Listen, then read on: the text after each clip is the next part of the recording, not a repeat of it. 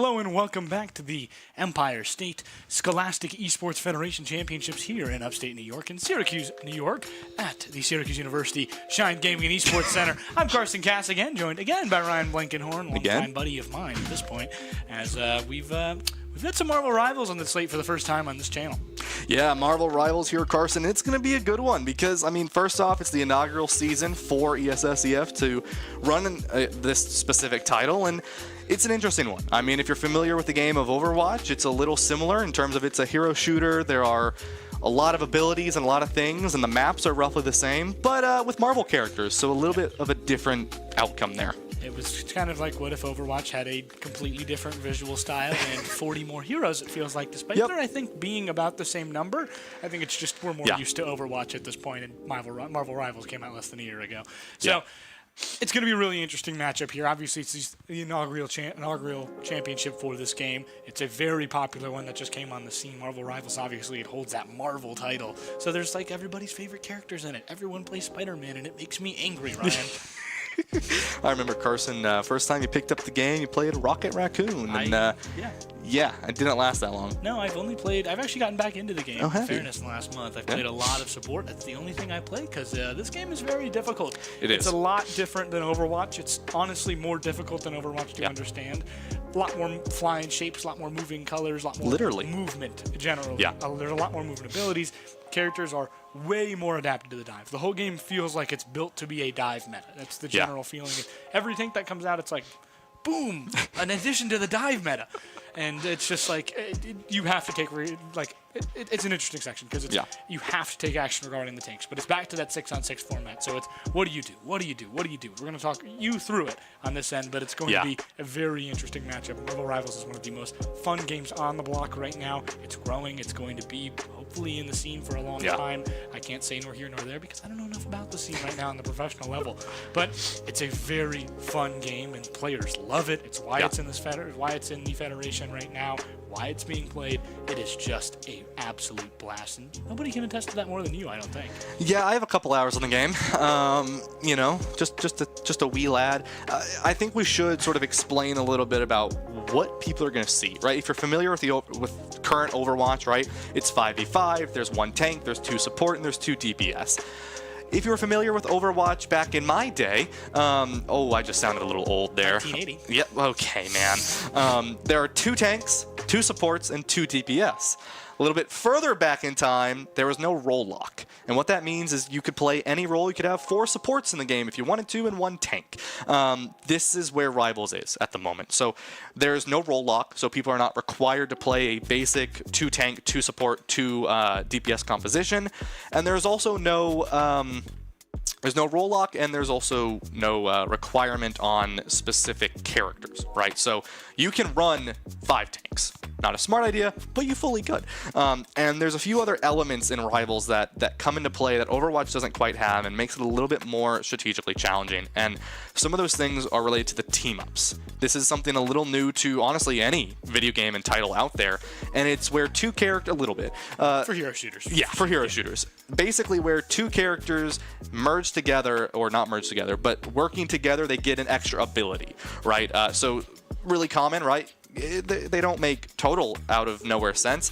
Fantastic Four have a team up together as the Fantastic Four. So if you have a Susan Storm or Invisible Woman, and any one of her other counterparts from the Fantastic Four are in the game as well, they receive an extra ability that gives them overhealth throughout time. So all these sort of team-up abilities make the game a little bit more challenging to fully grasp because there's a lot going on. There are 6 players on 6 players, so there's going to be 12 total players in the lobby. There are team-up abilities, there's no requirement on role, and there's a lot of things that can go on. However, there is a saving grace. If you are familiar with Overwatch, there is a King of the Hill, which is under domination. There's a convoy, which is basically escort the payload. There is a hybrid, which is called convergence, and that is it. So those are the only 3 map types in the game, and they're similar to Overwatch and in some of the other previous games, right? So it's not too difficult to understand that. it is difficult to understand the 46 characters in the game. Yeah, it gets to a point like with League where it's like, I don't know how there's this many characters. Yeah. How do you get a group of guys in a room to create this many things? And the answer is the Marvel title has so many characters behind it. Yeah. Obviously, the addition of Gambit, it's a very interesting character. Yep. All these characters are worth learning more about, which is the cool part about this game in my mind, is I'm a pretty big comic book reader, so it's like, oh, like, I've never heard of Gambit. Like, I did not know that character existed, and it's like, oh, it's a cool Cajun from New Orleans who's a great guy. It's like fun. It's a great character in the stories. It's a very interesting title. It's a very interesting platform, and that's kind of the big appeal behind it, is the difference in the differentials. Those team-ups, like you mentioned, are so fun. Like, Rocket can climb on Groot's back and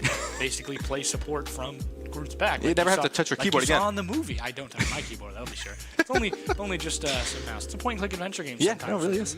Playing RuneScape. Yeah. Oh, speaking of point-and-click adventure, Rivals, this is the newest thing in terms of titles. Games like Overwatch require you on PC, right? Games on like Call of Duty require you on controller. They are games that require specific peripherals to be used in their game. Rocket League allows mouse and keyboard and controller, but no FPS game has ever allowed both types of players to play on the same server.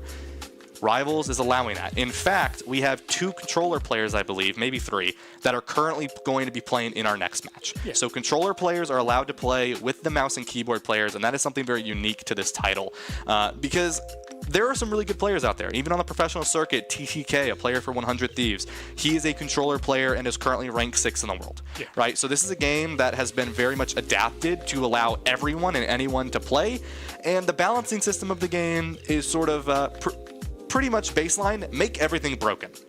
That's how the game works. Everything that releases is broken, every character is playable, and that's where a lot of flexibility comes in. I would love to predict what we're going to see today, Carson, but at the end of the day, there are simply too many unknown factors. It's a lot of flexibility. The team-ups make a big difference as well. I will not be able to predict to you what we're going to see, because there truly is a lot of different things. I'll tell you, we'll probably see Gambit. He is a very powerful support right now. The anti-heal is one of the biggest things in his kit. He has a really good survivability, and his ultimate is basically just run it down simulator. So probably see Gambit, but I can't really comment on much of the other things that we'll see. There was a big patch that was released yesterday where Rogue, the newest tank, was added into the game. Luna got some crazy good buffs. Wanda is actually like viable. So these players have had first time in the game's history. Yeah, honestly, this game has had less than 24 hours, these players, to adapt to this, but it's possible that we'll see some changes. I would love to see a Rogue come out. She is the first 5-star tank in the game, so going to be interesting to see if anyone does decide to pull her out. But there's a lot that is going to go into this game, and there's no prediction here.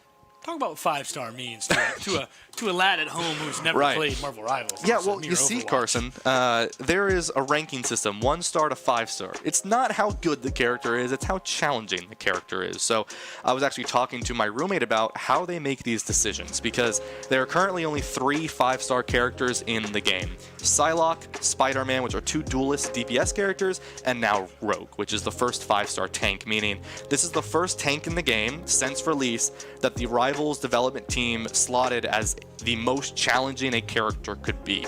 Gambit is a 4-star character, so still no 5-star support. Basically, it means mechanically they are incredibly difficult to master, and if you're familiar with Rogue's kit and what she can do, it makes sense. She has 6 different abilities and can steal abilities from other players.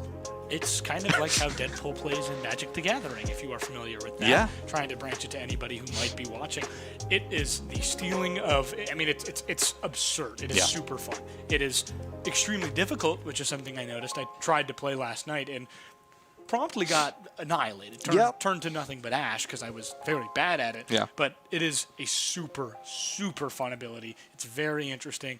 I think it's going to change the game in a lot of ways. Oh, absolutely. But we'll have to see what these players play, because obviously at this level, so much unpredictability exists, and that's some of the fun parts about casting at this level, is you have no idea what you're about to see. Oh, no, not a chance. One of my favorite memories is an entire Valorant team down 12-0, all played Odin's Crouching and came back and won 13-12 or 14-12. It's absurd at this level. It's fun. It's complete chaos, and we hope it continues to be such a madhouse in that way, especially with Marvel Rivals, where it's one of those games where, I mean, you have so many materials to make your sandwich. Yeah. That is the way Marvel Rivals work. It is a sandwich building experience. You're gonna make me hungry, Carson. Oh, I already am. Lunch soon, but Marvel Rivals is a sandwich building experience. Yeah, it is. It is trying to find different ingredients that'll work. Rogue is, it's like, I want that sandwich. I want that part of that sandwich. I want that BLT that other team has created. And it's different ways. Maybe peanut butter and jelly, they have their own team up. Mayo and turkey, they have their own team up. Parmesan and marinara, they have their own team up. And you're making your own absolutely crazy sandwich. That is the way you're trying to play the game. Yeah. And whoever sandwich is the most superior, when you leave that Subway, that's who wins. Yeah, and it really does come down to what these players want to make work. I mean, a lot of these characters in the game, characters like Psylocke, who are inherently really good right now in the meta, are also characters that, even if they weren't good, they're still going to be good, right? And that's because of how oppressive they can be. Psylocke, a dive duelist, so she's always in the back line, and she has the ability to assassinate in a second, right? And that's what makes her really powerful. Characters like Black Panther and Spider-Man also up there. Star-Lord, seen some appearances as well recently as sort of those dive DPS, but then you have characters that are a little bit more traditional, right? Characters like Punisher, characters like Hela, where all they do is just point and click heads. That's all they have to do, right? And don't die in the process. They are your more traditional, your easy to follow characters, and then you have characters like Angela and I was going to say Doctor Strange. He's relatively simple to follow. But Angela and Rogue, characters that really have so many abilities and so many things going on, you don't know what's going on. And then you have your support characters, which are, for the most part, pretty easy to understand. Heal team, don't die. Well, that's until you get into the process of a Gambit, where your Gambit can frontline and get the most amount of kills. Yeah, your support players are your condiments. They add on to your main dish. Your tanks are your bread. They're what's kind of making the whole thing put together. And the DPS is all the flavor in the middle. What can you put together? What can you eat? What can you make in your sandwich? And the whole game is entirely about how does your sandwich compare? How does your team compare? Because that's a great analogy I feel like I've come up with. I'm very hungry now. But either way, we've got a long series here, Carson. We got seeds 2 and seeds 3 going up against each other. Maybe a 5-map series here, and you're like, I'm hungry. So this is going to be interesting. Well, I'm starving for more action here. As it's Penfield and Queensbury, the 1 and 2 and 3 seed respectively. I apologize. The 1 seed's already advanced. It's going to be an interesting setup there when they get their setup down. But we'll be right back in just a moment with more Marvel Rivals action as they get ready to go.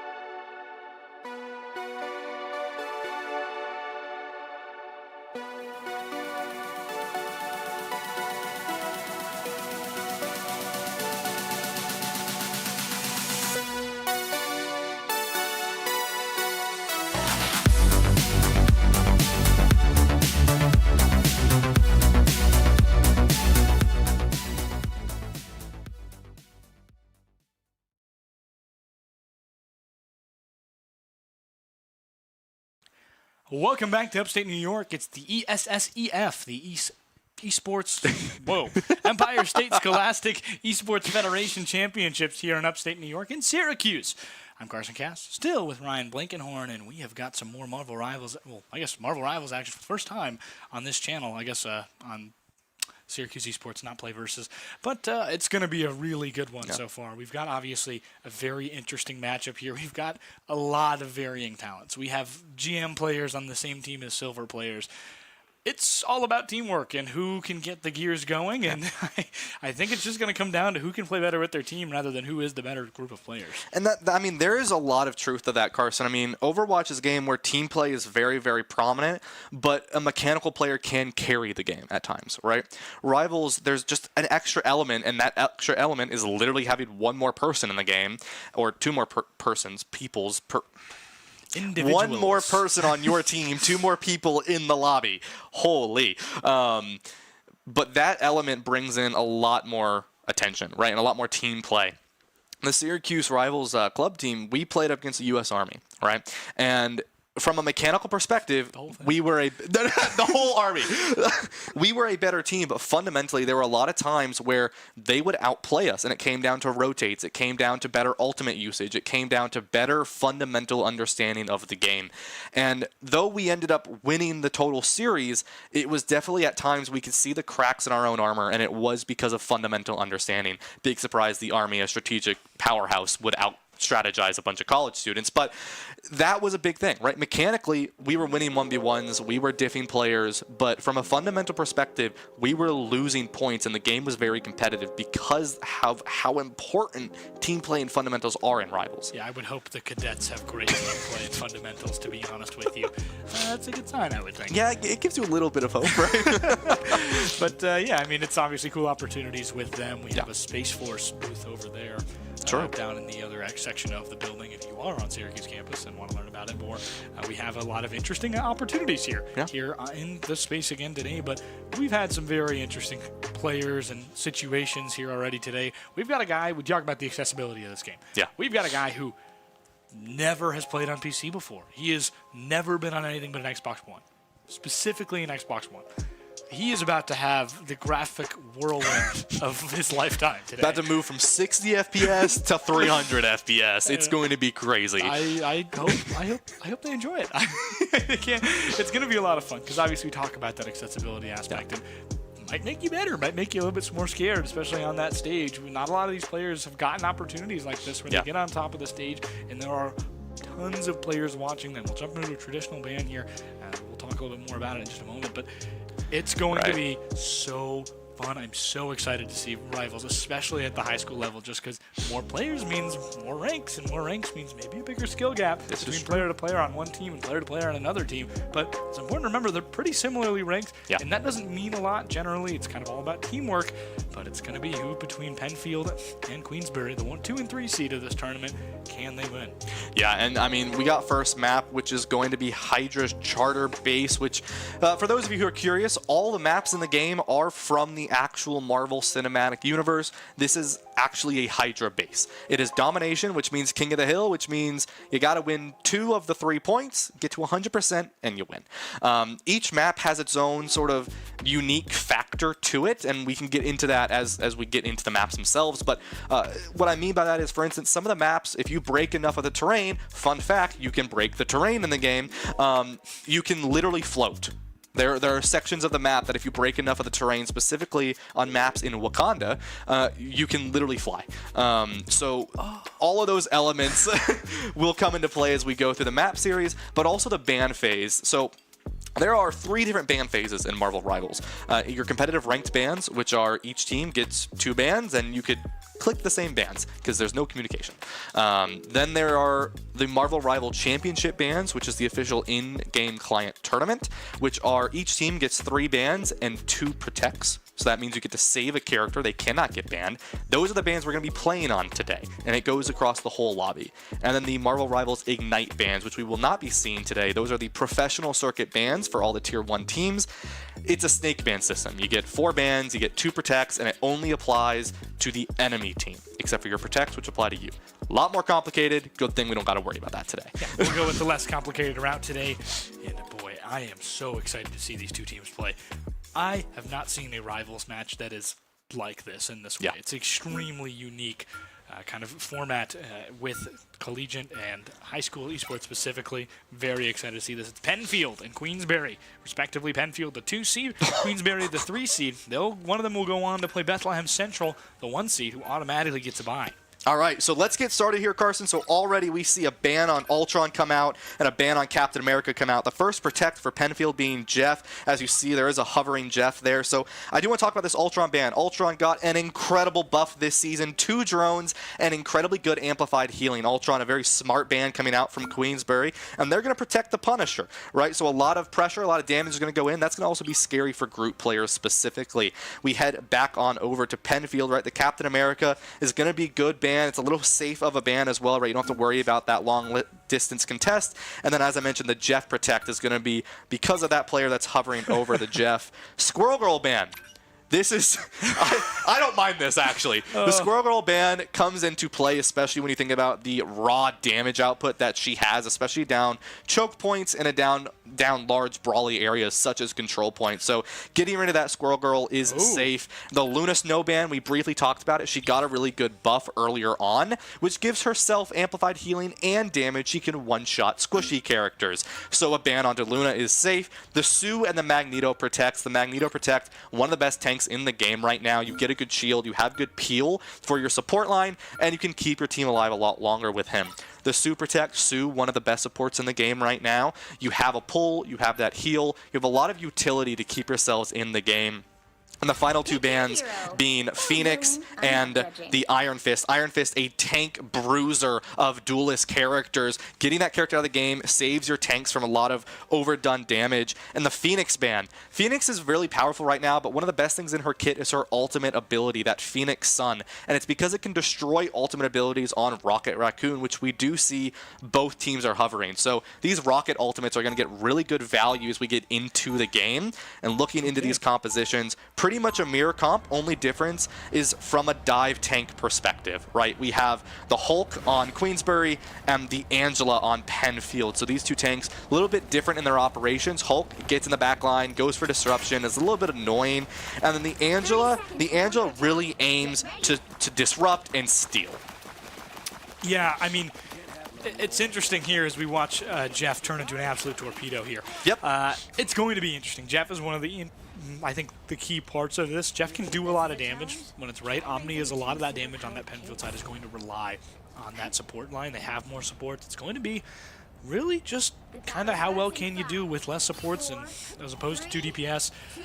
It's going to be just kind of how this Penfield team can play with each other because they have 2 tanks, they have a DPS. How much damage can they really do versus Queensberry squad? Yeah, and a triple support composition is something that has been a staple in Marvel Rivals for quite some time, and it's because of how powerful it is and how oppressive it can be. This Jeff we may see on the flank putting in damage because that's basically his job, is to play the DPS role in this composition. As already the fight is going to start early on here. The Angela in a pull onto the Hulk will send him down. The Bucky getting really good damage and sends him into baby form there. That's going to be the Hulk not going down, but the rocket falls down to the blade in return. Angela finds one onto Hulk here, and now it's an even matchup on both sides. The revive comes out onto the Hulk, but Punisher falls for the side of Queensberry. Great bubble saves the Angela and keeps her alive as Penfield going to start their own capture progress on this point. A great job from Queensberry to keep their Hulk alive as well. Angela coming down now onto the point, kind of focusing that Hulk.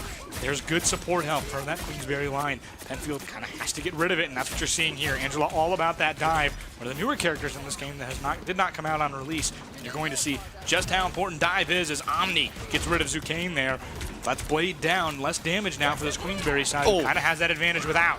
Yeah, and the Sue ultimate, but the Jeff to completely counter it. Not sure if they were able to find anyone. They do get a couple, and they're going to be able to save their team. 2 members also. Double support here into the Angela. The Bucky's able to find 1, but Angela finds 2, and that's going to be Penfield looking to clean up the rest of this fight here. Person Thing is going to fall low, forced to use a bubble and their shield, but will go down. Eventually, there's the Hulk, and this is the first capture here of the game going to Penfield.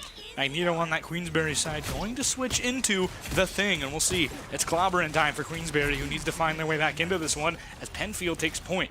Big job there from that Jeff ult that really kind of takes them out of the game. Good team up with their Angela there, Penfield's Signal Hall, excuse me. It does a very good job there, and they move on through that team fight. They need to find a way to kind of keep that teamwork going. Yep. Double ultimate here. The Rocket and the Punisher. The Mag whiffs past, won't be able to find the kill on the Punisher, and that's going to be a great opening start for Queensberry. It forces Penfield to back up. Only one ultimate used compared to 3. The Blade ultimate in the back line finds the Bucky and the Susan Storm, sends them both down, and that's going to be Queensberry taking the point back. One of the unique factors really quickly on this point before this next fight starts, at 50% combined, the map will rotate. Really good start there from Queensberry, who uses too many ults, and Penfield, I thought they were going to get out of it. I mean, they had got everybody backed up, but then that Blade ult really did a number on them. But Penfield has that ult advantage. It's 4-1 at this point with 6 players on each squad. I mean, it's going to be interesting here, especially with Angela ult. Couldn't imagine that they're going to put it together. Yeah, this could be really big. The Angela waiting for their moment, waiting for the team to come in so they can pop down this spear.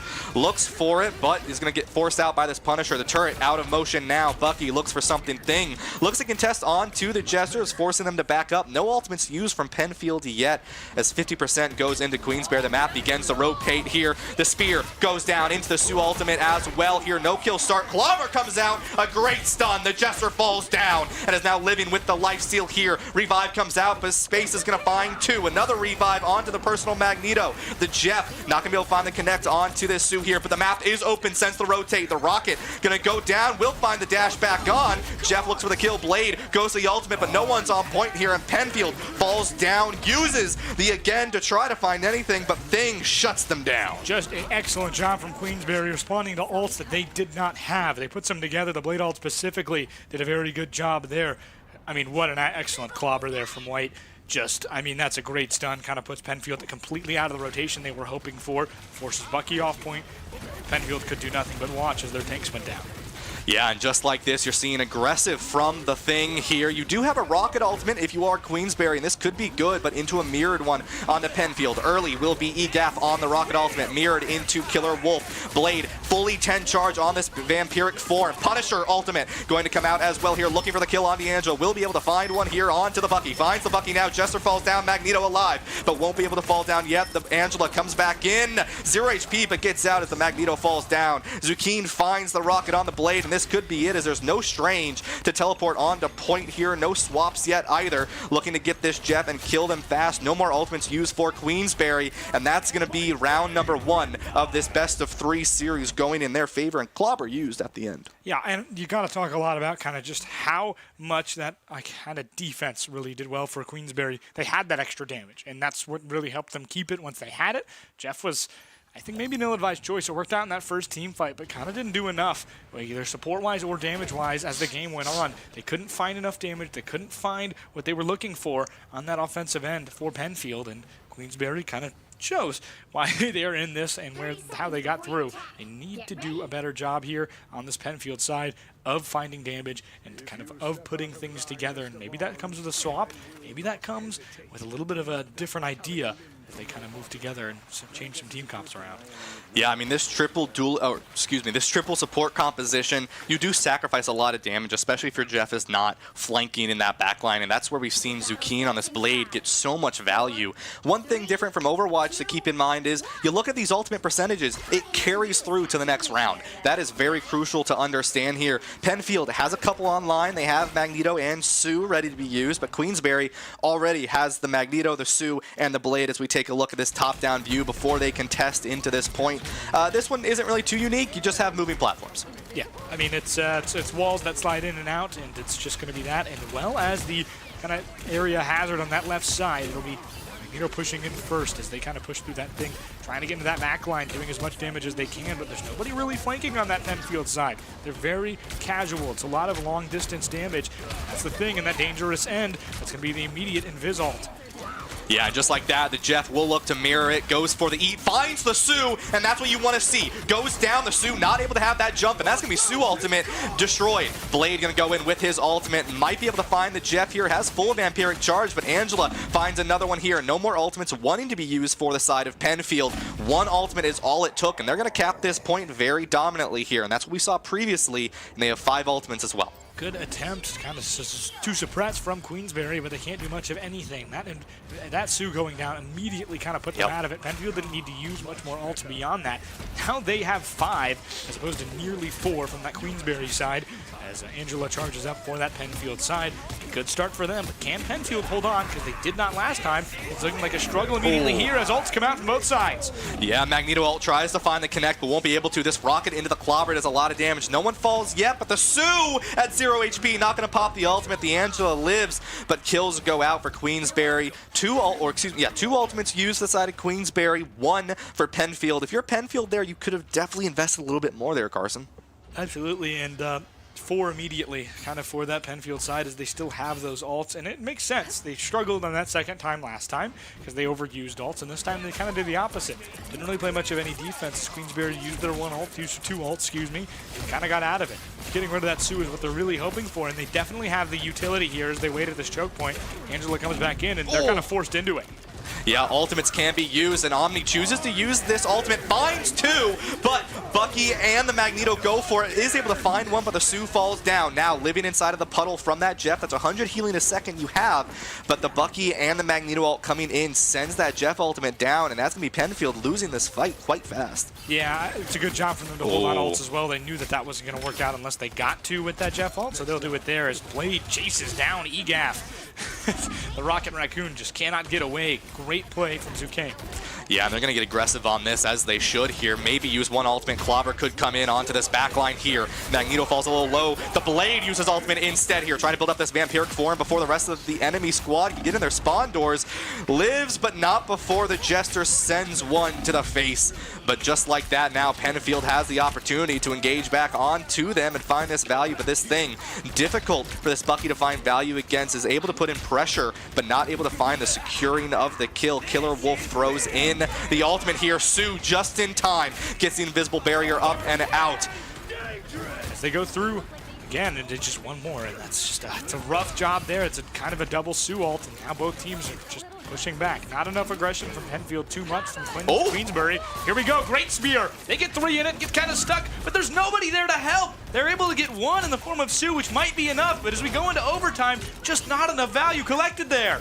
Yeah, the Jeff looks to find the kills that they can, but no one connects. The Clobber doesn't connect either, though. No ultimates on either side. Trades go either way. Bucky's on both sides fall down. White living on a dream right now. The revive comes in onto the Bucky, but Thing falls down to subspace. Penfield looking to take this fight, but this Blade is just shredding through the defense here. 2-time finds a kill onto the Magneto. The Jester able to find the Blade finally there, and that's going to be Penfield taking it. And what you just saw there was Blade kind of playing as hard as they could, getting rid of the Bucky, but that's what good support looks like. Bucky doesn't even acknowledge that there is somebody attacking him. He is simply above it, and they just look away as the support helps them out, and the tank kind of refocuses that Blade. And it's a great job from Penfield to retake the point. They have themselves the closest match so far in this second one.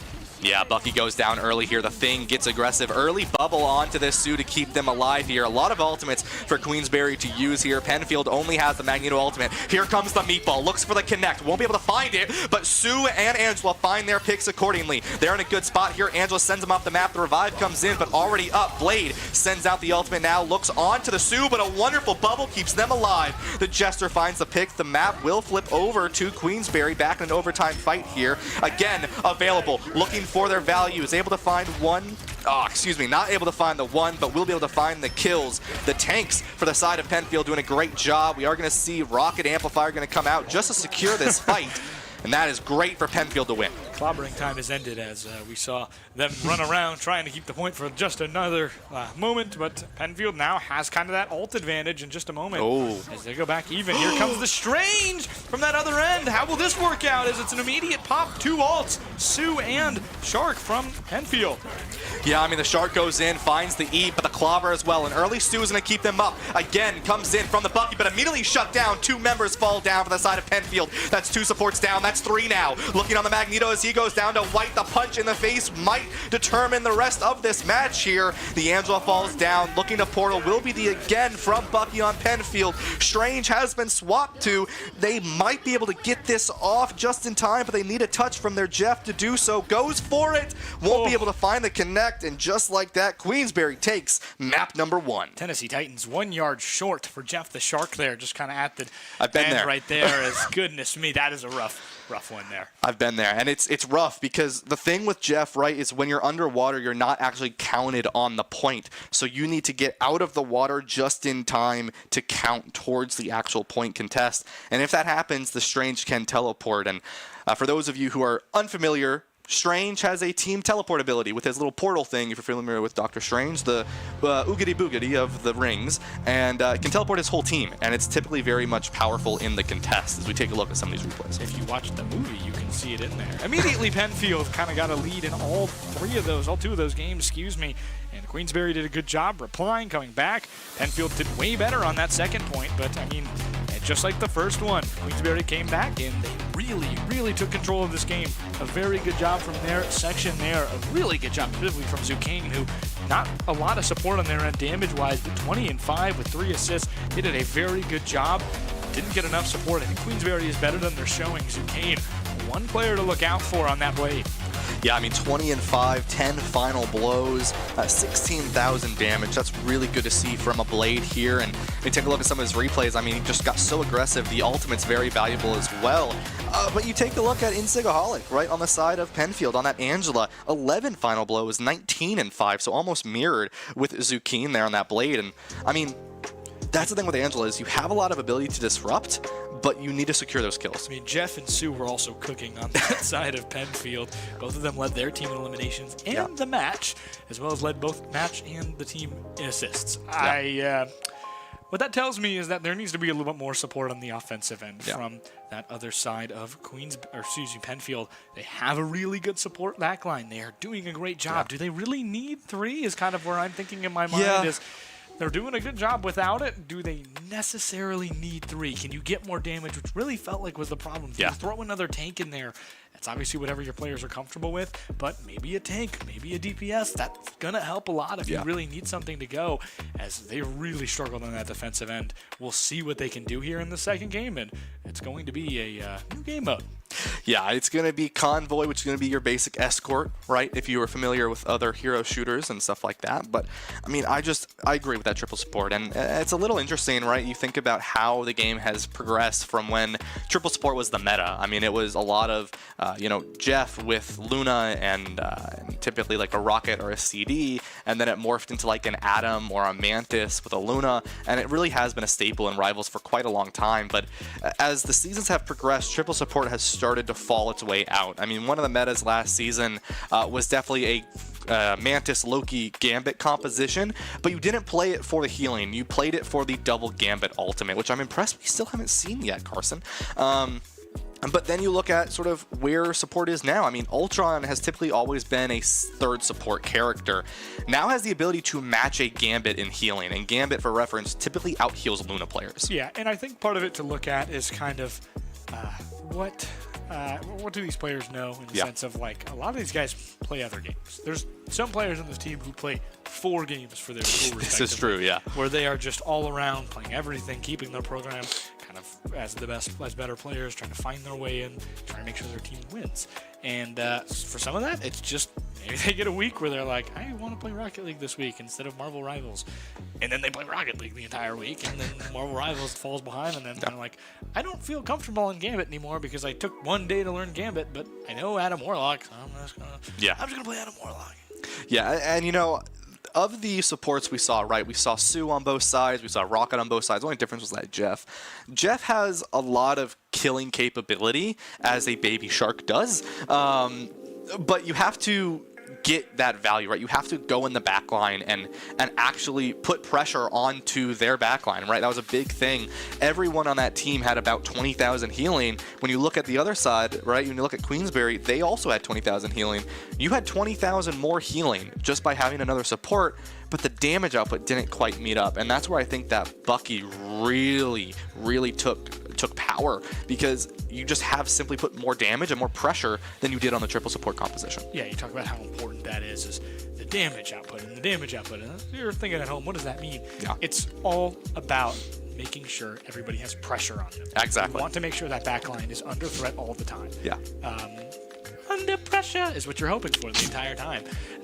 You're hoping the other squad just doesn't feel comfortable in their own shoes, doesn't feel comfortable playing their game the way they want to play. You're trying to force them out of comfort. As we jump into the rivals here again, we've got 2 bans. Initially, it's Ultron again.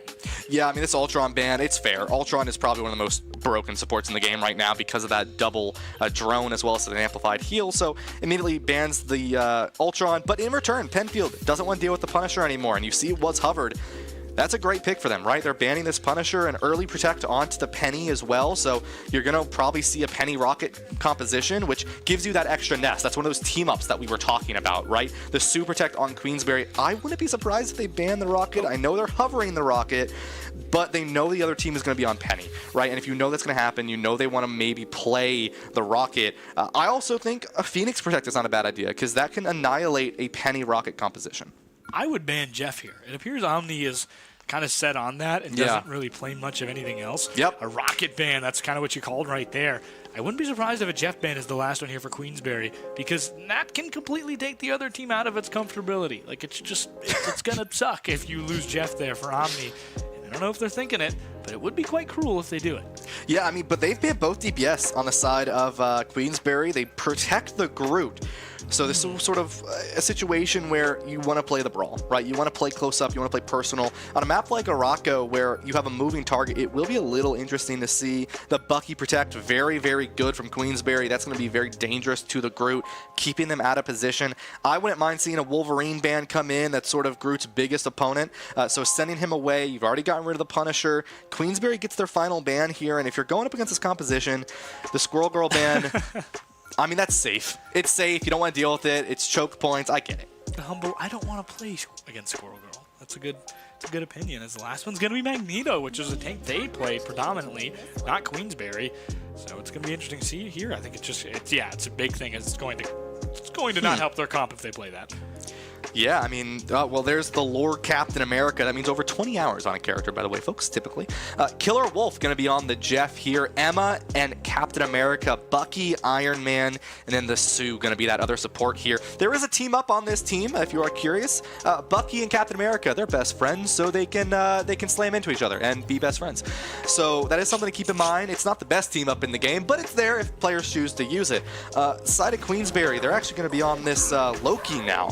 Loki Sue. So Loki had a small buff this season. His clones now do 90% of what he does in his base form. So a little interesting to keep in mind as Loki gets 3 versions of himself to heal and damage accordingly. So also very powerful. His ultimate, you can take the form of another person and use their ultimate ability. Penfield playing this Penny Hulk composition with a Star-Lord and an Iron Man. This composition has its flaws and also has its pros, right? And it comes down to this very simple fact. You can't make space on this comp. However, you don't need it. You have 2 flanking and flying DPS that can really take charge, so you don't really need a shield to keep yourself up here. Yeah, I love Iron Man, and they are both going to kind of experience it here, especially on a map like this where it's so open. Oh! Subspace Jump has to jump back, but can't do it in time. Queensberry, by the way, on the offensive side here. Penfield defensive. As Zucchini misses that, was on the blade earlier. Not going to choose it here, despite it, just kind of because of how open this map is. They'll back off, and this team looking all together. They're really struggling to play together on this Queensberry side. Yeah, I mean, and one of the problems with this area is if you're Queensberry, you just want to move cart. I mean, and which is what they're kind of doing right now. Because up here against a Hulk and a Penny, you are not going to win that fight. It is pure brawl in this corner, and they won it that way. As Zucchini, the Blade player, going to be able to find on the Captain America onto Iron Man there. That's going to put them in a good spot here in Sigaholic on the Penny. A little bit low. There's the team up activated. Hits into the Penny, stuns her for a second, and finds the kill.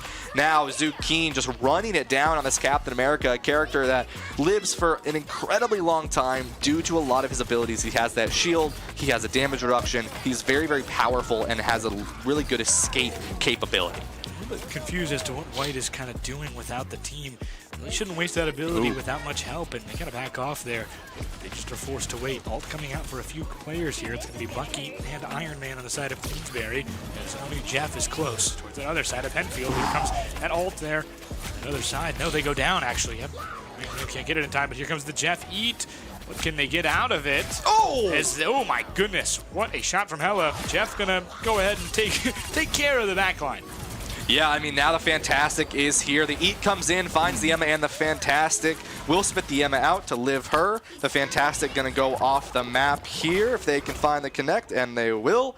Oh, finds himself by accident. Penny going to use this ultimate to stable up their team. It's an even fight here, but spawn advantage in the favor of Queensberry on this attacking side. The Penny lives a little bit longer here and into the Sue ultimate. A double support ultimate here, sitting around the nest to get the most amount of value on those mines. Bucky, God of Games, has the ultimate alive if needed here. The Sue ultimate there, as well as Captain America. Freedom is an idea as ultimates charge and fights begin. Hulk pops his ultimate into the side as well. Penny can't get to the portal. Again, pops in. Again, goes for another one onto the Hulk. Sends them down. And again onto the baby. And sends them back to the spawn doors. And Queensberry is going to be able to find this fight as the Iron Fist pops the ultimate to secure. Baby Hulk as in a Bruce Banner. Bruce Banner. For the record there, as that is an excellent job from that Queensberry side on the defense. Just absolutely, or on the offense, excuse me, just absolutely lovely there. I mean, they put Penny into a corner who could not move. I've never seen a sandwich like that. That is You talked about sandwiches. Yeah, and just like that, right, you see already their switches. Penfield double hit scan here. They have the Hella Namor team up. This is a very powerful team up. It has an anti-ability, and it's just very oppressive in general here. Omni switching over to this Luna, very powerful character in the game right now, has a lot of stable to live. The Jester sends down the Bucky here, keeping this pressure alive. This ultimate could be powerful. The Captain America just barely gets out of this fight. The stun goes in, but can't quite find the connect. Diamond form in the backline here. Person Thing falls low, needs to live, throws the shield out. Another one comes out from the Sue into the ultimate coming out from Namor. The Whale sends down, and the Jeff falls to it. And just like that, you see Subspace barely alive here, throws out the bubble to get a little bit more sustain on themselves. The freeze onto the Captain America, but will survive. This is the survivability that Captain America has into this Sue ultimate. Queensberry in a tight choke point here. It's a knife fight in a phone booth as we go through. 2 ults here, 3 from that Penfield side. It's Penny who's kind of just building it up on the corner before they go out here. And the Jester on that Hella ult absolutely wreaking havoc, but unfortunately they've met the biggest counter, the wall. I've been there before, and you know, this is one of the harder points to really capture. I mean, you look at how this map is formatted, look at it, right? You are on the high ground here shooting down, right? And everyone is familiar, Anakin, I have the high ground. You're not going to win that fight, and that's what we see here. But the Jeff finds the value, he's able to get the kill onto the Namor, and this is where the pressure of the Jeff comes in. This beam not only heals, but it also damages. That tick damage, very, very oppressive. Early shield comes in, the Bucky looks for the kill onto the Sue. Not quite able to find it here. Oh, merely a bailout. Penfield did not turn around at all. And Sue managing to stay alive is so big as Killer Wolf goes down for that Queensberry side. 2 ults, but can they get it together without any healers? Maybe they can. Oh my goodness, such a good start. Wolverine and Bucky on fire together, and again they go. Has to wait, unfortunately, as Namor is the only target, and he's bubbled. But you know what? I think God of Gamer will take 4 as a good consolation prize. Yeah, I mean, God of Gamer just gains so much value on these Bucky ultimates. It just is a struggle. Iron Fist, a character into Penny and Hulk, is just going to be so oppressive. I mean, you can put in so much pressure. You sit there, you do a lot of damage, and you kind of just say tank, so you don't get to walk. And you know, one of the people back in the prod booth is a tank player, and his least favorite character in the game is Iron Fist, and there's a reason to it. You don't let him get up in that one. That's one of the big pieces there. Iron Fist is so unbelievably annoying when he's directly in front of you, and you're like, why is he flying? Why? Yep. That guy's he's swinging at me, he's levitating. Why is he doing this? And that's the general feeling around Iron Fist, is it's just chaotic. It's a madhouse. Oh, again. And another one. God of Gamer is on fire today. Can't get another one, but it's going to be just more and more for him if he can keep getting those ults. It's kind of been what's keeping Queensberry alive in these choke points. Yeah, I mean, there's so many ultimates able to be used for Penfield here, but they just aren't using them here. Queensberry controlling the tempo of this match. The Exile keeps this Emma out of the fight for a little bit of time here. Subspace has the Whale to use if they need to. Emma pops out the ultimate, goes for it, can't quite find the connect. Luna Snow also going to be using the ultimate here to try to live the rest of their team. Penny and Phoenix pop their ultimates accordingly. Jeff and Sue in return for the side of Queensberry. One connect will be able to found for the side of Killer Wolf, but no one has fallen yet. These support ultimates so powerful in this game. The Jester on on this Phoenix. So much pressure. Phoenix is a very powerful character that can do so much if you know how to play them correctly. Captain America pops the ultimate here. Freedom into the rest of his team, gets slammed down by the Hulk. We have a Hulk, says Penfield, as they live for just a little bit longer. But once again, God of Games has the Bucky ultimate online and can use it whenever they feel is needed here. The Hulk sends it down. The team up to keep the Captain America alive and sends them out, but Bucky goes down and Penfield living through this, but they lose 2 members. Now the Iron Fist trying to build up this ultimate. Bruce Banner on the field. Science will not save you. You need the brute, you need the brawn, as Queensberry will full cap this point as they just need to get rid of the Stragglers from Penfield. It's a good freeze if they want to stay alive, but Penfield used their ults just a little too late, and it's going to be, fortunately, as they just keep throwing themselves at point, it's unfortunately just going to be a massacre there. Queensberry gets 3-0 here as round 1 completes. They'll go on the defense. Penfield, some not great ult usage there, but only 40 seconds left for Queensberry if Penfield can make quick work of this 3C. Yeah, I mean, Penfield did a really good job on that second point. It really is one of the hardest points in the game to capture because of that elevation difference. But you look into how Queensberry has been playing, this ultimate usage, the tempo control of this game has been in their control. There has not been a single time Queensberry has not ulted first into Penfield, and just like Overwatch, this is a game where ultimates control the name of the game, and this is something to keep in mind as we do see a quick swap up here, and I don't mind this, right? You look on the defensive side, or excuse me, on the attacking side, you have this group, but there's the Gambit. The Gambit, easily one of the most, if not the most broken character in all of Marvel Rivals right now going to be hovered here by Insignaholic, and if they know how to play this Gambit, I could see an easy, fast roll through for Penfield here. Quite surprised we haven't seen it earlier, to be honest. Gambit can completely change the way a game is played. You have to play around Gambit as a defensive team right now, and especially on the offense for Queensberry, you have to play around that. You have to play in a map like this with tons of choke points. You have to play in a way that's okay, well, now we just can't go that way because Gambit is a team up, or Gambit is 3 players around him, and it's just, we're not going to win that fat battle. And you've seen it with that Brawl comp. It could go really, really well, but Gambit has to stay alive, and Queensberry has to make sure that they don't get supported there. Penfield has to support Gambit. Yeah, I mean, this Gambit is powerful, has a lot of healing output, but you can control the tempo with Gambit, like I was talking about with ultimates, but with his anti-heal. And that is going to be really crucial to look at here as the Iron Fist falls down early for the side of Queensberry. This is good for Penfield. They're looking for a close hold, right? This wall for Groot, something a little bit new here, keeps them alive and immovable. So something to keep in mind. The Bucky 1v1 goes in the favor of the Jester and Penfield here as they look to clean up the rest of these picks. A good wall onto this Captain America, but he's just going to hurdle right over. The Jester not playing any games. A good elimination right there in that other offensive end. Penfield just moving forward as they please. Zucane on that Captain America, trying to hold the line, but not much they can do on that other end. Gambit really paying off. Enough healing, it feels like, finally for this Penfield team. It doesn't feel like they've gotten it enough as they've been going on. Yeah, and with this now, Penfield has the Groot ultimate online. The Bucky not able to get themselves back up, and that's going to be a great kill for Queensberry to start this. Remember, their Loki is late to the fight. The Fantastic in now. It is baby tank form as there's the Groot ult comes in. Penfield walking now. The Gambit ultimate used as well here. They do not want to give Queensberry any time to take this fight. Iron Fist sent to the ground, antied into the ground, and is taken out immediately. Lamps come out early for the side of Killer Wolf here, but won't be able to find any value as Penfield caps the point. Penfield remembering that they're the 2 seed, and they're like, wait, we're really good. And they're showing you why they have been in that position this season. They have just been excellent on everything. Oh my goodness, Mr. Fantastic looks so silly in this game. It's so absurd.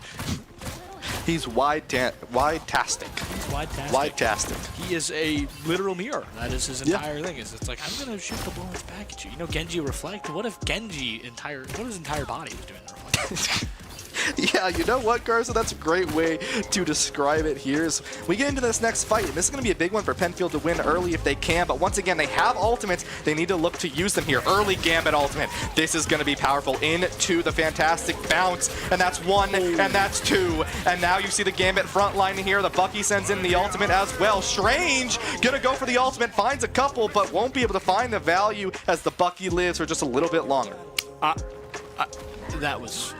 I feel like I just watched Parmesan cheese get made.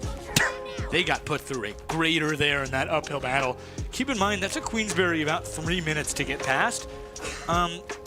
Penfield has not entered the territory of 3 minutes until that very second where it was 3:59, 3:58, and then went back up because they got the checkpoint. Yeah, I mean, Loki copies the Emma here, looks to find the value with the ultimate, but the Groot wall is going to keep the team alive here, and Omni on this Groot. We saw them on the Jeff, but the Groot has been getting so much pressure and so much value. Queensberry investing a lot here. Keep in mind, the spawn doors for Penfield directly to their left, but they do not want to give them any more momentum. They want to put a halt to anything that Penfield can do, as they're going to look to get the rest of these stragglers here. The Jester falls down, but 5 minutes to cap to this third point. Could this be the first hold of the entire defensive end for Queensberry? They're struggling so much, but no, here it comes. Grootalt could really help. They get one in the form of their Groot, but it's going to just go down in the other end. Wow, that's a really good job from Queensberry. Despite the advantage on them, they are just rocking and rolling right now. Yeah, I mean, you know, when you got a rock the size of, I don't even know what the size of that thing is. How tall is thing? 7 feet tall?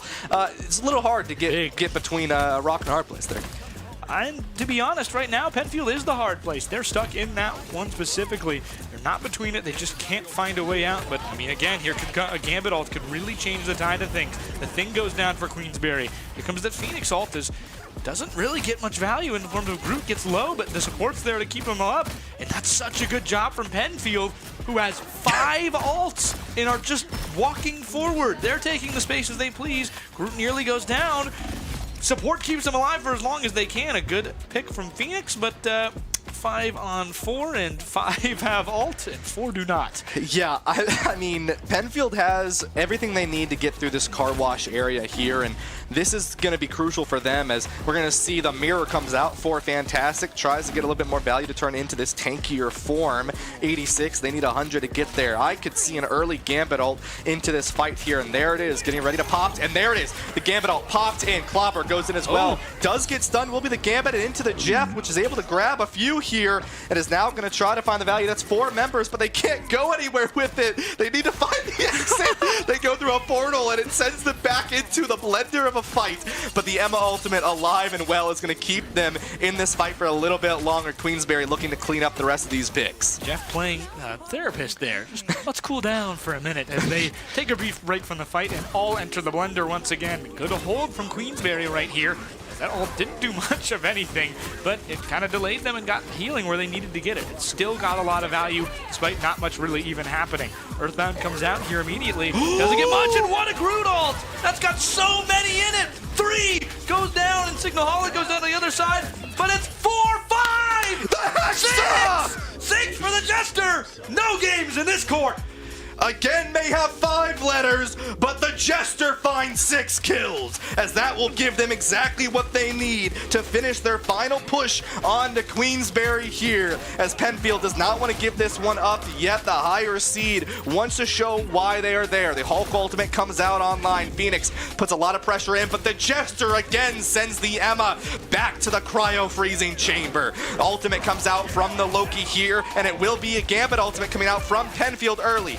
Sue goes in, and it will be the Loki copy. Fantastic bounce comes in, and Sue dies in the ultimate. This could be it for Penfield, as they just want to cap this point. Venom for the contest as White comes out, gets some value, finds Jester. That's a lot of damage done, but the Gambit in Sigaholic keeping the team alive, keeping the pressure alive, and keeping Penfield alive, as a minute and 40 is what they have to cap. It's a minute 40 versus just 40. I genuinely, I have never seen a combo that good. I did not realize that Bucky paired so well with Gambit. I mean, the Jester was playing no games there. We mentioned that earlier. That Hexa, oh my goodness, as we jump into overtime. Just what plays from that Penfield side, who's looking to avoid going down.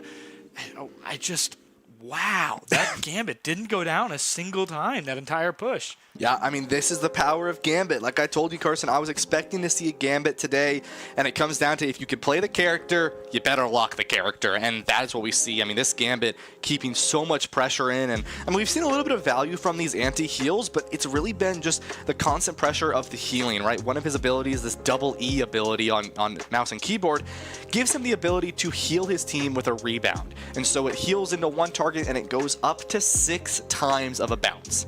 6 total times. Ironically, Gambit doesn't feel like much of a gamble. It kind of rigs the house in your favor. A little bit. You're just playing with cards up your sleeve right now, it feels like, for Penfield, who is doing such a good job with that Gambit to move forward, take space, heal your teammates. As it felt like they didn't have the healing they needed. So what did they do? They went out and they got the healing they needed in the form of Gambit, and I mean, you saw how much of a difference it was. That first game, Queensberry pretty much dominating, getting some slows, Penfield fighting back like the first game, but then they were like, I'm just going to win, I think. And that's what they chose with Gambit at a certain point. It certainly felt like that. Wouldn't be surprised if Queensberry eventually goes there with that Gambit. It kind of has to be played when the other team has it. Yeah, I mean, you have a Luna, Jeff, and Sue for the side of Queensberry as they're on their attacking side now, switching to triple support. Groot, Omni falls low, but this Moon Knight has a lot of pressure into this triple support composition. Going to put in a lot of damage, but give the ultimates pretty high charge. Penfield loses 2, but mirrors it will be Queensberry as they switch over to this Doctor Strange now. An ultimate that can be very powerful. It's literally the only ability in the game that can pause an online game. As Queensberry's the Jester, it wants to fight for the King's rights as they find 2. The Moon Knight ultimate comes in, and the Moon looking to haunt, but won't be able to find its Nightmare victim.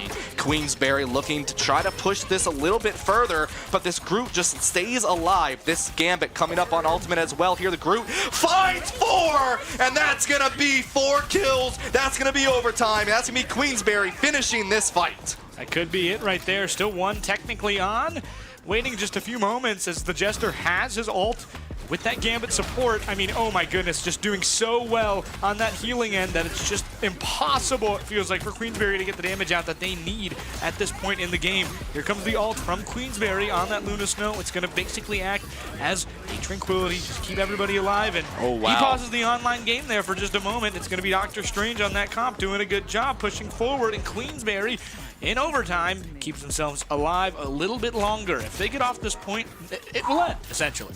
Yeah, and you know, I want to give major credit to the Jester right now, holding this Bucky ultimate and keeping it safe. Didn't use it. Let Queensberry use not 1, not 2, but 3 ultimates. They're down their Venom early, but he will be able to get back relatively fast with that swing of a Spider. Penfield has the Bucky and has the Fantastic online and ready to be used here. They're just looking for this opening, but this is the opening that Queensberry wants as the Hulk goes down. That's a good start for them. Queensberry coming through, but here comes the ult from Fantastic. He's jumping around, going crazy. Here comes Zucane, though, assembling on that other side. Team up going well all together, and it's just nothing but ease for the Jester. 2, 3, trifecta into overtime, but there's still too many around them. Penfield gets the last, a penta for the Jester. No games here, folks. Penfield stops them to just 77 meters, and they have 2 minutes to match it. Groot and Bucky. Bucky Barnes and Groot. Those 2 together are truly a slam and a dunk. Braun and Wade image. I think we've mentioned that on stream before, and I think there's no better time than now. I mean, oh my goodness, that was absurd. Penta from basically the Groot saying, come here. Let me hold you for a moment. Let me grasp you in my roots, and then my Bucky is going to extend his mechanical arm and go again. And turn you into an afterthought. And that's what happened right there as Penfield just obliterated there. Now, all they have to get is 77 meters. Keep in mind, they did hold a very long time against Queensberry. They have to win 2 team fights here, essentially, for Queensberry. 2 longer team fights or 3 shorter ones is the idea behind it. 30 seconds till we jump into the game time. And a quick thank you to the crowd tuning in today as we enter Game 2, or exit Game 2 here in just a moment. We'll see what they can do in this overtime section. I see some Mario Kart players in our top right of our screen. Yeah, and big thank you to everyone who is here today and competing today. We have a lot of titles and a lot of games, and it is one amazing fun time here to have this opportunity and to have this chance. And speaking of having this chance, Penfield has the chance to even up this series here. Daredevil, Iron Fist being the switches, so these tanks are going to be in a little bit of a blender here as the Iron Fist starts out early, but no parry as the Hulk is able to find them. This Daredevil is dangerous, but you have to make sure that you have to keep yourself alive with those fiery bursts, but it gets sent down. The Jester once more finds the kill. A minute 30 here, and Queensberry is down 2, down 3 as Omni finds their own. alone onto 2 members here. Traps the Luna into a wall here, gets the melee down, and this is going to be the start of a push for the side of Penfield. It's going to be a good start for them. Have to just barely get over halfway in this first checkpoint here. Good start here, right in that corner, fighting alongside, trying to get rid of some Penfield players. Stuck on this end, but the support is too great. Omni gets one, but Omni goes down. It's the loss of the group for the Penfield side, who really struggle without him. Have done a good job holding, though. They need to contest here, and that they do. Queensberry holds them right at the kind of at a point they want them to. No Groot, that's a good start, but Strange can't go down here, and he does. Yeah, this fantastic. When you mirror it inside of that tankier form is just so oppressive. Speaking of oppressive, Gambit sends out the ultimate and is able to find one out of the Jeff. Onto the slam will be fantastic here. 2 ultimates for Penfield. They only have 10 meters to reach the end of this point, and with the damage boost from the Luna, and you have the Groot ultimate coming up, and Jester with the again. You see an early Sue ult just to touch on the point, but no one gets there. The fate of both worlds to put on a show, and Penfield puts themselves in a victory. Yeah, they just don't touch in time, and it's 77.2 meters to 77.19. Penfield matches, gets a 4-3 victory, and as the evening slate rolls upon us at 12:45 here, I mean, oh my goodness, that was such a good teamwork. Such a good collection of teamwork for both of these squads. Omni great on that Groot with the Jester. They do a really good job. They switch roles, and they do an absolutely absurd kind of thing right there. White had switched on to, see on that other side, the losing team had switched on to DPS to try and get back onto point very desperately, and that turned into a thing from Spider-Man. Yeah, I mean, this is just so good. I mean, players like Jester here, and also players like God of Games, right? Earlier on that Bucky was so good and got so much good value here. And I mean, Queensberry started off so strong. They had a really good push. They had a really good defense too. But at the end of the day, Penfield, they just really turned it on. They figured out what was going to work for them. They got that Gambit involved. And I mean, I still got the stats in front of me here, Carson. 51-13, 51-12 for Subspace Jump and the Jester on Fantastic and Bucky. I mean, that's 102 kills. It's 102 kills. That's really good. It's really good. That is absolutely absurd. That is a sign of things going well. It is the team pushing together, moving together, working as one, and it's perfect. After that Phoenix swap, I have to say, Queensberry without the Bucky really struggled. As Person Think 56 did a really good job on Emma Frost to kind of try and keep them alive, but without enough damage on that Penfield side, I mean, this is what happened. They could not find their way through. And Jester, oh my goodness, what a collection to end things. Yeah, and I mean, it just another sort of worry I have is this triple support composition, Carson. I mean, you saw Queensberry switch over to that composition, and it just didn't really work in their favor. And it's because there's so much you lose when you go on to that third support. Unless you're playing an Atom, a Mantis, or an Ultron, there's so much damage that you don't get to have. And then you look at Fantastic Bucky, right? You look at Blade Punisher. Those characters do so much pressure, so much damage, and it doesn't matter if you're on triple support because that damage output is just so much better. And I mean, if you're either of these teams, I think you look away from this triple support composition for the rest of the day. Yeah, I mean, absolutely. Queensberry didn't use it, and when Penfield switched, they became unstoppable. Yeah, it felt like at a certain point. Queensberry kind of showing a bit of cracks. We saw that they were doing really well in the beginning of that one, and they just couldn't put it together right at the end. Had that 3-0, felt confident, kind of, I'm doing real well. And Penfield kind of came out and hit him in the mouth. They punched him in the mouth. That's the only real term of it was. It felt like Jester was just locker shoving at a certain point where they were just absolutely oppressive, could find no way past them, and just shut everyone down. Yeah, absolutely. I mean, moving into this next map, it's a matter of, you know, if you can't play Gambit on the side of Queensberry, you got to ban him because Gambit will run the lobby. There's a reason his ult line is I never fold. Like, it's because he literally runs the lobby. He owns the house. The house is always split 51-49 in their favor, and there's a reason for that, right? Right now, he is playing poker with his hands out, and everyone is playing into his hands, and this is what the power of Gambit is, and either you got to mirror it or you got to make sure he's not in the game. Absolutely. As you talk about just how much Gambit works well and what it does well, I mean, it's all in. It's entirely all in it. That's what it feels like. Both of these teams, keep in mind, are playing or fighting for a chance to play against Bethlehem Central, who have moved on after an automatic bye in the semifinals. Penfield Senior and Queensberry Senior are looking for each other here, trying to find their way into the championship. Yeah, and the first ban that comes out is the Groot and the Punisher. So the Punisher, I mean, you just avoid that damage, right? God of Games once again hovering that Punisher, and the Gambit Protect. This is what you sacrifice by banning that Groot first if you're Queensberry. Is now Penfield knows what works for him. They know that this Gambit is going to work for him, and they're going to protect the Gambit. No Ultron ban off the rip, and here's the thing, Carson. Protect here, I have to wonder if they're going to go for it, because that's one of the other best supports in the game, not to cut you off there. No, you're good. Yeah. I mean, the thing with this Ultron, that buff, I mean, I played around with it a little bit yesterday on patch day. Gambit Ultron arguably is the best support comp in the game right now. It is so oppressive. It is so powerful. You get so much damage and you get so much healing. And that's something I never thought I'd say when talking about Ultron, but it really is true. The fantastic ban, Queensberry going for a little bit more target bans, just like Penfield is, getting rid of the Blade, getting rid of the Punisher, keeping themselves in a safe spot.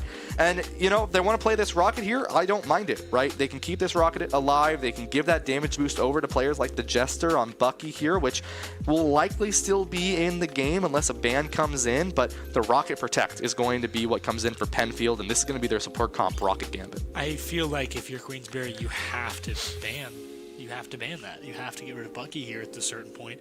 Just throw them out of their rhythm. I mean, if you have the opportunity to, a guy throws 105, you have the opportunity to tell him, you can't throw a fastball anymore. Why would you not do that? In my mind, as they protect Phoenix, I feel like the ban here has to be Bucky.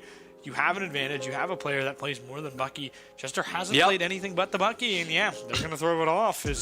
That's a response to, we didn't like what happened last game, so we're going to go ban their highest 3 damagers last game. Yeah, and I mean 51, 51, and 52. Those are the kills, respectively.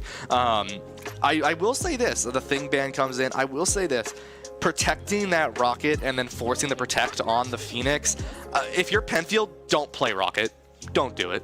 Right? I mean, that Phoenix is going to counter your ultimate every single time, and it's a risky thing to do. I think if you're Penfield, maybe you just switch off this Rocket, but looks like they're going to stick onto it, right? They're playing into this Phoenix and Omni on the Moon Knight now, and Jester did really good on this Bucky. God of Games was also good on a Bucky, and of course they're both going to be the players on Phoenix for this composition. Triple support coming out for Queensberry. This is going to be the interesting fight here. Once again, do you have enough damage to play up against a composition that's going to be Phoenix Moon Knight, which is going to be nothing but pressure into your backline? This is the fun part about 3 bans each side, because this is the team comp. Yeah. This is interesting. This is obviously players not being comfortable in certain things, so they're just going to move outside of what's traditional and meta and be like, Moon Knight. Yeah. I won't play Moon Knight because I'm better at Moon Knight. And that's completely reasonable. But Phoenix, double Phoenix is going to be really interesting.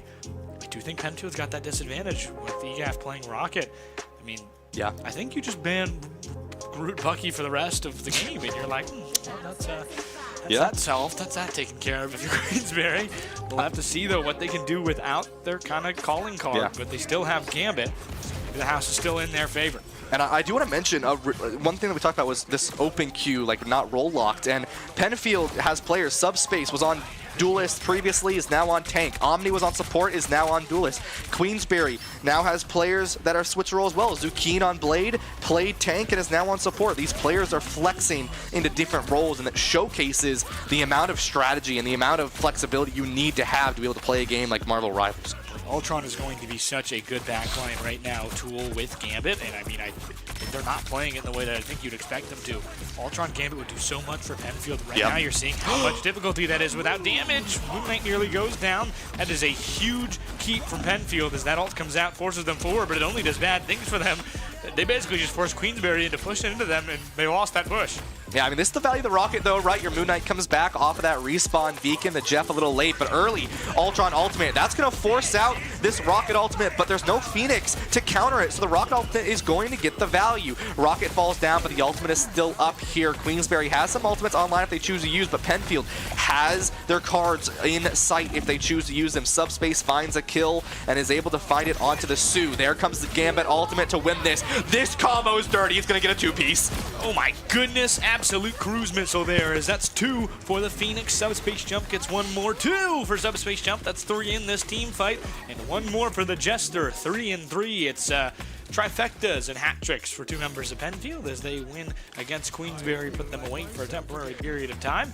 Now halfway through the clock, and a very good job from Queensberry, or rather from Penfield, to defend Queensberry and keep them out of this.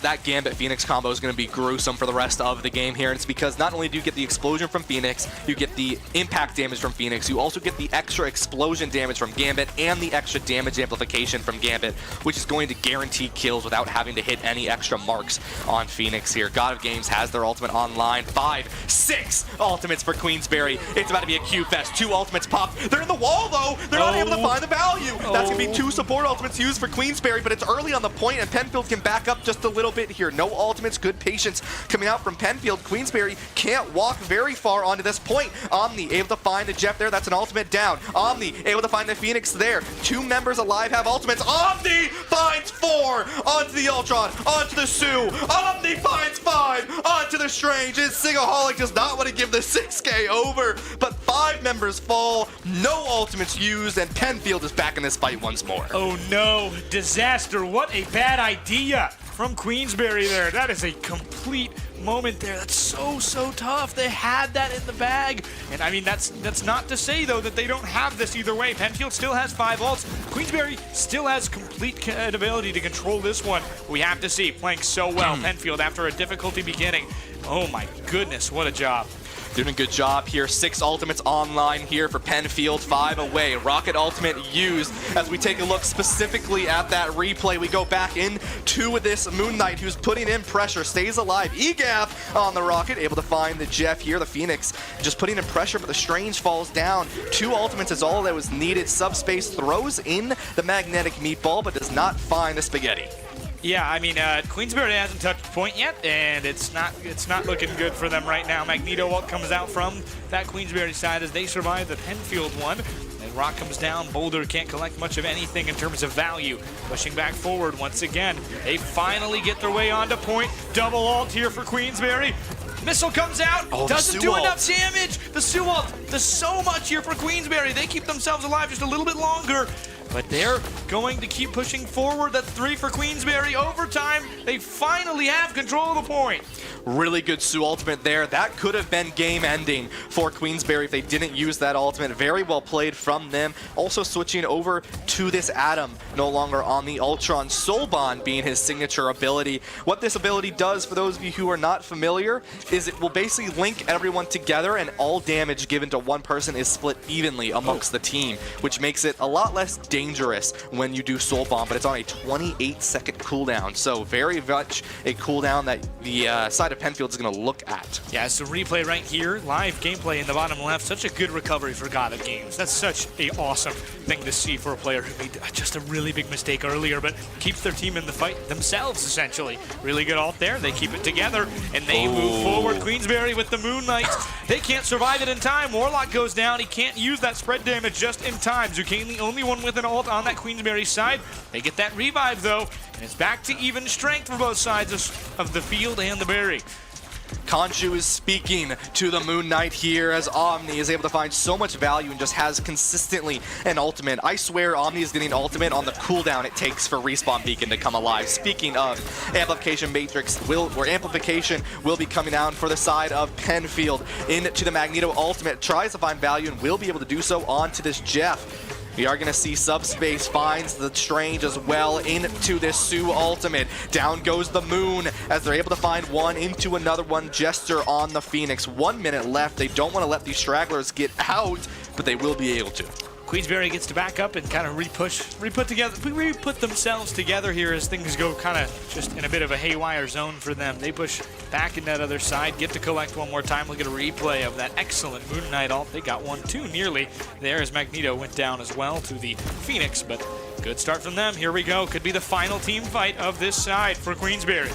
Yep, and already you're going to see Penfield use the Gambit ultimate into the Phoenix ultimate, looking for value if they can. The Jester's able to find one, and a double meatball kill! We're having Italian tonight as 2 fall down. Queensberry not out of this fight yet here. Jester falls down as well. Here's Queensberry. No members are going to fall to this fight. 2-time tries to live, but will go down as well. And Queensberry in their final fight here, trying to live through. They're trying to build up these ultimates, but really nothing online.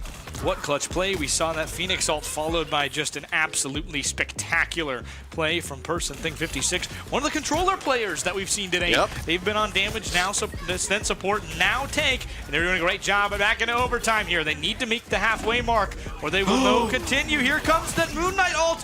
What a good job. They get 1, 2 for the Moon Knight. If they get one goes down as well on the other end, it's a revive for that Queensberry side as it's 3 trifecta for Omni. And that other end, Emma Frost kind of collecting. It's 2 healers going at it behind the entire section. But in that overtime, 2 more for Penfield.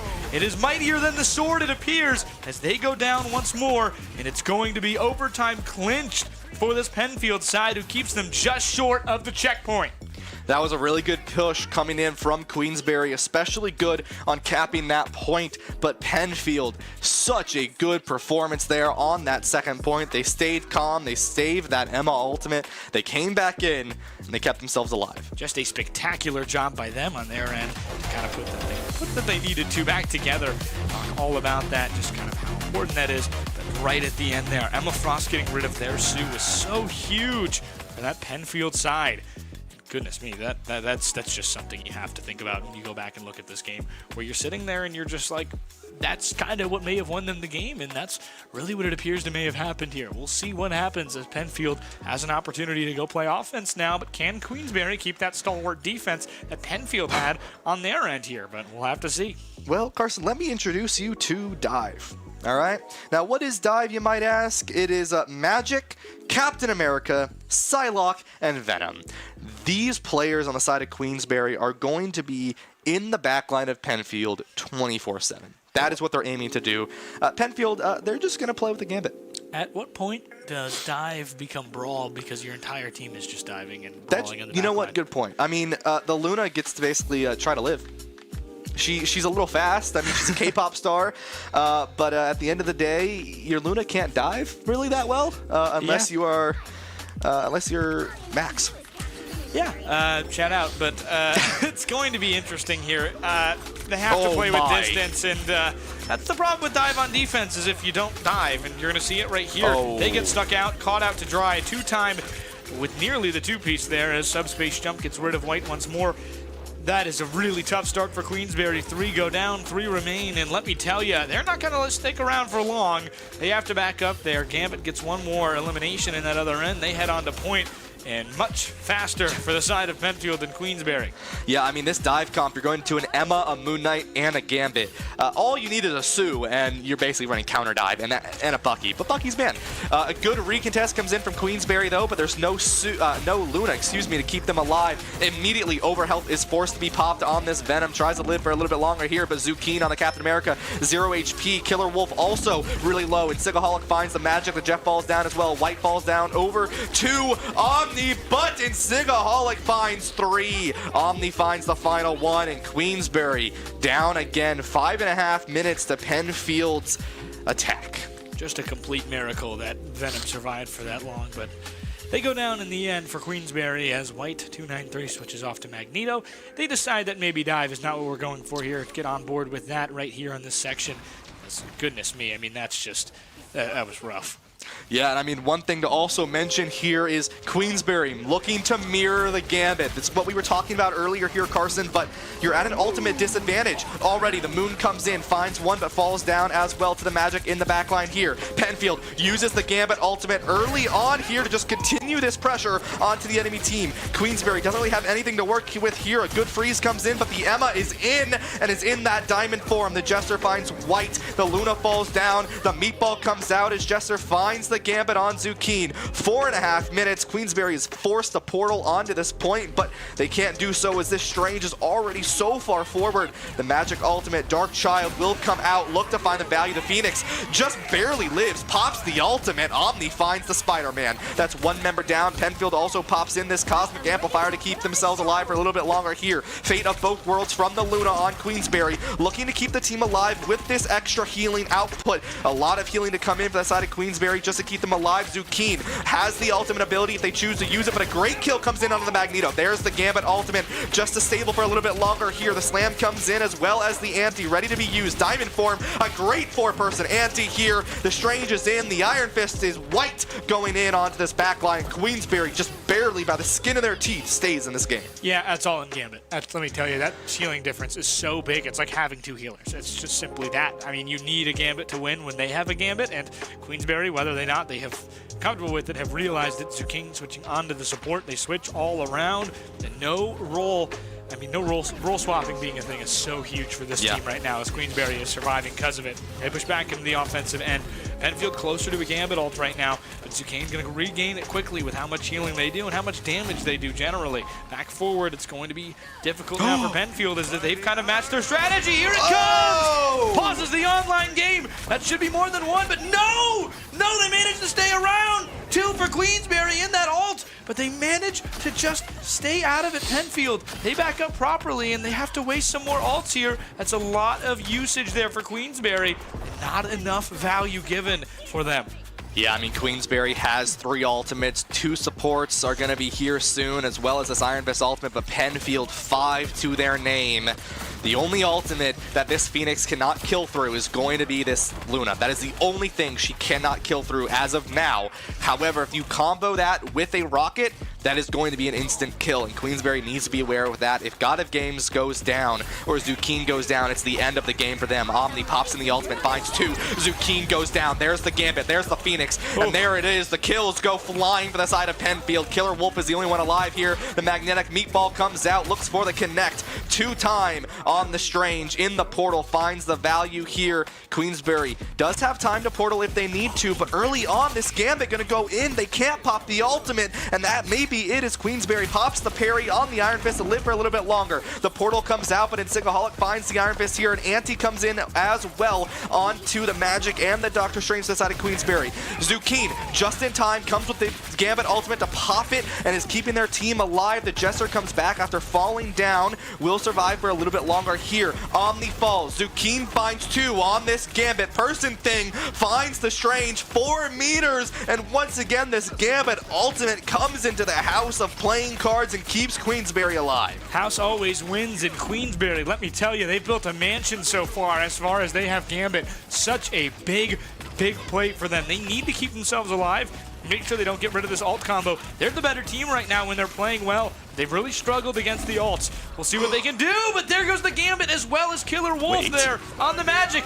But here comes the Eye of Agamotto. They freeze half the lobby, but there's just not enough damage there to help. Queensberry loses 3. They try and get some back, but on the other end, that's probably going to be it. They can't get there back in time. No portal here as they go down. Oh my goodness. Gambit ultimate as well thrown in just to secure the Dark Child there to contest for a little bit longer, but Penfield, after a long, hard fight, almost a 5.5 minute hold from Queensberry, barely clinches that one. Do you know what this means?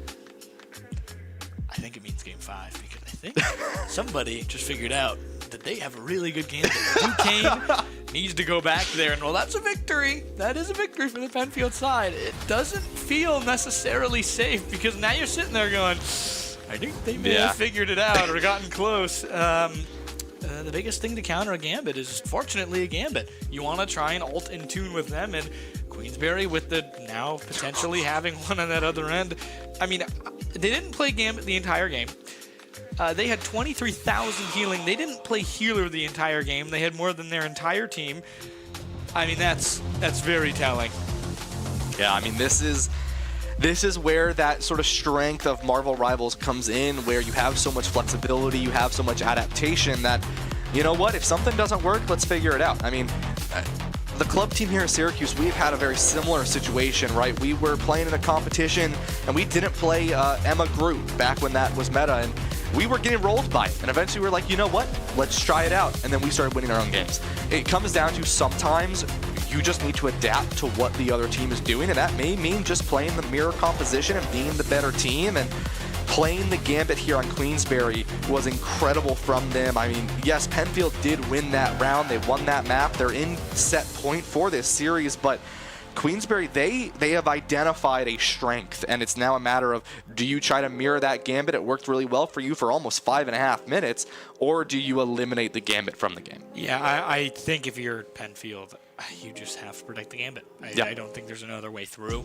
I think that's what you need. You unfortunately did not do well without gambit. They've shown no real ability to win without gambit, and I think right now, if you're Queensberry, you go, well, I'm going to pick Ultron, and I'm going to summer protect Ultron when they protect Gambit. It's a lot of this is mental games. If you ban the Gambit, if you're Penfield, you open up a potentially a loss for yourself. But you make sure that Queensberry, their newfound kind of strength, doesn't go there, but you still won. They had a Gambit, and you still won. Are you going to make that gamble? Yeah. And I guess that's pretty fitting. Yeah, I mean, yeah, actually, kind of, yeah. And it's scary, right? You're in this spot of map point and of elimination, right? Do you go ahead and ban that gambit and sort of, I mean, originally when there was no gambit on field, you won, right? You won map 1, right? You won 1, you lost 2 and 3, but the gambit was in playing field on 2 and 3. Do you try to confirm that win again? It is your map pick, right? You've picked Easgard. Easgard. Oh, wow, that was English. Literally not English, by the way. Yes. Yes. But Convoy, right? So we're heading over to the Tree of Life here and seeing if this is going to be a difference or a changer. We saw White pop out on the Venom a couple times. That's for contest, right? But sometimes when you go to contest in these overtime situations, you get good at the character. Yeah. I think you just ban him. If they protect him, great, you protect Ultron. I think there's 2 routes right here for Queensberry, and I think both of them are quite fortunate for them. Yeah. They have to find a way to push them out. I say you probably, if I'm Queensberry and my protects go, assuming they protect Gambit, it probably goes protect Ultron, ban Phoenix, probably, I would honestly ban Rocket because it's something they're playing. But do you want that to come through either way? If you're going to ban Phoenix, you have to ban Rocket. That's something that has to happen. But then the problem is can you also just ban Rocket? Because then you can just get rid of that issue. It's a pressing matter, and it's a very confusing one, which a lot of these bans, it's in response, but I mean, bans in the hand of Queensberry. Do you have to ban Gambit here, or do you just let Zucane play it? And do you admit that there's going to be a Gambit on both sides here? You're hovering the Gambit. I don't mind this. You're banning the Groot. I don't mind that either. I do mind this triple support comp. I really, really hope Queensberry does not walk out on this. That might condemn their fate. I'm going to be totally real with you, Carson. This Queensberry squad has done some great adaptation. I think you just do not walk out on this triple support comp, especially now that you know there's a Moon Knight. You will be feeding into that Moon Knight ultimate. I mean, I was counting every now and then, Carson. Omni was building ultimate on average every 22 seconds. For reference, there are abilities in this game that take 30-second cooldowns. I do not think, my friend, that they're going to play 3 supports. It's Blade. I like this. This gives, I mean, Zucane's hovering the Gambit, though, and that's who we saw on the Blade originally. It might be interesting to see what happens. Maybe they're saving the ban. All right. Okay. Queensberry's not hovering the Rocket here, but they did ban the Phoenix, banning Jester here from this. Do you protect the Rocket here if you're Penfield? Because that's an easy protect. Or do you protect the Bucky? Oh, I'm not sure I would have done that, but I see the idea behind it. Emma Frost was a very big piece of that Penfield win. I mean, this final ban may make or break the rest of this game, Carson. I mean, I'm quaking we'll see now. Who they protect. Okay. I don't think they're going to show what they're doing here. They're going into sort of what worked for them originally, right? They want to bring this thing back. They want to bring this Blade back. I think you ban the Bucky. I think the Punisher was banned. I think you ban the Bucky. You don't let Jester play. I think I'd ban the Rocket. You think you ban the Rocket. That's fair. I mean, that's a good ban as well. It feels like they might win the game if they don't ban Rocket. No, it's Gambit. We're bringing it back to game 1, Carson. Oh, I think Penfield really messed up by not using that Emma Frost protect on Gambit. I mean, yeah, and now you have a situation here where the Magic was banned, right? But that's okay because Queensberry can now go back to the composition they basically played in game 1. The only difference is they are not allowed to play that Punisher or the Sue, right? But we're going to maybe run a different composition. I would love to see Animal Crossing, but I don't think we're going to see that here. Okay. There it goes. But this is a dangerous comp. I really think this is going to work out well for Queensberry. We saw how good Zucane was on Blade. This is a dangerous comp. I mean, this is I think this goes really well for the side of Queensberry. The Jester's really good, but there's no Groot, so it's how well can the Jester do independently? Very well is the answer, but can it go well enough? Yeah, and going with this here, this is going to be interesting. I mean, both of these compositions here, right? You take a look at them. Queensberry wants to play for this rush brawl-esque composition. Penfield looking to play more so for like this pokier brawl. Both these compositions playing for the brawl eventually, but Queensberry has a lot of pressure. They have the Daredevil. They have the Matt Murdock here looking to play this value, and White's going to take a second, read a book, take a reset. Some light reading, some light studying. They'll jump into it very here quickly. Make sure you study at home, those of you on the high school circuit. Finals are coming up for you, or they've already happened. I don't know how high school works anymore because I've been in college for too long. Please neglect that I'm 19. 22 seconds till the mission area unlocks. We'll jump into it right here, and boy, this is going to be a fun one. Back against the wall. Can Queensberry find a way through? Yeah, and this is going to be the great question here on this control point here. And Queensberry already starting off with this Luna and this Rocket here, looking to find any value they can. Killer Wolf looking to flank here into the engage onto the thing, immediately in. Has the mark on the Moon Knight, keeping the pressure onto them. Diamond Form used, but Daredevil lives for just a little bit longer. A great way for them as Queensberry will get this first capture onto the point here. But Subspace Jump finds a kill onto the thing. Now it's going to be this Emma, 100 charged, looking to force out this Daredevil who goes in. The Blade, Zucchine falls low, and Killer Wolf falls down. Queensberry gets up to about 15 or 20% here, but Penfield gets the value and is able to get these final kills and re-secure the point. It's going to be a very interesting section here. It's the Penfield Patriots. See what they can do here with this section as the Queensberry squad Spartans are really looking to find a way through. They need to really get a point where they can get onto point comfortably with their team and defend, and that's going to come in the form of just pushing a lot and keeping it together, doing everything they need to do. But we'll see what they can do here. Emma Frost on point here on that other section. They jump back off, and it's going to be just so much healing for this Penfield side who've really seemed to figure it out support-wise. Yeah, and with this now, it's just kills on either side. We are going to see Luna pops that ultimate to stabilize the rest of Queensberry, get themselves back on point. Zucchine falls really low, looks to build up this vampiric form if they can. And immediately double support ultimate comes out as that amplifier is going to come out on the side of Queensberry. Penfield has the ultimates to engage and to trade out, but they still have point advantage. They don't really need to invest anything here, as just as the fate of both worlds goes down, the amplifier is going to come up, as well as the Emma going to look to try to put these members in a trance as Queensberry not able to get themselves back on point. Penfield 58% and counting. Boy, Penfield has total control right now, and it's only first to 2 in this one, and I cannot believe what is happening here. Penfield just on total fire. I mean, they have that support down. It feels like they had that gap earlier, and it felt like they were missing it slightly. They just couldn't do it together, and now they're kind of pushing forward back on that other end. Queensberry with 2 ults here, Penfield with 2 as well. It's going to all come down to this team fight. It's going to be very important for the rest of this game.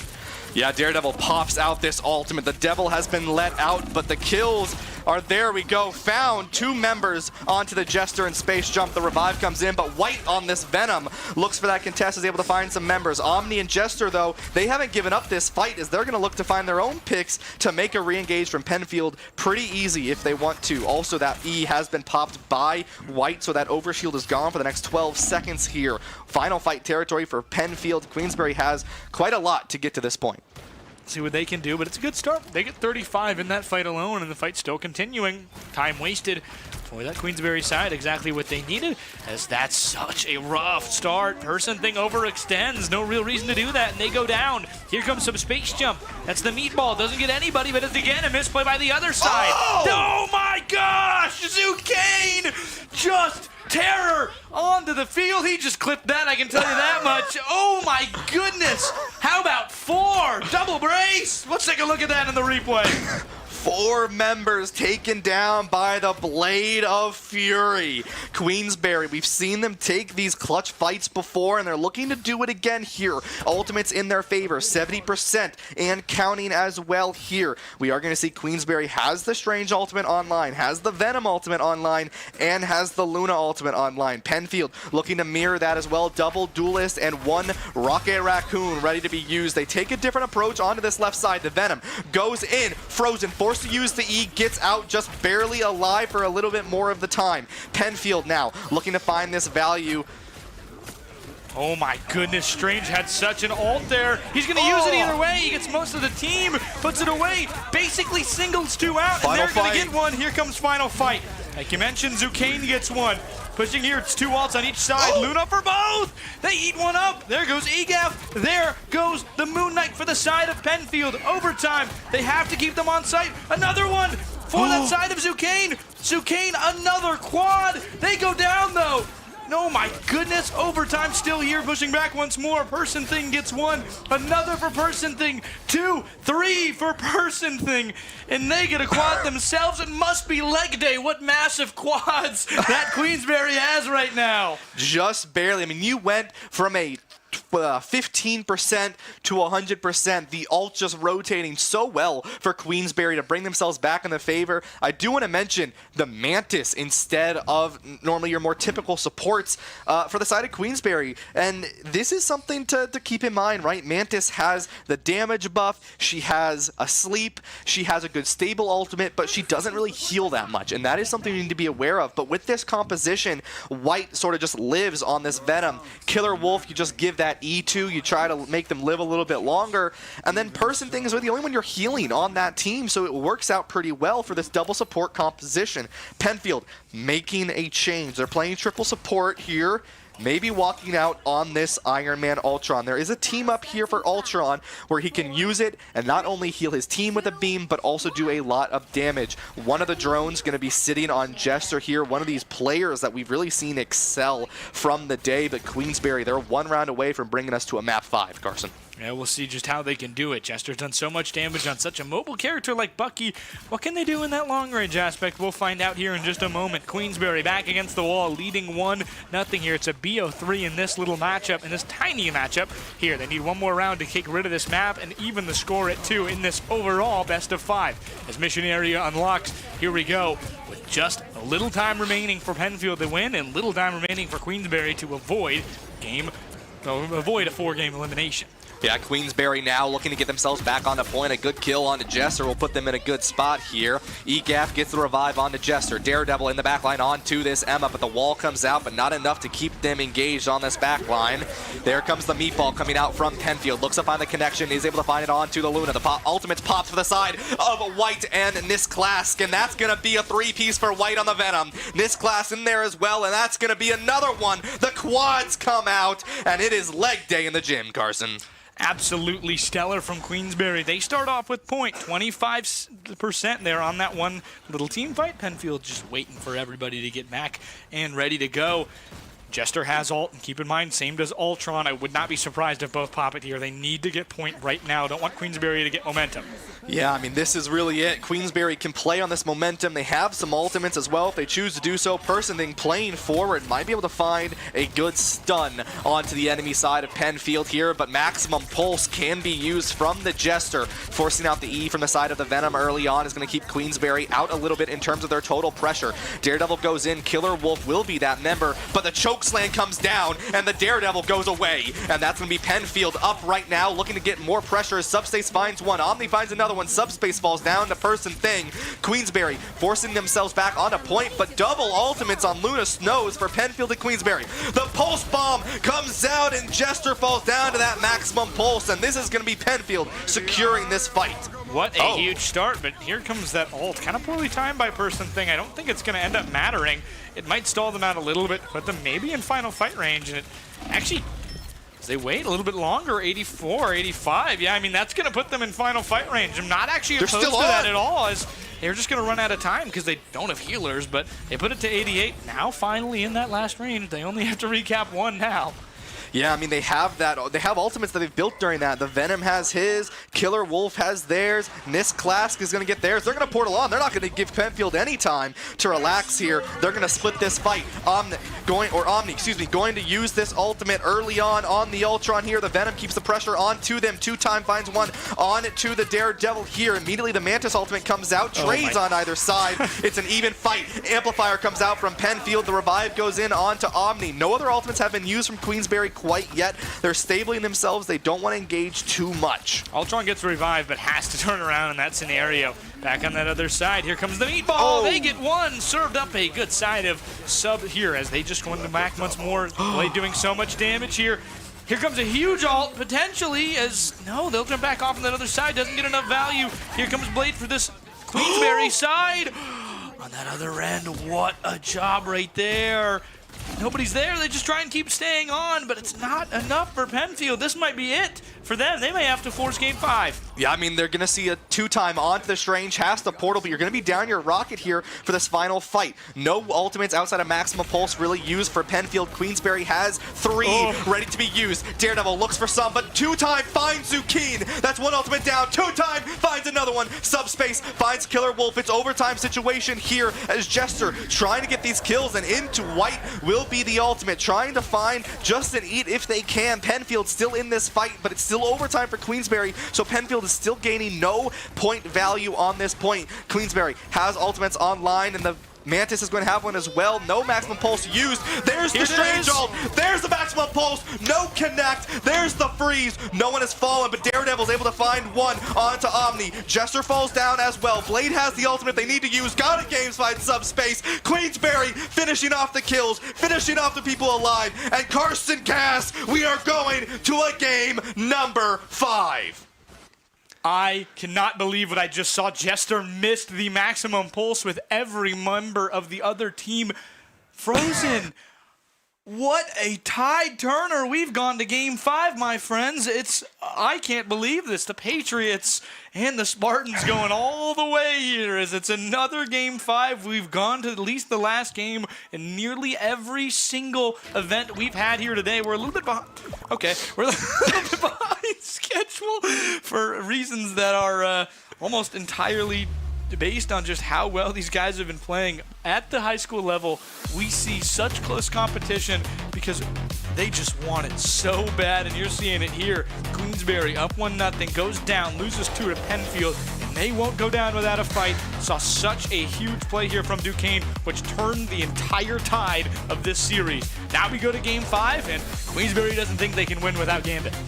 Yeah, no, I mean, if you're Queensberry, you just ban Gambit again. Just do it. I mean, you have your success rate against Gambit right now, I mean, against Gambit is 0%. Your success rate without a Gambit is 100%.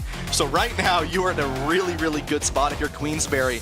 And that first ban, right, you get your ban before that Protect comes in. And so Queensberry can eliminate that Gambit. And that is going to be crucial for them because they can say, we don't want to play this Gambit game. And you know, if you get Zucchine back on this Blade as well, it's going to be something of consequence. I mean, 16k damage, 11 final blows, 18-5. But you also have White and Killer Wolf, who are 23-5 and 23-7, respectively. I mean, yeah, you have to kind of... There's 2 things that both these teams are going to do. Bucky will be protected from Penfield. Yep. And Queensberry is going to protect Blade and ban Gambit. Yep. That is what is going to happen, likely, because nobody gets a protect before both teams get a banned. I mean, if you are Queensberry and you do not ban Gambit that first time, I cannot describe the emotions I will feel. You'll be crying on the ground in the glass box. I will cry. I will shed tears. You can put the camera back to me. There will be tears streaming down my face. Because, I mean, you talked about it. That success rate. I mean, they play so much better when they can just focus on Blade because Blade doesn't play well against a Gambit. They've seen it. I mean, it's what's been happening. But you just have to kind of get rid of him. He gets banned in every single competitive game for a reason because he's too good. This is true. This is true. Yeah, and I mean, we go to Spider Islands for our final map. So a map that truly has so much capability and is also the map in the game that first point holds are the most common. This is the map where, you know, most teams, if they have ever experimented with it will run GOATs on the defensive side. And if you're unfamiliar with GOATs, it's an old Overwatch term. 3 tanks, 3 supports. And it's because of that first point. It's because of that first corner that's really difficult to win. But Carson, we're in a game number 5, and I mean, keep in mind here, Queensbury, the 3 seed. Yes, it's 2 and 3, so they're going to be close matches, but they're looking to break some brackets today. I'm looking at my watch right now, Ryan, and fair enough. Game 5. Wait. Whoa. It's clutch time, and I don't know what's happening on my screen. Let's dissect this really quickly. Yeah, I mean, the Moon Knight ban, you don't want Omni on that. Moon Knight Blade ban comes in. That's fair. The Punisher Protect, I don't mind that because you had Punisher earlier on, especially because you see the group Protect coming out from Penfield. They're looking to play this just how they did on Narako earlier on today on game number 2, and these bans are going to be important. I mean, you see Insigaholic covering the Gambit. The fantastic ban. That means Penfield is going to have a free Protect here. They're going to be on Gambit. They didn't protect Gambit last time. Gambit was the final ban. Keep that in mind. I wonder what's going on in the red. That's okay. This is the Protect for Penfield. I mean, this could go to a Rocket. It could go to a Gambit. Yeah. Yep. Okay. Queensbury has to play the Gambit. They have to play the Gambit, Carson. Okay. The Daredevil did a lot last game. I don't mind it. It's really good into a lot of these AoE ultimates, and it blinds your opponent. Right? Not a bad shout. The Magneto ban, I don't mind that. I mean, Magneto's a character that is just overly oppressive in general with those bubbles. But this final ban from Penfield. Watch this Venom ban. The Venom was powerful. I'm just calling it. The Venom was very powerful. Bucky and Phoenix are also realistic bans. You are on Rocket. No, Penfield has been playing so well with that Bucky. I don't think there's a way they get rid of it, and it's just okay. So Phoenix and Rocket are in the game. All right. Zucchine is on Gambit. Gambit Mantis here. Venom Strange potentially, and then Punisher Daredevil. This is going to be a very oppressive composition. Okay, switching over to Luna instead of the Mantis here. God of Games. So we haven't seen any of him today. Played Punisher at map 1. Played Punisher map 1, and he cleaned house. That's a Wolverine. That's a character that is otherwise known as a D1 linebacker. So we're going to have to see if Subspace is going to be recruited to Syracuse to play football to replace our linebackers. Because someone got transferring. Yeah, it's not a terrible thing. Penfield going to be walking out on this Wolverine, Phoenix, Gambit, Rocket, Groot. Two-Time hasn't chosen yet. Probably Strange, maybe Emma. Has to be a tank, it feels like. Strange or Emma feels pretty confident. I mean, Two-Time has been really dominant on both those characters. So I wouldn't expect anything otherwise. Yeah, I was going to say, it's a tech pause.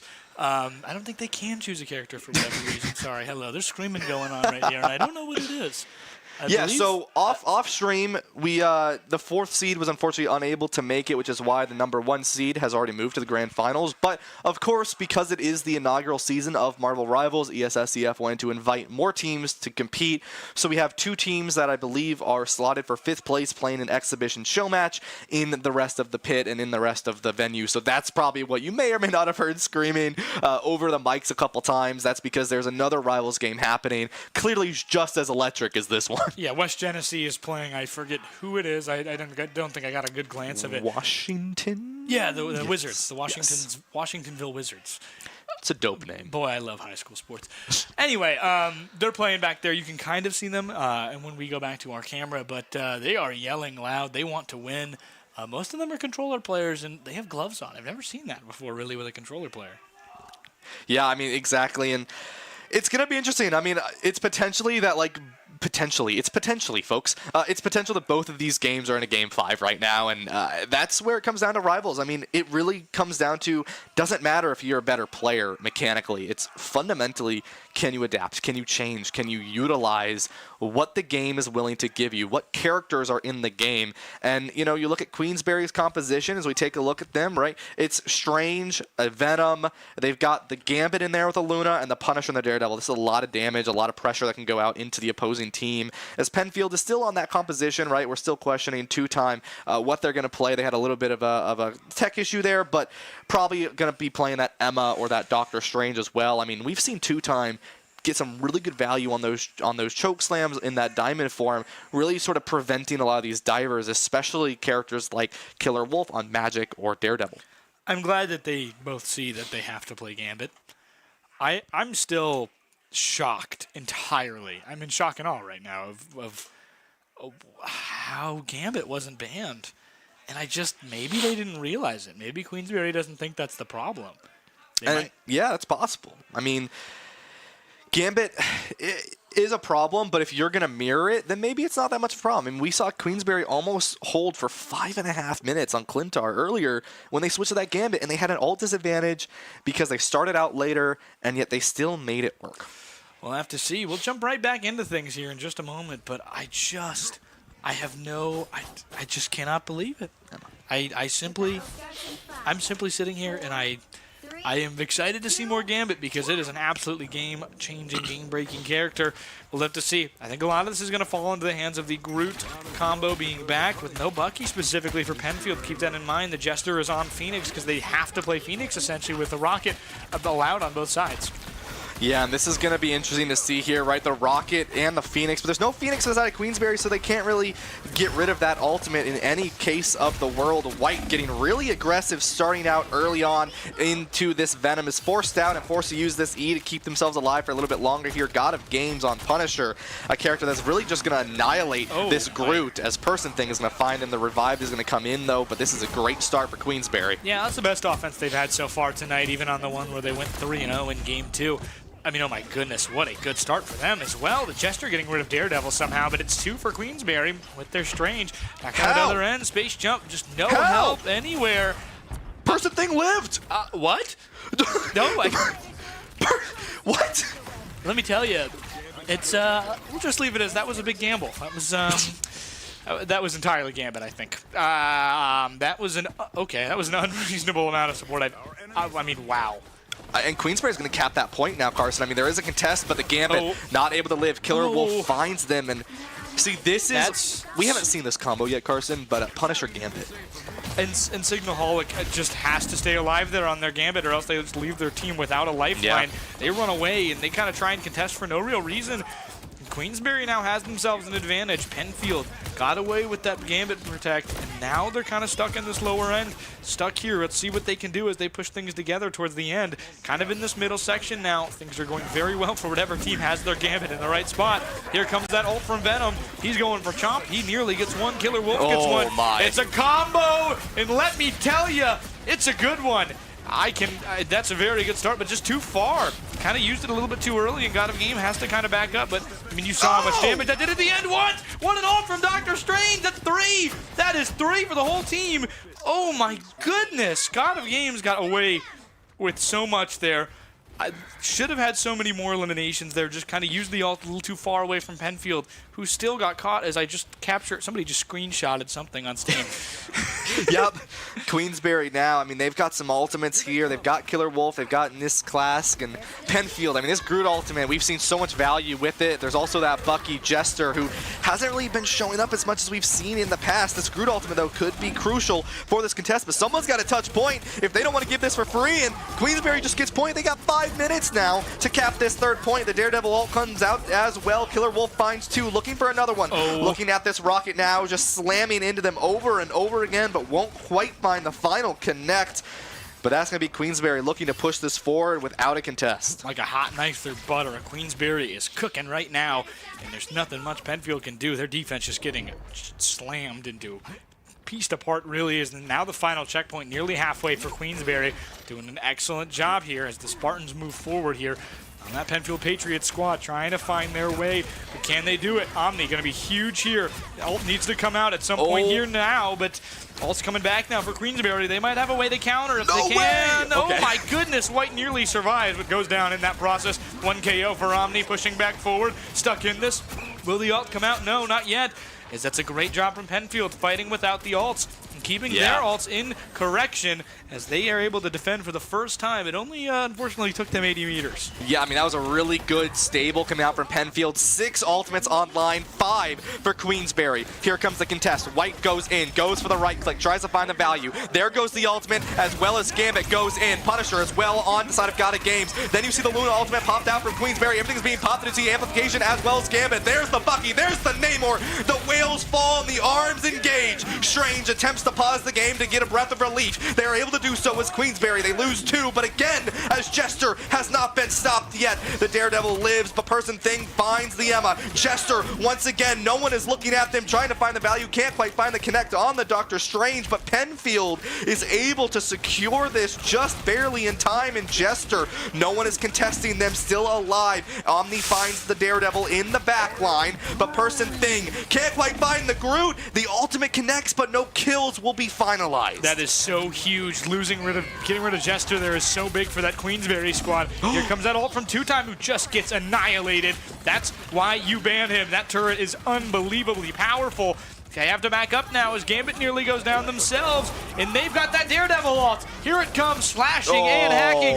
It feels like I am watching an Atari game as they just slash and hack through it. It's 3-0, 3 minutes remaining for Queensberry as they take this one very quickly. Let's see what this Penfield squad can reply with. And it's hard to reply to a message like that.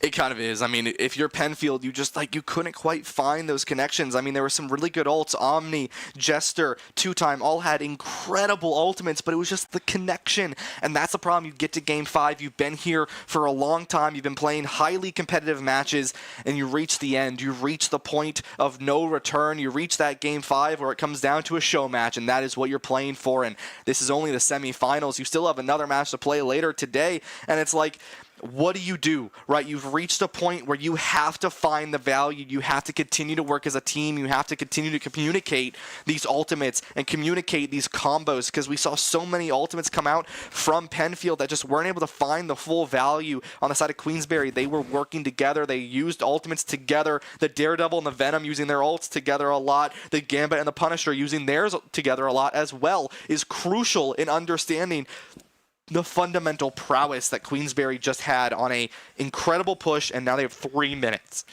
Yeah, I mean, that's just such a good start for them. I mean, Yes.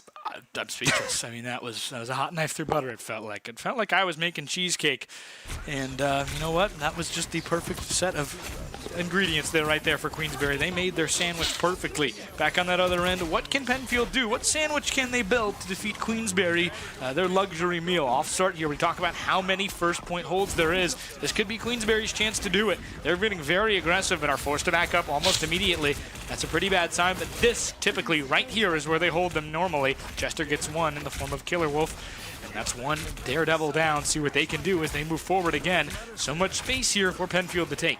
Yeah, I mean, Omni's able to find this Punisher, and Omni on this Namor is something new we haven't quite seen yet today, and is going to be so oppressive into this Queensberry Venom specifically, right? Able to find the Gambit there, and Penfield now going to start their engage. Queensberry has Person Thing on this Strange, still living, still alive, but is taking a little bit of pressure from the subspace jump, and Killer Wolf now goes in on the engage, finds the connect, has to use the deflect just to live for a little bit longer. No ultimates really available for Queensberry's Punisher goes down to the Jester, finally finding their place back in this game once more. The Gambit into the Rocket Ult. The Gambit has slightly more of an advantage, but in this class falls down to Omni on this Namor. Here comes the again coming out from the Jester, a player that has been so incredibly good this entire game. The Agamotto comes down and it finds 3. Their Daredevil ult comes in and it trades on either side. Jester able to find 1, but it's not going to be enough as Killer Wolf on this ultimate is going to keep them in the game, and just like that, Queensberry a beautiful defense. Yeah, absolutely, and that's a good sign. Took 80 meters on the final checkpoint for Penfield to kind of get a defense on this Queensberry side. They've done it 90 meters into the first checkpoint. An absolute haymaker thrown here. We'll take a little look portal. At the replay here from Jester as a portal comes out. Just such a good ult there from Strange. Good combo as well from Killer Wolf on that Daredevil. Talking that other side, here comes that portal. No letting up. What? I've never seen a portal like this before, Carson. I think they got like Portal 2'd where you put the two portals above and below each other. Somehow that's happening. I've never seen that before, and two are able to get through, but Doctor Strange is too wide for his own portal as they get behind and kind of get a pincer attack here. Very aggressive from that Gambit, who goes down. That could be huge for Queensberry as Penfield has to keep theirs alive. No, they don't. That's so big. What a good elimination from Queensberry as they get rid of their Gambit, and so much support lifeline is taken away. Who can do it better at this point now? Oh, boy. Yeah, and now we see Punisher and Luna pop their ultimates together. This could be really fast and personal. As Person Thing finds two. White is able to get the one onto the Rocket there, and there's God of Games finding that kill onto the Strange, and that's a quick fight taken by Queensberry. Penfield, 1 minute to cap this point. Absolute buzzsaw, and for Penfield, you want to do so well. You got 2 in a row. Now Queensberry threatening to do the same to you after a Game 1 win. You have to take a moment and breathe.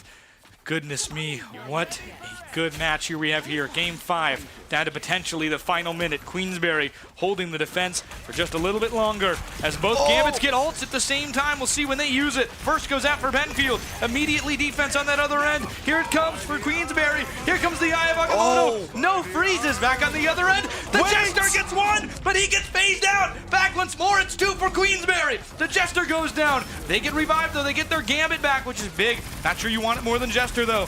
Omni pushing forward now on Punisher. They get 1 with the ult, 2 with the ult, nearly 3, but they go down to White. Venom, so good in this end right now. 13 seconds remain for this other side. Overtime will have to be done to complete this checkpoint. Here comes that ult for Emma Frost in that other end, but there's just not enough damage to be done. Luna stays alive. Emma Frost can't get rid of him. Overtime here. Even players. 1 is lost. It's White 293 through the portal. Good portal from Queensberry keeps them into this one in the overtime section. But it's just all Penfield right now. How did they do it? Here comes the... Hold on the other end. This could be a complete tide turner on this. Overtime. Back once more. He has that 1 more. 2. God of Game on fire. 3. The trifecta. But it's 3 for Penfield in a row. They are just brawling on point. And the final one nearly goes down. White has so much health. But what can they do? Oh my goodness, Penfield stays alive, but how long can they do it? They get rid of the last one, they push forward. Holy moly! Queensberry just barely, Carson takes a breath after that long fight, are able to secure this point, and they're not done yet. Queensberry uses this Fate of Both Worlds, not quite enough to touch on to the point here. The Venom falls low. White tries to get out and will be able to do so, but 2 minutes for Penfield to continue forward here. They have a really good combo for this Venom and this Rocket if they choose to use it early on, but now they're keeping the pressure. Queensberry needs to fully reset and get their team back in the favor of a 6-on-6 fight. Zukin pops out this Gambit ultimate, ready to be used here. Hasn't quite popped it yet. It's just holding. There it is. Now it's used. Looking in will be the rest of Queensberry. Daredevil and Strange. The Strange finds 2. Onto 1 in the Rocket. Jester falls down as well. God of Games in that ult. Daredevil, Killer Wolf finds 2. The Devil's been unleashed as Queensberry gets himself back into this fight. Gambit gets their ult on the side of Penfield. They should not use it, and we have to keep wary of that as it's a Queensberry now down an ult. This could be enough for Penfield to get a good push into this one. We'll see what they can do because of how fast they're getting it. Zucane pushing forward as well, trying to get more ult with the Strange in front there. Jester doing damage as well. With 1:20 remaining, here it comes from Penfield. Double ult. It's a combo. What can you get here? 2 for 1. BOGO. Anything you want. Omni gets 1 in the form of theirs. And oh my gosh, and Signal gets 1 more. Jester 1 more. 3 for the side of Penfield. Trifecta, they're dueling up top. And let me tell you, the Penfield Patriots win that duel. Back once more, it's another identity mirror match. As they back up once more, and Penfield has a push, but keep this in mind. Gambit on the other side of Queensberry is going to have ult first. Yeah, and Queensberry now does have value once more if they choose to use this Punisher or this Venom early on. Penfield looking to push forward, try to win this. The Venom ultimate comes out, but won't find a connection. Subspace will fall down, though, as Omni's able to find their counterpart onto the Punisher here. Wing still alive, has the E if they need to use it here in 4 seconds to live more. Omni finds 1, but 2 time goes down. The Candy Cane begins, but Person Thing cancels the Jester and the ultimate. Armed and dangerous, but not this time around. The ultimate alive here. Gambit falls down to God of Games, who pops this Punisher ultimate. Queensberry, 15 seconds, wants to prevent Penfield from doing anything more. Forcing this portal out, they need to touch. There goes the Venom ultimate, canceled in midair. They're not going to have time to portal here. 5 seconds they need to get on to point. Person Thing has the ultimate to stun the game if they need to. Zucchine and Daredevil looking to ult here. There's the Fate of Both Worlds. There's the Daredevil. There's the Eye of Agamotto. There's the kills on the turret. There's Queensberry cleaning it up. And there's Penfield being sent. The 3 seed takes it down and are moving to the grand finals. 3-1 your final score this round. 3-2. We went to game 5. What a matchup. The Spartans knock off the Patriots. I have no words for what I just saw. Killer Wolf, the Daredevil. The devil has been unleashed. And those ultimates, that protect early on. We questioned it, Carson. And it came out to be an incredible play for this Queensberry squad on this Daredevil. Every single time they popped an ultimate, it was at least 1 kill. It almost got 2. It was so good. Queensberry played that at such a good level. Penfield, they got themselves back into the fight. They were in a good location. But on that second point, Queensberry just had the ults, and they had the better team play. I've never seen a 4.5-minute team fight go the way that did. Penfield lost the fight 3 times and still won, it felt like.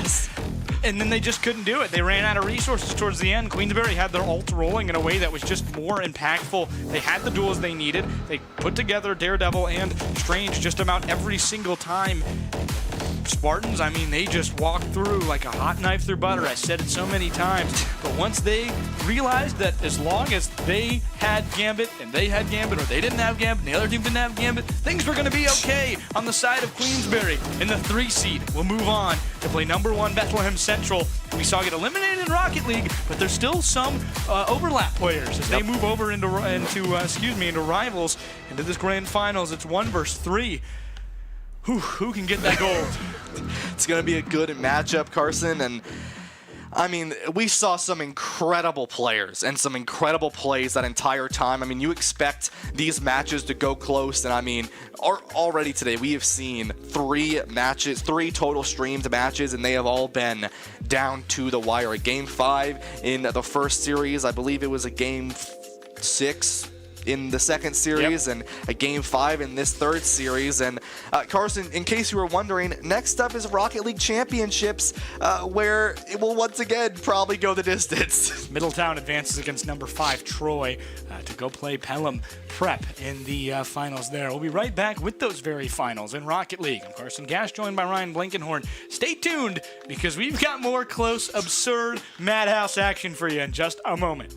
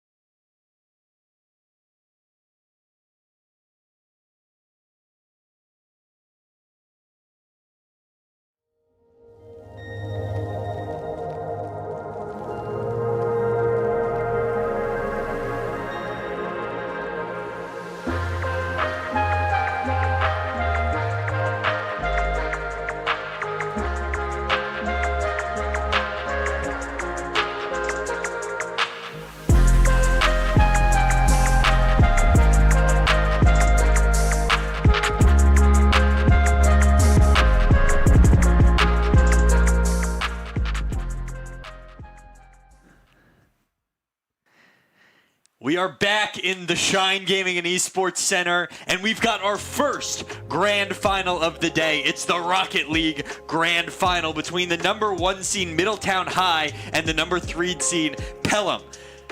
I saw Pelham. I called Pelham beating Bethlehem just, a couple hours ago before that absolute barn burner of a Marvel Rivals semifinal. Yeah. First of all, that was incredible.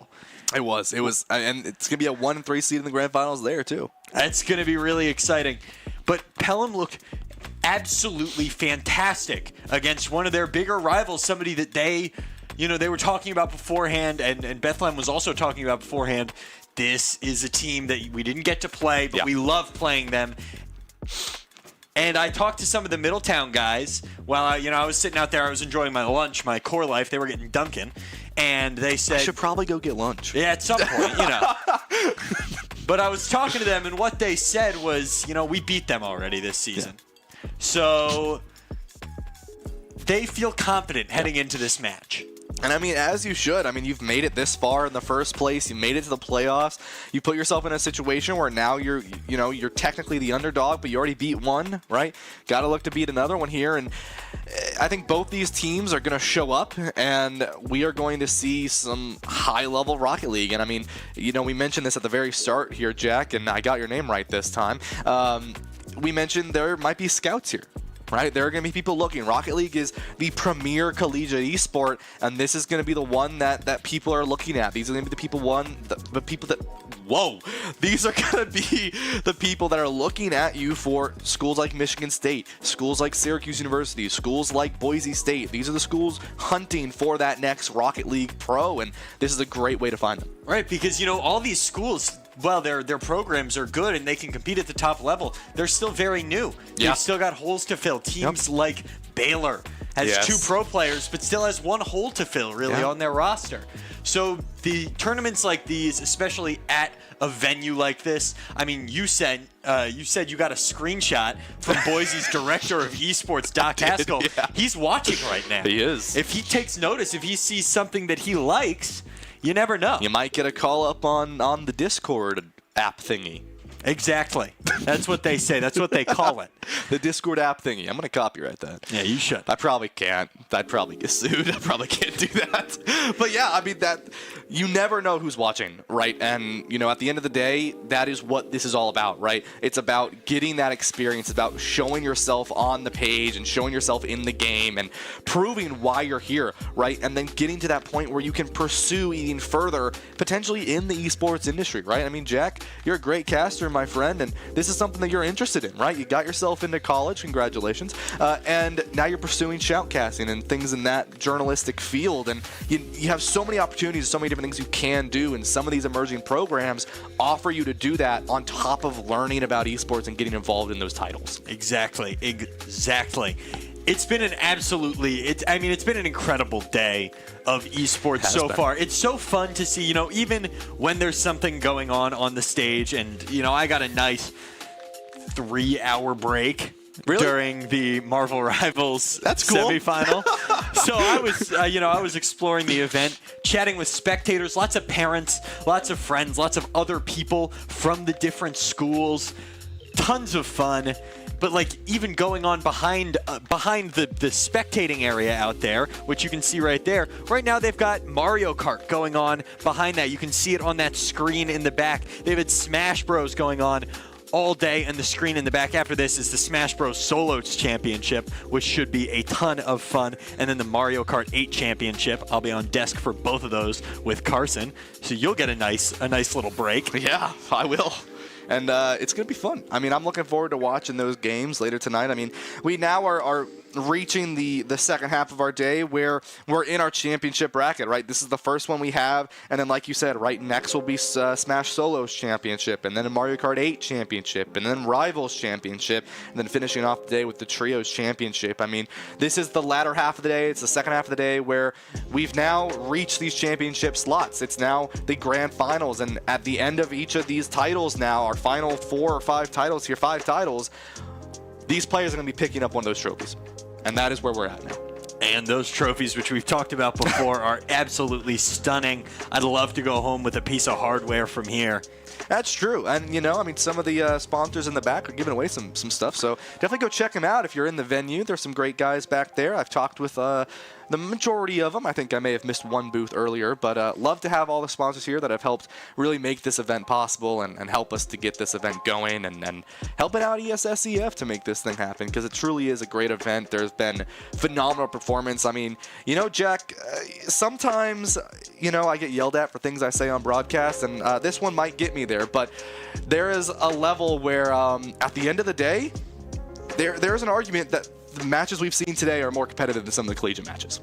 I mean, we've gone to the final or the second to last game, Smash, the first game of Smash was nearly a reverse sweep on the stage. Then we went to 6 in Rocket League. Then we went in that absolute marathon of a Marvel Rivals game. They're all going to the last game. They're all going to the last match in the set. And it's just... First of all, it's fantastic television. If you're tuning in, you're probably having a great time. And it's great for the sport, and it shows how exciting esports can be. Yeah, and it shows that there's more than just one thing in esports, right? And it doesn't matter what title you're playing. It will always be competitive. It will always be high stakes, and there's so much that you can really gather from this. And then once again, right, you have so many people here, right? A lot of the parents, I mean, I mentioned it when we were on earlier, Jack, is they're so supporting, right? I mean, some of them even sitting in the back, a little bit of coaching, right, trying to help out their kids to be that player, to sort of win it all and be the best in here for today. And that is really, it's heartwarming to see. Let me tell you, those Marvel Rivals parents, they care a lot about their Marvel Rivals. And it's honestly impressive how much they know about the game. Yeah. I mean, you talk to someone who's never played a game like Overwatch before, and you introduce them to Rivals, and they know nothing. And it's like, these parents make it their goal, and it shows that they care, right? It shows that they're interested in what their kids want to do, where their kids can go, and it's really important to see that, because it's all about growing at this point in your life in high school and reaching that next chapter. And that is what these parents are really helping with a lot of these students and with a lot of these kids, is they're reaching the end of their high school career. And speaking of reaching the end, here we are reaching the end of our little intro as Rocket League is going to start up to begin the grand finals. Best of 7 here, folks. So once again, first of 4 will take the series. And nice little flyover. Hope we get to take a peek in at the eggs. They're my favorite part of the Rocket League matches. I need lore on those eggs. I think everybody does. I think I mention it at least once a week when I'm casting with Rowan for our PEC matches. It's just like, I need more lore on the eggs. We're getting started here now, though. Kickoff has commenced. It's Pelham against Middletown High. Yeah, and here we go, already starting up here. And some shots go in, but so far it's just a matter of feeling out each other's teams. Exactly. Natsunoda was one of the best players in that earlier game. And he played absolutely fantastic as Rio comes in, but unfortunately just manages to bang it wide. Yeah, I like what I'm seeing right now. Both these teams still feeling out what's working. Some shots have gone in, but you haven't really seen too much over-investment on any of these. It's still sort of feeling out what you can get away with, and that's important right now in these early stages of this match. Rhino trying to clear it out, but it's Rio with a shot attempt, no good. Rhino's now going to have to get out to that corner, send it forward, which he will. It's Fade with a clutch interception, knock it towards the goal, and Sonoda can't get there. Middletown strikes first. Yeah, and Fade goes in and finds one here. And I do want to just mention one thing about Fade. RLCS 2025 Challenger. For reference, RLCS is the pro league of Rocket League here, and 2025 is this year. That is an incredible player, Fade. Someone to look out for, and I already know schools are looking at him. Fade comes in, flying in from that top rack, gets demolition. And honestly, that's going to be one of the only ways to really deal with him as Rio tries to knock one down. Yellow Archer tries to take it out. And it's knocked back towards the middle in a dangerous position. Natsunoda manages to move it forward. Had a one-on-one, but it was defended well by Rio. Now it's Aviatrix coming forward. Yellow Archer trying to take it through into that offensive zone. Met by Sonoda and just defended. Manages to demolish Fade in the process, which keeping Fade off the court is going to be one of the most important things you can do is Yellow Archer gets a clutch save. Yeah, now you see, right, starting to get a little bit more aggressive, right? Fade on this front line, trying to find really any sort of mishap coming out here. And they've been able to find some good value, but also been putting in a lot of counter aggression, which has made it really difficult to find these goals. Yellow Archer gets into a dangerous position, having to drive backwards, and ends up actually just getting a demolition. Fade and Sonoda in the air. I mean, those are probably the two big dogs on this team. Aviatrix knocks it forward, but it's met by Yellow Archer, who knocks it into that Middletown zone. Sonoda tries to take it forward, has to move back, and Rio knocks it into the corner. It's met well by Rhino as Sonoda gets demolished. Aviatrix knocks it into the middle. Nobody's going to be there to meet it. Sonoda didn't quite calculate that one correctly. Fade gets a shot on net, but it's no good. Sonoda comes back, finds it again. Fade's got a full tank of boost in the air. Yeah. Sonoda just whiffs, and Fade capitalizes. Yeah, I mean, watching this team here, right, Middletown and Fade, they're just putting in so much pressure. They're keeping that pepper down on the goal just over and over and over and over again. And unfortunately, right, after that happens so many times, you start to lose boost. You start to lose that value, and you can't keep that defense because of that aggression coming in from Middletown and that pressure and that oppressiveness from players like Fade. And, you know, it's just a couple little mistakes. A couple times where they just didn't quite get the clearance correctly. So that's knocked down for Sonoda, but can't quite get it. There again, just hasn't quite been able to line it up yet. Not really calibrated. Sonoda clears it out to the right. And it's taken up the side by Rhino with absolutely no boost. Chips it in towards the middle, but Fade gets up for it and gets the save. Yeah, and Fade looks so calm in these contests, right? Finding these 50s and not really caring where they're going, sort of really chill about it. And these saves have also been just so perfectly timed, but not investing too much. And it's a good interception by Rhino. Fade had it, was charging at the goal. Rhino's got to get a clearance here with absolutely zero boost. Fade has almost 80% boost, so not really a position you want to be in. An open net for Fade, and it's just going to sail in, but no! Yellow Archer out of nowhere! Just in time, literally out of nowhere. Fade doesn't find it, but we approach here 1 minute and 20 seconds here, Jack. And I mean, Middletown is in a really good spot. They've got a comfort goal, can't quite find the connect, and Pelham not going to find that goal. Fade jukes it out, has the dribble, can't quite find the connect. And it's Sonoda yet again. Excuse me, not Sonoda. I mean, has been everywhere on defense. Needs to start connecting on offense, though. Met by Rhino. Now it's up to Natsunoda in the air. Fade is going to clear it out with ease. Goes for the pinch on the wall, but is met well. Yellow Archer collects. Yellow Archer trying to get a centering ball. Back to Sonoda. Chipped into the middle. Rhino, can he get a touch on it? Not quite. Yeah, Pelham had that value there, and now they're getting being the ones getting a little bit more aggressive. But Creo comes in, sends it out, and clears it very easily there as it goes back to center field. 30 seconds. If you're Pelham, you need to find some sort of value, but it's difficult to get this Middletown defense. And in the last 25 seconds, as Fade is just running, gets the flip, reset, and off the bar.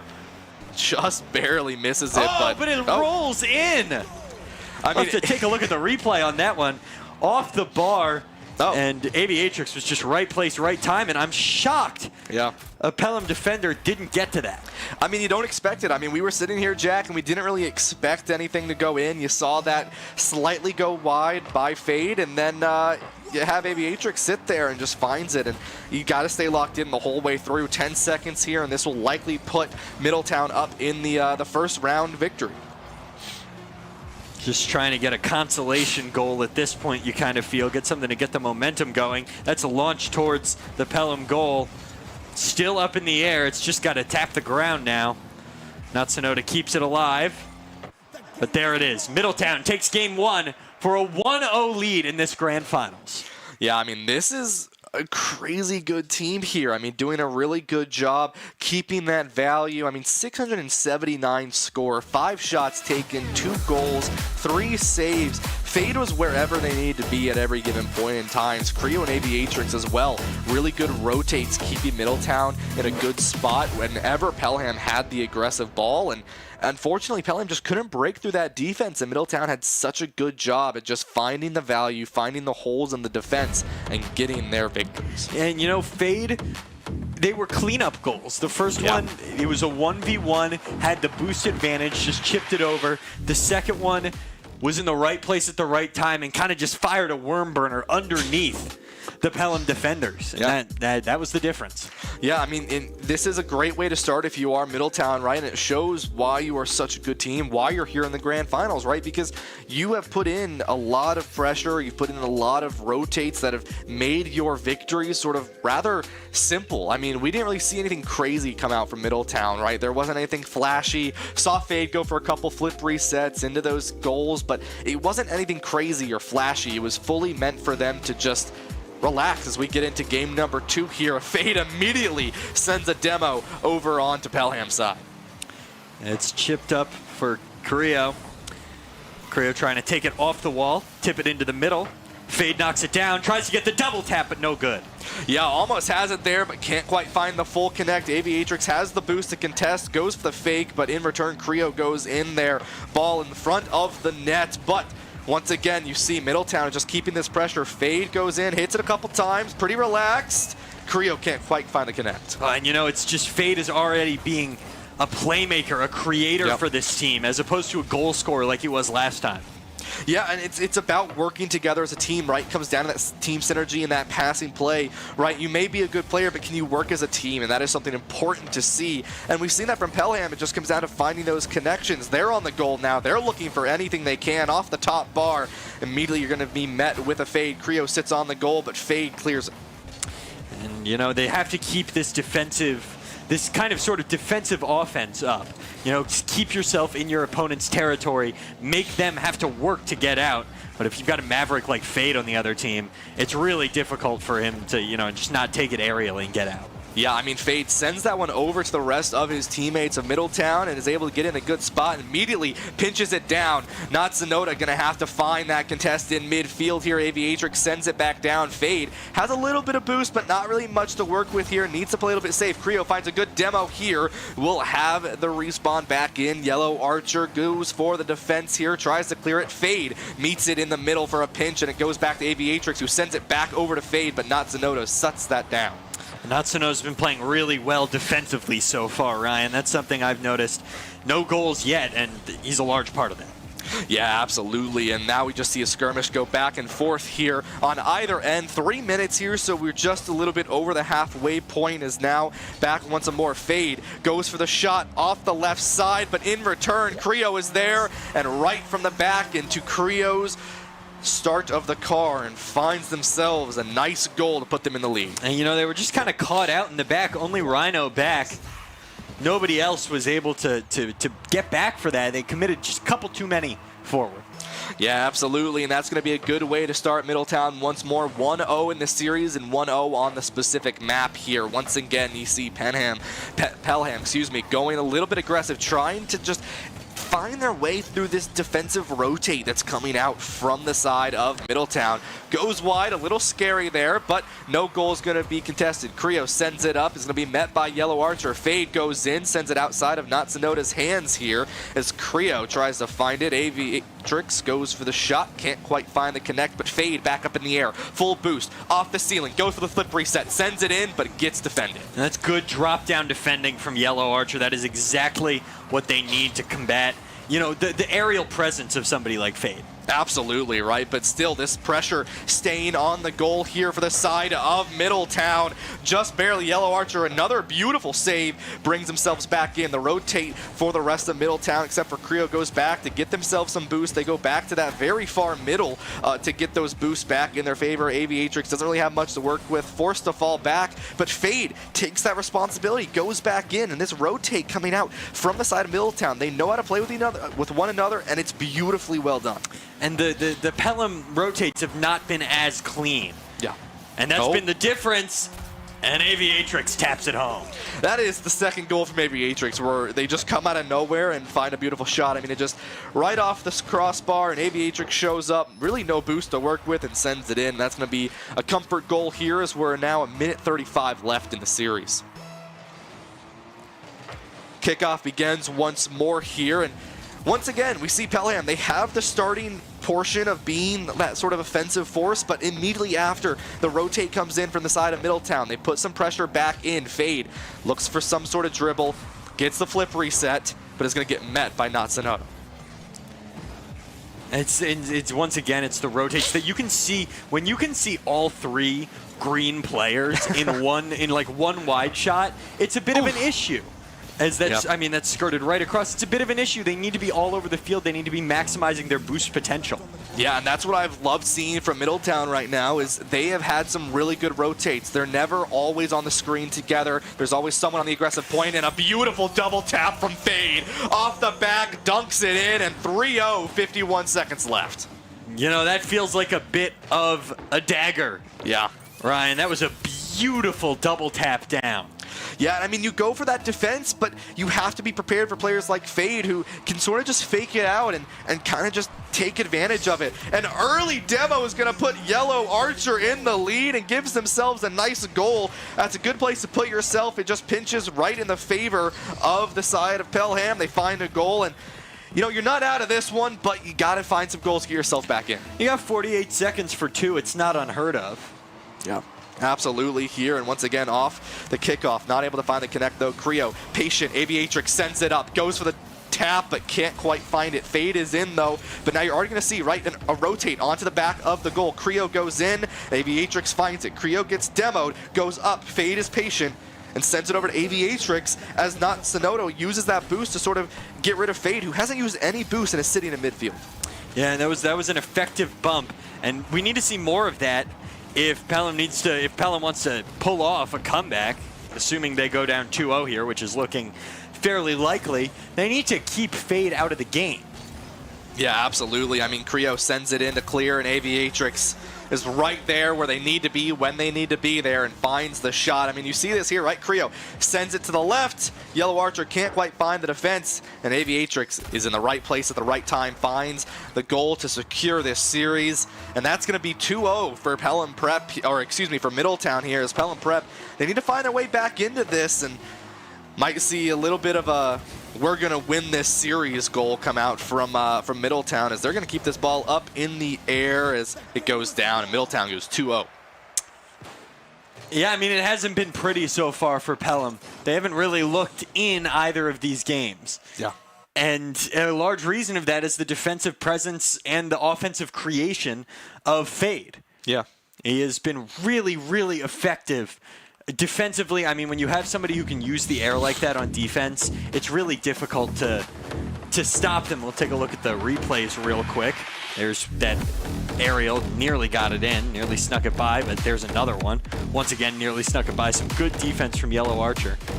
Yeah, Yellow Archer was an incredibly good defensive player this round, and we saw that a lot. I mean, Yellow Archer, 2 saves here on some of the more important shots that were coming in for Middletown, and it's just a matter of Pelham Prep needs to, I think, more so trust each other, right, and go on those rotates. Middletown, just a phenomenal job every point in time, right, like you mentioned. Whenever we saw those wide shots, it was 3 green, but it was never 3 white, and that sort of showcases what you can really do when you perfect those rotates. There was always someone on white sitting back, sitting in Middletown's defensive side, so they could just sort of swap, and it was literally a clean rotate of you go here, I go here, you go here, I go here, and it was so simple, it was so clean, and it really put pressure into this Pelham side. We're going to get into game 3 now. Key to the game for Pelham, get rid of Fade, keep him off the field. Absolutely, as Aviatrix is going to send it up. Fade gets demoed, and that's a great way to start. And it's Yellow Archer who's going to take it forward, but Creo is right there to meet him. Natsunoto gets up for it, but Fade, with a full tank of boost, takes to the sky. Tries to get the flip reset, and and taps it down! My goodness! Wow. Fade, so calm and collective, gets the flip reset, slight little bump. Yellow Archer just barely off the nose of the Octane. Can't quite find it, and already Middletown 1-0 in this series of a 2-0 lead in the total set. That was ridiculous. It's Creo with a full tank of boost trying to make something happen, pinches it off the wall. Yellow Archer takes it, but Natsunoto was there. It was a bit of a double commit there yet again. Fade tapping it down and in again. Oh my goodness. He's on fire. Middletown is just playing with their members. So smart. Fade gets rid of that pass going in from Pelham, taps it off, and then double taps it in. There's no defense. Fade is just reading these passing plays from Pelham. And now it's a matter of, you don't need to play for your rotates, you're playing for your fade. And it has been beautifully executed so far. Fade with a decent amount of boost. Flicks it past Natsunoda. And then continues to take it forward. Yellow Archer is there to meet it. Kicks it into the corner. Tries to get a centering pass, but doesn't get it. Now it's Rhino. Great save from Aviatrix. Just got in front right in time, but Natsunoda continues that pressure. Fade tries to take it out, but not a lot of boost. Rhino gets a shot, but Creo is there to meet it. That's Natsunoda. Knocks it into the corner. Needs to now get a clear. No boost, though. Yeah, I mean, this boost has been a really big issue for the side of Pelham, as it's always been taken by the side of Middletown. I mean, Aviatrix, Fade, and Creo are just controlling this boost economy, and it's been difficult for Pelham to find value. It's like every time they are on a defensive sort of play, they don't have anything for their offensive play. Creo goes down, a good demo, but once again, Fade clears it to the other side, looks to find it, and sends it in. Just got ahead of Rhino there, just barely got in front, but it was enough to sneak it in. And it's 3-0, and there's only been a minute and a half played. Yeah, Middletown is feeling confident with this one now, and I mean, from their rotates to their offensive play to their defensive play to their map control, it's been beautiful. Rhino trying to get the double tap off the sidewall, can't quite get it. Fade has a lot of boost, takes it forward. Creo gets it by one. Gonna try and tap it into the middle. Go for the aerial, knocks down in front, but no good. Just barely goes wide there. Fade tries to help it go in, but it's not quite there to connect. Now on the side of the offensive area will be Pelham once more. Fade trying to take it forward, but Yellow Archer intercepts. It's knocked down in front, but there are no other Pelham players there to try and knock it in. Now it's Rhino taking it forward, but overshot the boost. Natsunoda gets up for it, but Aviatrix knocks it past. Yellow Archer comes over for the save. Natsunoda knocks it forward. Natsunoda to Yellow Archer, but it's met by Fade yet again. Rhino gets a shot, but Fade is exactly where he needs to be, as usual. So calm, so collected, and immediately turns it into an offensive fight. And that is what this Middletown squad is doing so well, is they're calm on the defense, and they turn it directly into an offensive play without using too much boost. And it's a great save from Rhino there, but Fade is there to keep the ball from being cleared. Aviatrix applying more pressure, but Natsunoda has a wide open net. Let's see if they can do anything with it. Fade gets a clearance, and that could be headed right towards the Pelham goal. No, Rhino is there to clear it out. Fade knocks it into the center. Aviatrix takes it, and Natsunoda intercepts before it gets back to Fade. Natsunoda up the wall for it. Fade knocks it forward, but Rhino is there to intercept. Creo tries to take it up, knocks it by. It's teetering, and no, Yellow Archer gets there. Aviatrix went in for one of those shots once more, but wasn't able to find it, and the double tap, not able to connect, but now it's just constant pressure coming out from Middletown, and I told you earlier, Jack, this is where mistakes get made, and this is where things get scary. It's clipped across the front, but Aviatrix gets right to it. Knocked into the middle. Natsunoda has an opportunity, but Fade somehow gets back. Yellow Archer knocks it into the middle. Creo is there, and Rhino can't quite make a connection. That's Aviatrix. Moving with boost through the air. Can't quite get it. Rhino to Natsunoda in the middle. It's an opportunity for Yellow Archer, but Creo is on the line. Yeah, and once again, right, you see it's a defensive play coming out from Middletown right now, but they're not overexerting their boost when they get it, and they're turning it into an offensive attack on the side of Middletown. And we approach sub 1 minute here, Jack. It is looking dominant for Middletown. Natsunoda tries to tip something up, and it's Yellow Archer who connects on that right corner and tries to bop it into the center. A shot from Rhino just misses wide. Fade takes it forward, fakes one out, but Natsunoda is there to continue the onslaught. Creo manages to get a block, and the attempt to center is not quite on target. Creo gets a demolish, knocks it into the center, and Aviatrix is there to finish. Beautiful. That's the dagger on this one. That was beautiful. I mean, Creo just slowly dribbled it around and just played safe, sent it to the clear, and Aviatrix there once more. A player that, you know, we've been talking a lot about Fade here, Jack, but Aviatrix is always where they need to be to get those passing plays and secure those goals. And like you said, that's probably the nail right there to secure game number 3 for Middletown. And it's just been so beautifully executed. And a lot of these players, a lot of the play that we're seeing from Middletown is just simple bumps, simple clears, so they can get themselves in a good position once more. Creo knocks it forward. Fade tries to bring it down. Manages to get past one. Aviatrix goes for the tough angle, but nobody can get to it. Natsunoda flicks it off the wall and forward. Got an opportunity to do something tricky in the air. Gets a little bump, tries to force it in, and Rhino finishes for a consolation goal. That's good to see, right? It shows that you have those signs of life for the side of Pelham. They get it right there. It was a really good dribble. Fade and Creo double commit to that defense, and just like that, a good goal here. The kickoff will be the final second, but that's what you want to see more of from Pelham, right? Is there are definitely mistakes that Middletown is going to make. It's going to be these double commits when you get that goal relatively close, when you can sort of force the overextension of their defense on the side of Middletown. And if you're Pelham, that's what you're aiming to do more of. You've done it twice. You can do it a few more times, but you have to be careful not to overcommit yourselves. Middletown High is just one win away from a state championship in Rocket League.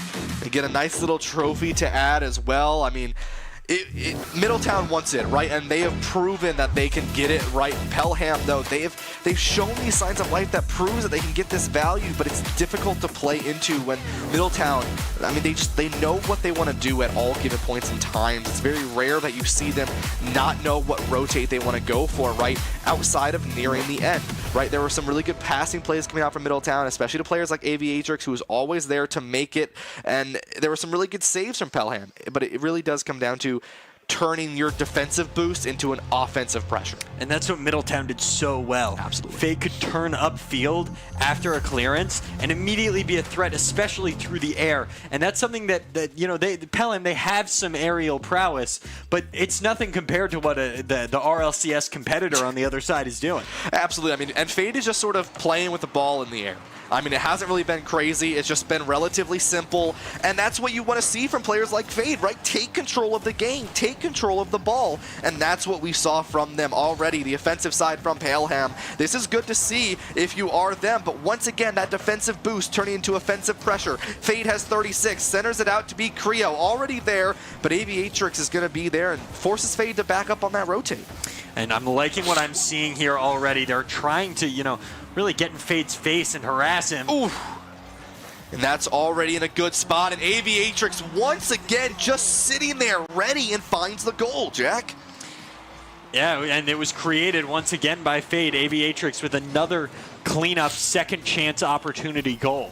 I mean, these two players, Jack, are just always ready to play with one another. Creo has also been there when needed to center it out for Aviatrix, and that's what you want to see, right? It's these players that are playing for the passive or the passing play, excuse me, and then working on their rotates. I think Fade just accidentally saved Creo's shot.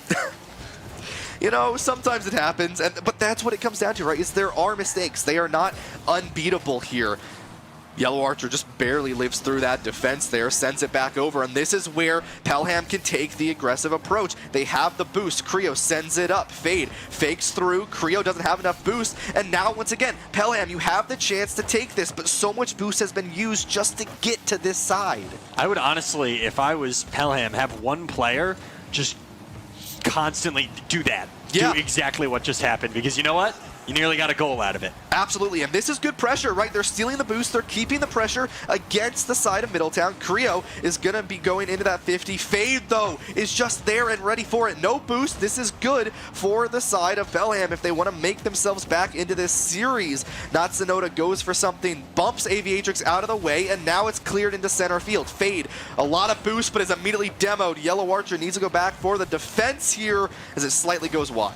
They were very fortunate that didn't turn into a goal. They did not have enough numbers back. The rotation was not quite great enough. Yeah, with this now, Creo goes up, can't quite find the connect. Natsunoda has a little bit of boost to work with here and can do so, and on the side of the goal, and there it is, Yellow Archer finds the shot, connects the series, the first tie we have so far, Jack, and it wouldn't make sense it would be in the final clutch situation. And I mean, that was exactly what they have to do. Sustained high-pressure play. Yep.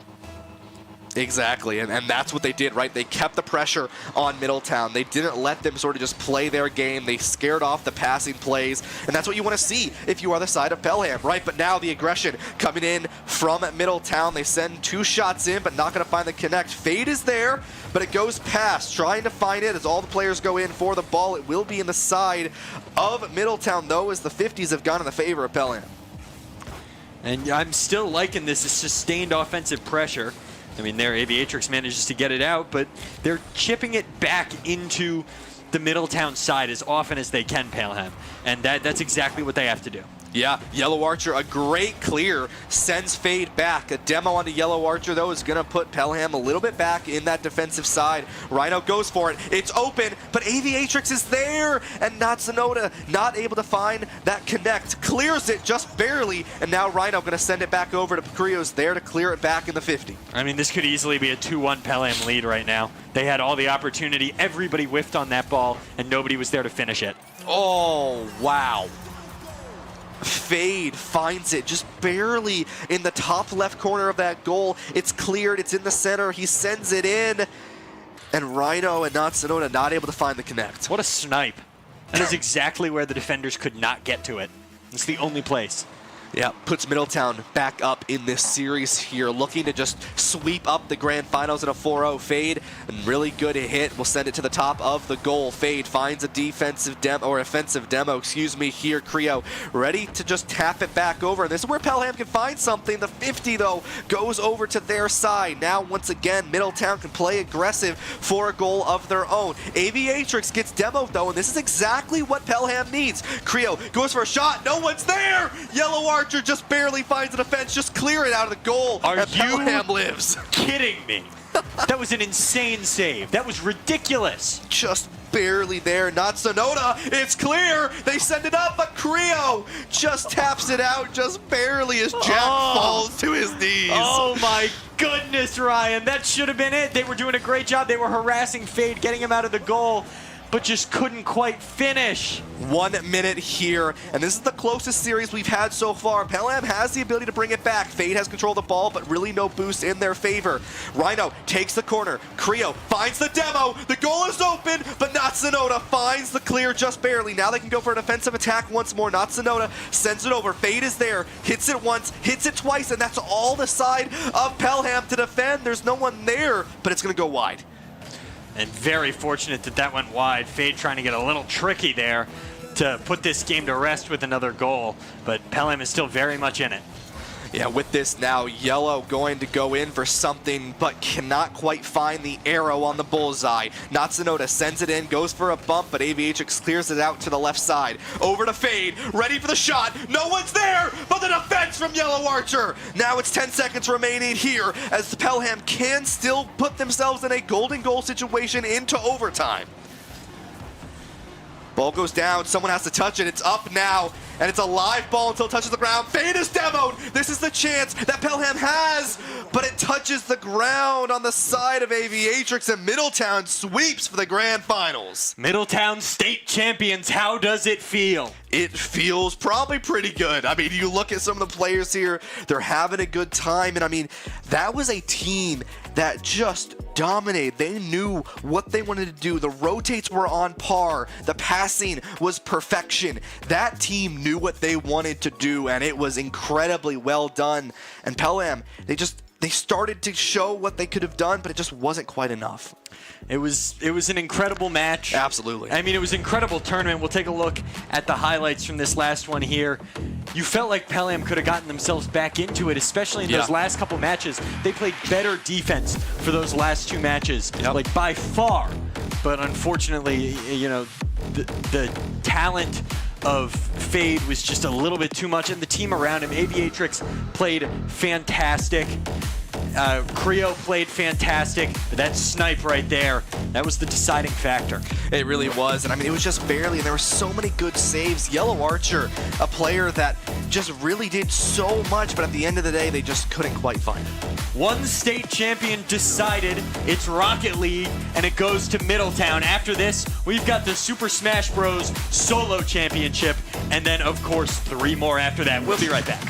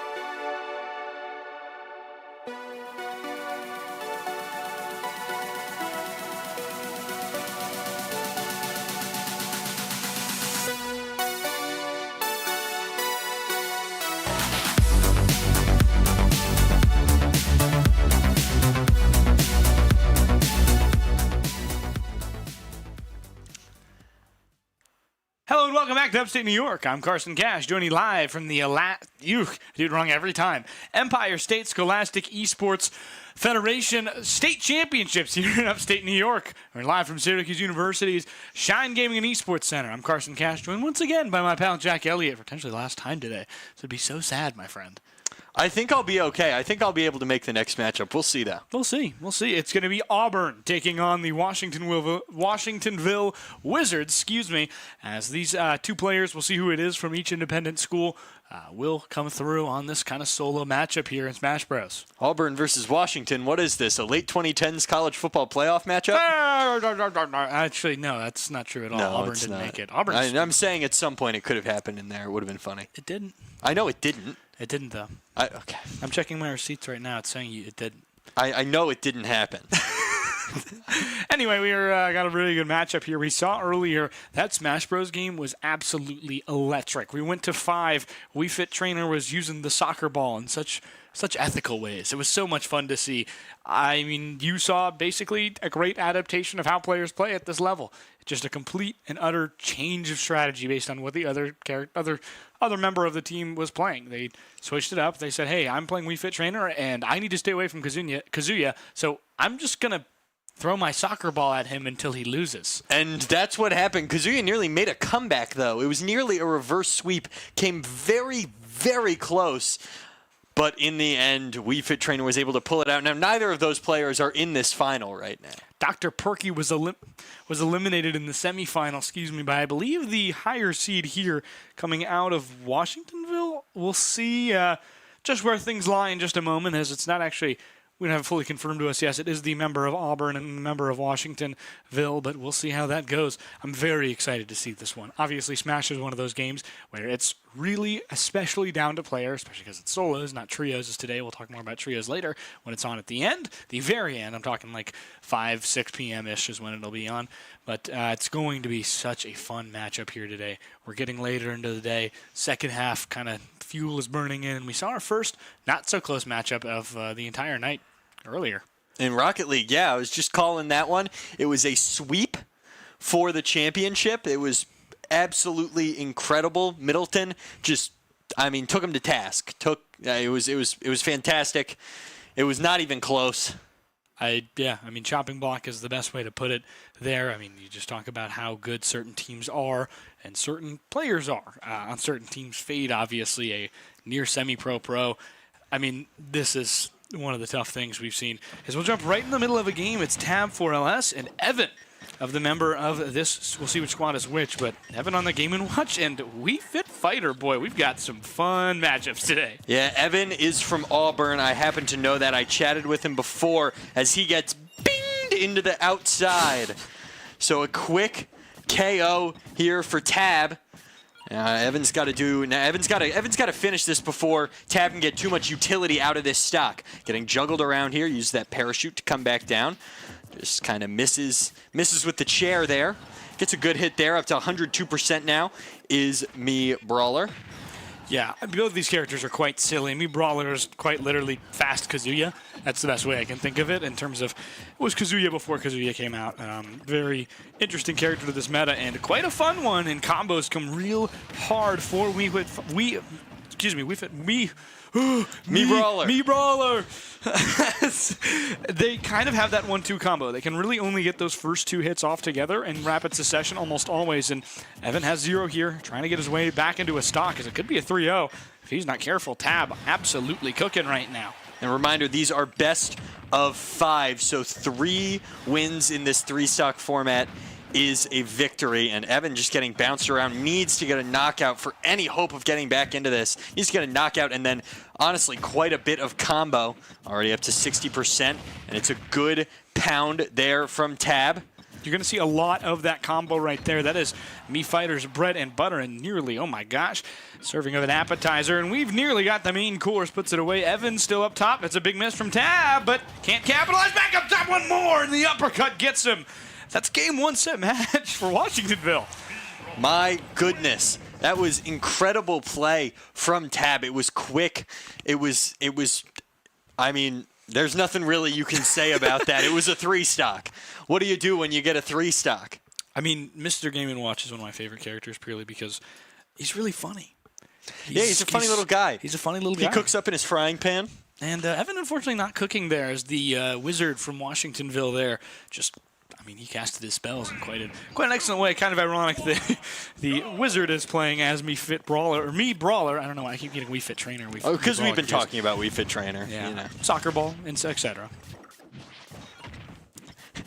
Evan now just they're both jockeying for position at center stage, trying to get a juggle. He needs to get that juggle, and he's actually doing pretty well so far, up ahead on percent as of now. Gets a good juggle there with that up special.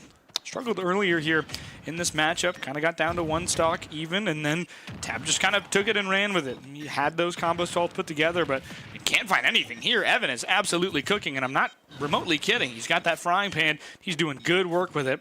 Tries for that edge guard with else left smash, but gonna have to back off once again. But as soon as Tab kind of gets it together, Evan struggled a lot, but we'll see how much he can do at that upper point. Big miss grab for both, and Evan keeps himself alive. And Tab was starting to grow into the game a little bit there, but Evan has responded really well. Nice little kick from Tab, and a good grab, and pounded into the ground, and the uppercut. And that's a huge hit and a great combo. Up at 144% is Mii Brawler. Not the lightest of characters, but needs to get that knockout. 44, go orange. Good grab again there, up above 100%. Now it's Game & Watch and the knockout. Uppercut is just that bread and butter. You want to see that a lot. You're going to see Tab grab down smash directly into that throw up, followed by his up smash. It's going to be that. That's kind of the exact combo you're looking for when you're playing Mii Brawler. It's a simpler character when you play it like that, but Tab obviously has advanced control, using all those moves to his disposal, going for the shot put. He's just going to have to wait here. Evan, really good job early, struggling now. We haven't seen a ton of that shot put as used to edge guard. The recovery of Mr. Game & Watch is pretty good, but there was nearly another uppercut. Up to 50% now is Evan on that second stock, and still has not managed to knock Tab out. A good uppercut yet again, goes for it again. Evan gets out of the way. Nearly goes for it again as Tab got greedy, didn't get any sort of punishment there as Evan goes for that sewer pot. As once more top, dropping left. That bomb gets him just too high of a percentage. Anything would have thrown him off stage.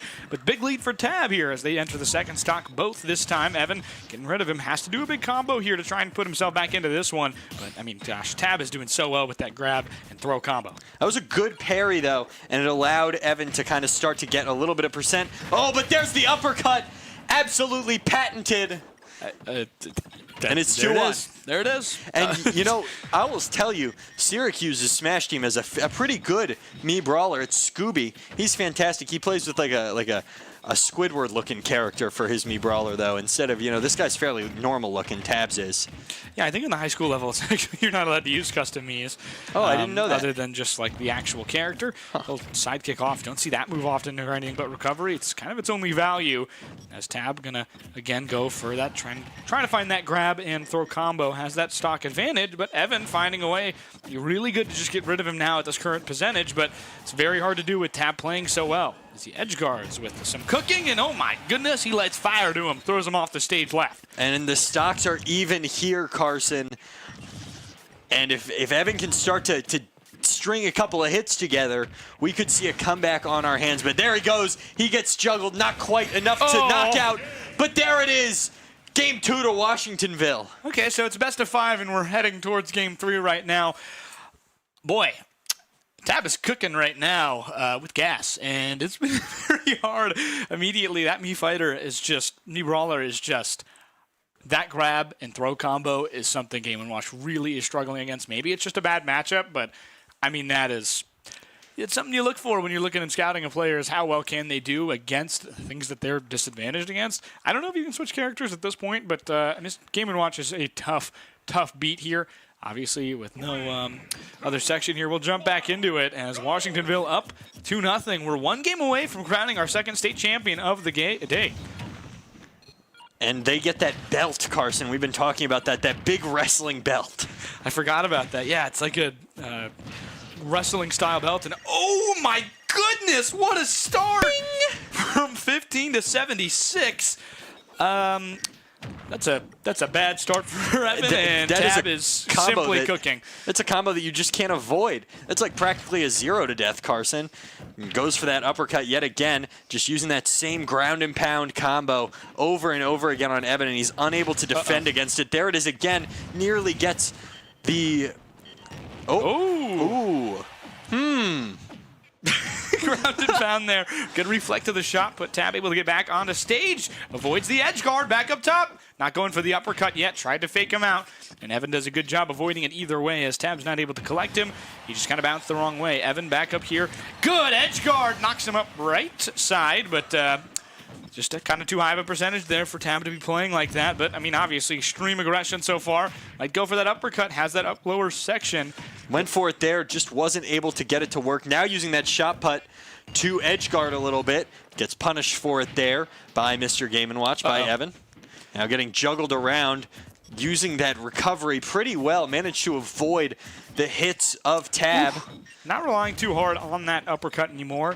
He's kind of tried to avoid it now, and maybe not here, but has just kind of been trying to get Evan to fake out and come back down, fall to earth, and maybe fall into a grab where he actually can put himself into that combo. He needs a grab here, and he's just struggling to get distance right now. Evan playing well to stay away, but really not doing well on the offensive front either. Can't find a smasher. Here could be one. Oh, doesn't take the time. Good mash by Tab.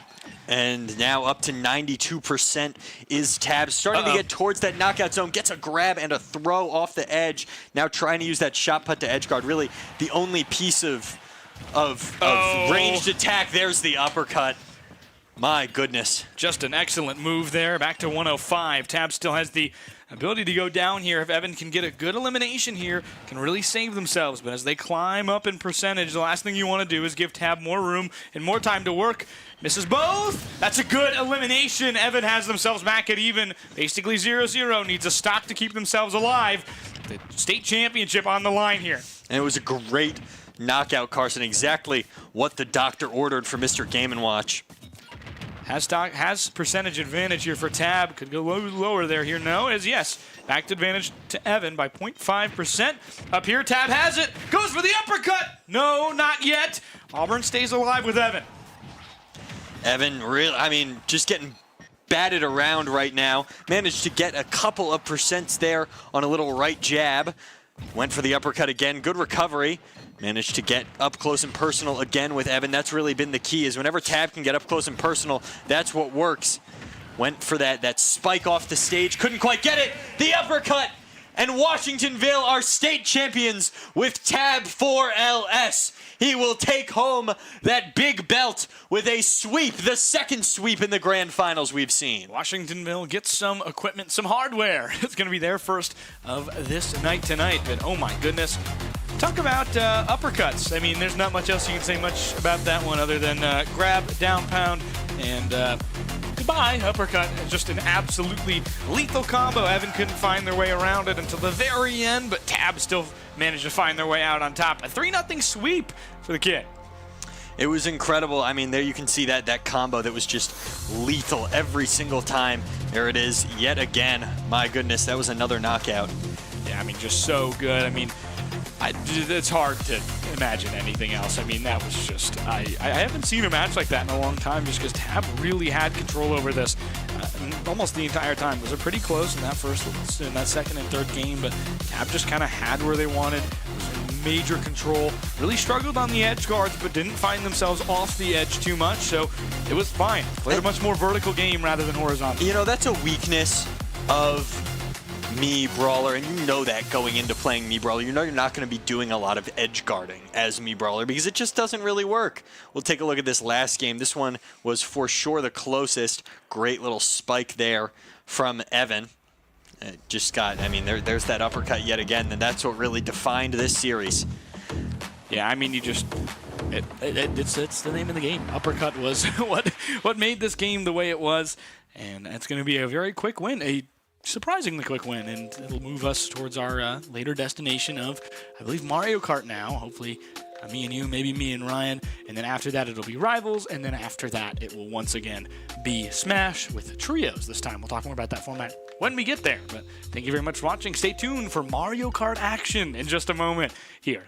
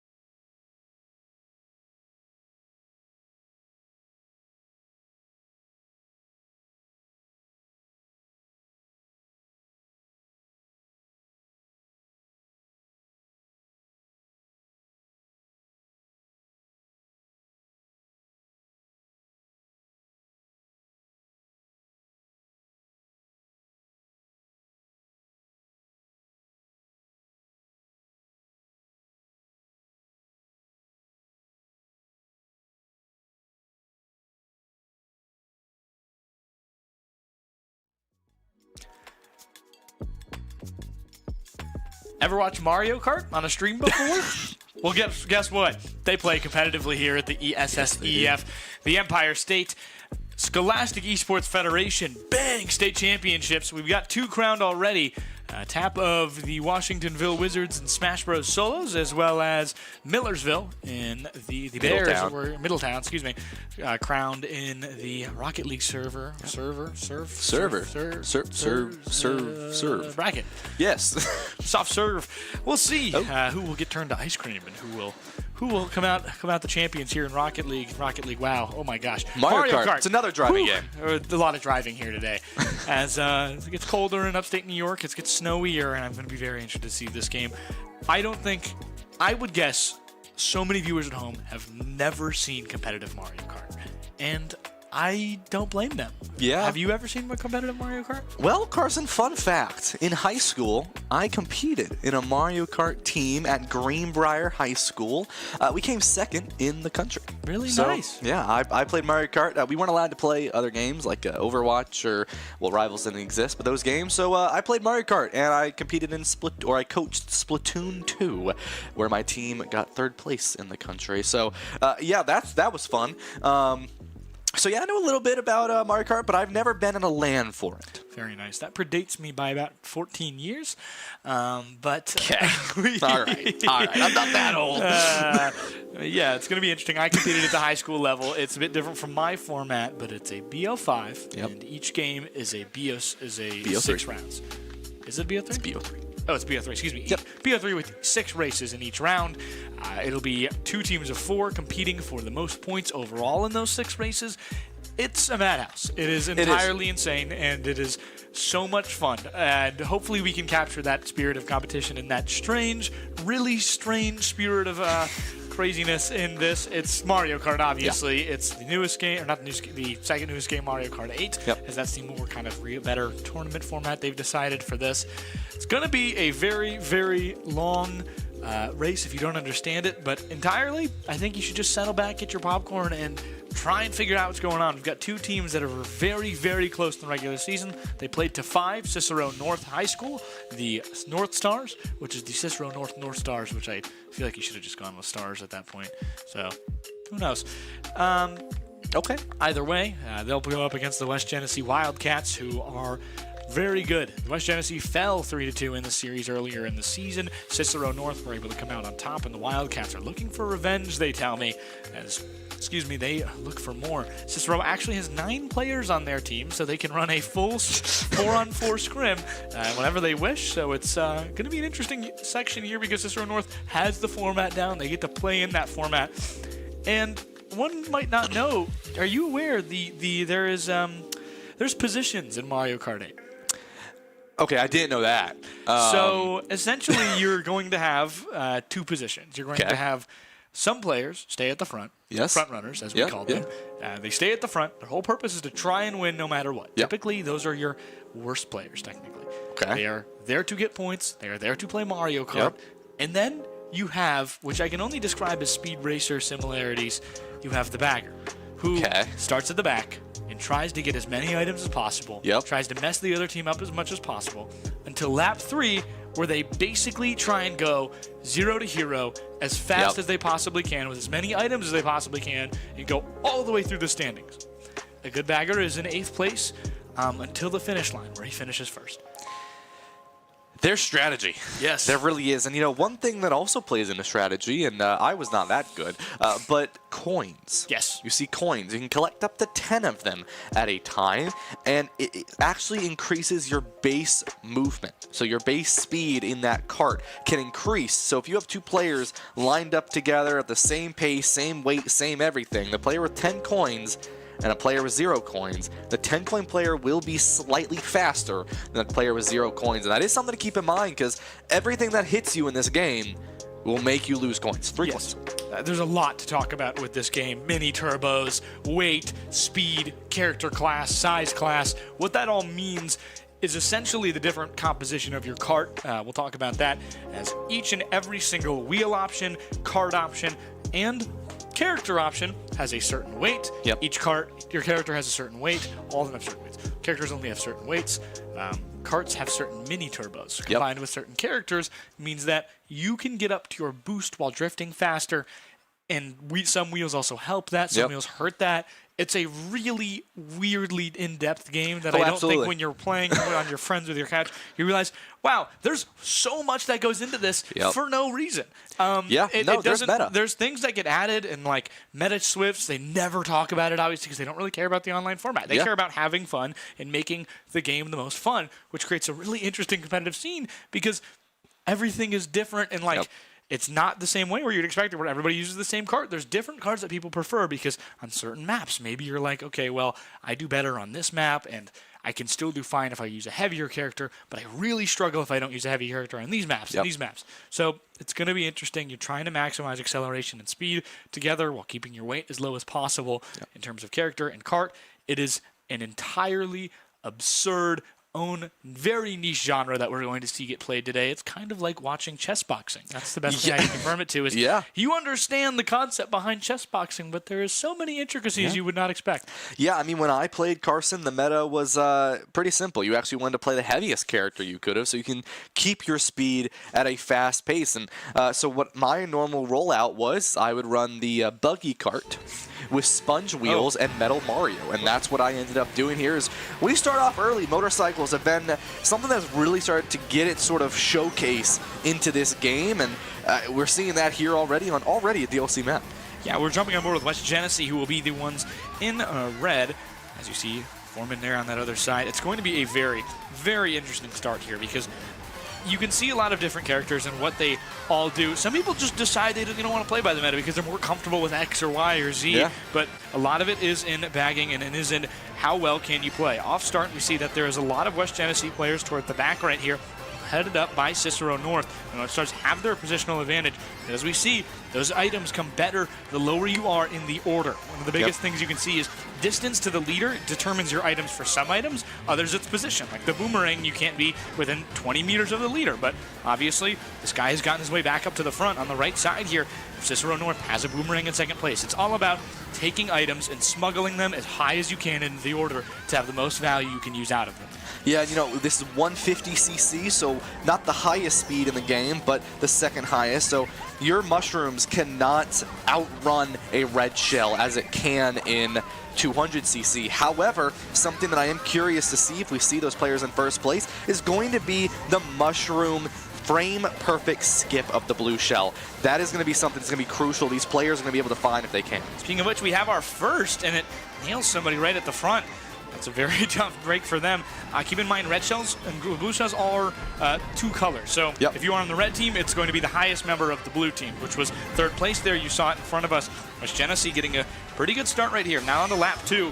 Talk about there's a pretty far player behind. They have a but you talk about how important bagging is. Sometimes you get front runners who, if you look in the middle of the map, that's Yoshi, who is so far up. Can anyone catch him? I don't know right now. Cicero North starting very dominantly. There's a very good section here.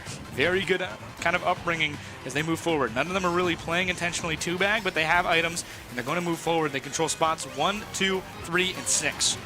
Yeah, and I mean, it comes down to, you know, you have these players who are in the very front. It's going to be good, right? But the rest of your team also has to be pretty high up. The blue shell goes in and onto that first place member, onto the Yoshi, and it's going to probably hit them there, but it's not going to matter as the laps begin to finish. And, I mean, you see Cicero North, just really good job. I mean, top 4 players were in the first 4 spots. Yeah, I mean, that's a success here from Cicero North. What you're hoping for, obviously, is a quick start. And I mean, if they're never going to come back into this game and they're never going to get the items, tour maps are really interesting on Mario Kart 8 because they're very different from regular Mario Kart maps. You can't really bag on them, and it's kind of just down to racing. So we'll see what they do.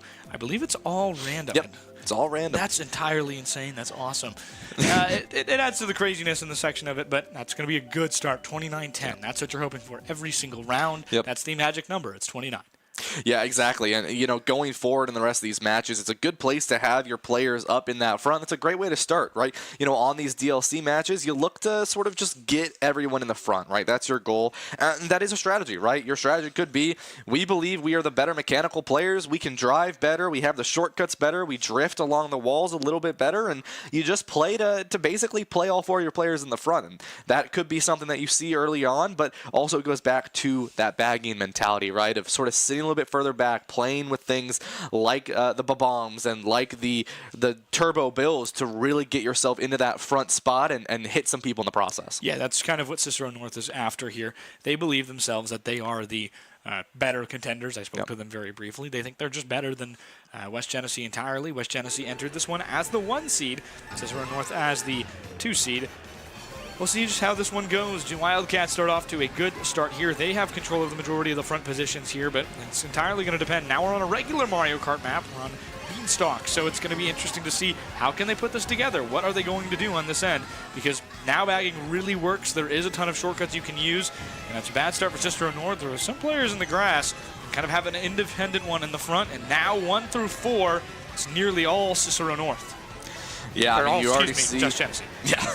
All the shortcuts go in, but a hit in the air, that's going to be one of the longest times of getting yourself back into the game and having yourself back in that race. That is something to keep in mind as well, is you might see players who might get hit by a blue shell. They may jump off the map or intentionally hit themselves with their own shell. That's because everything in this game does have a difference in stun time before you can begin back once more. So players might opt in to get hit by a green shell or fall off the map so they don't have to take the full stun time of a blue shell or sometimes a bomb, which has an incredibly long stun time. 2 red shells here for Cicero North, and what a cutoff from the Luigi on the right side. My goodness.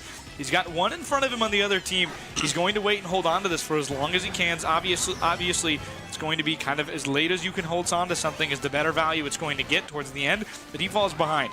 West Genesee has a good advantage right now here. They're in control of, I believe, yes, it is 1 and 4. Is that the end on the other side? No, you've got 2 baggers here for that West Cicero North side.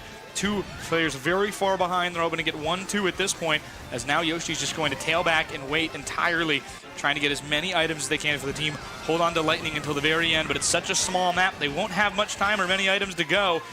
We'll see how it cuts through. Looks like 1-2 is going to be Cicero North as they finish side by side. It's Luigi and Bowser. No! Peach cut in front at the end, but it's a good start for Cicero North. It absolutely is, right? I mean, you have 3 players for West Genesee fall a little bit lower, but Cicero North, right? They had a couple lower players, but at the end of the day, they still had the overall better placements in the team, right? I mean, even if you are a situation, you already have a lot of points here, and if you are Cicero North, what you can do is sort of just play for really 3rd, 4th, 5th, maybe 6th place. You don't have to worry too much about winning now, right? You can just solidify yourselves in sort of those middle to high level places rather than, having to sandbag yourself into lower places because you have the points to play with. Yeah, we got 2 very bad examples of maps there. You had the shortest map in the entire game followed by the longest map in the entire game. So, just wait till Baby Park comes out. Baby Park is kind of like if you, how do I put this? If you put every player in a blender, yep, and then you let them free, and then you also turn the blender off. Yeah, one of my favorite parts about that map is you can permanently drift. If you have the right kart build, you never have to let go. You can just keep drifting around and around until the map's over. What's really scary is a bullet bill can go around 4 times. Yes. If you have the right, again, if you're in the right spot, it's just going to... That's where the bag can work. Yeah, it kind of depends on how much do these players know, how much are they willing to put it forward.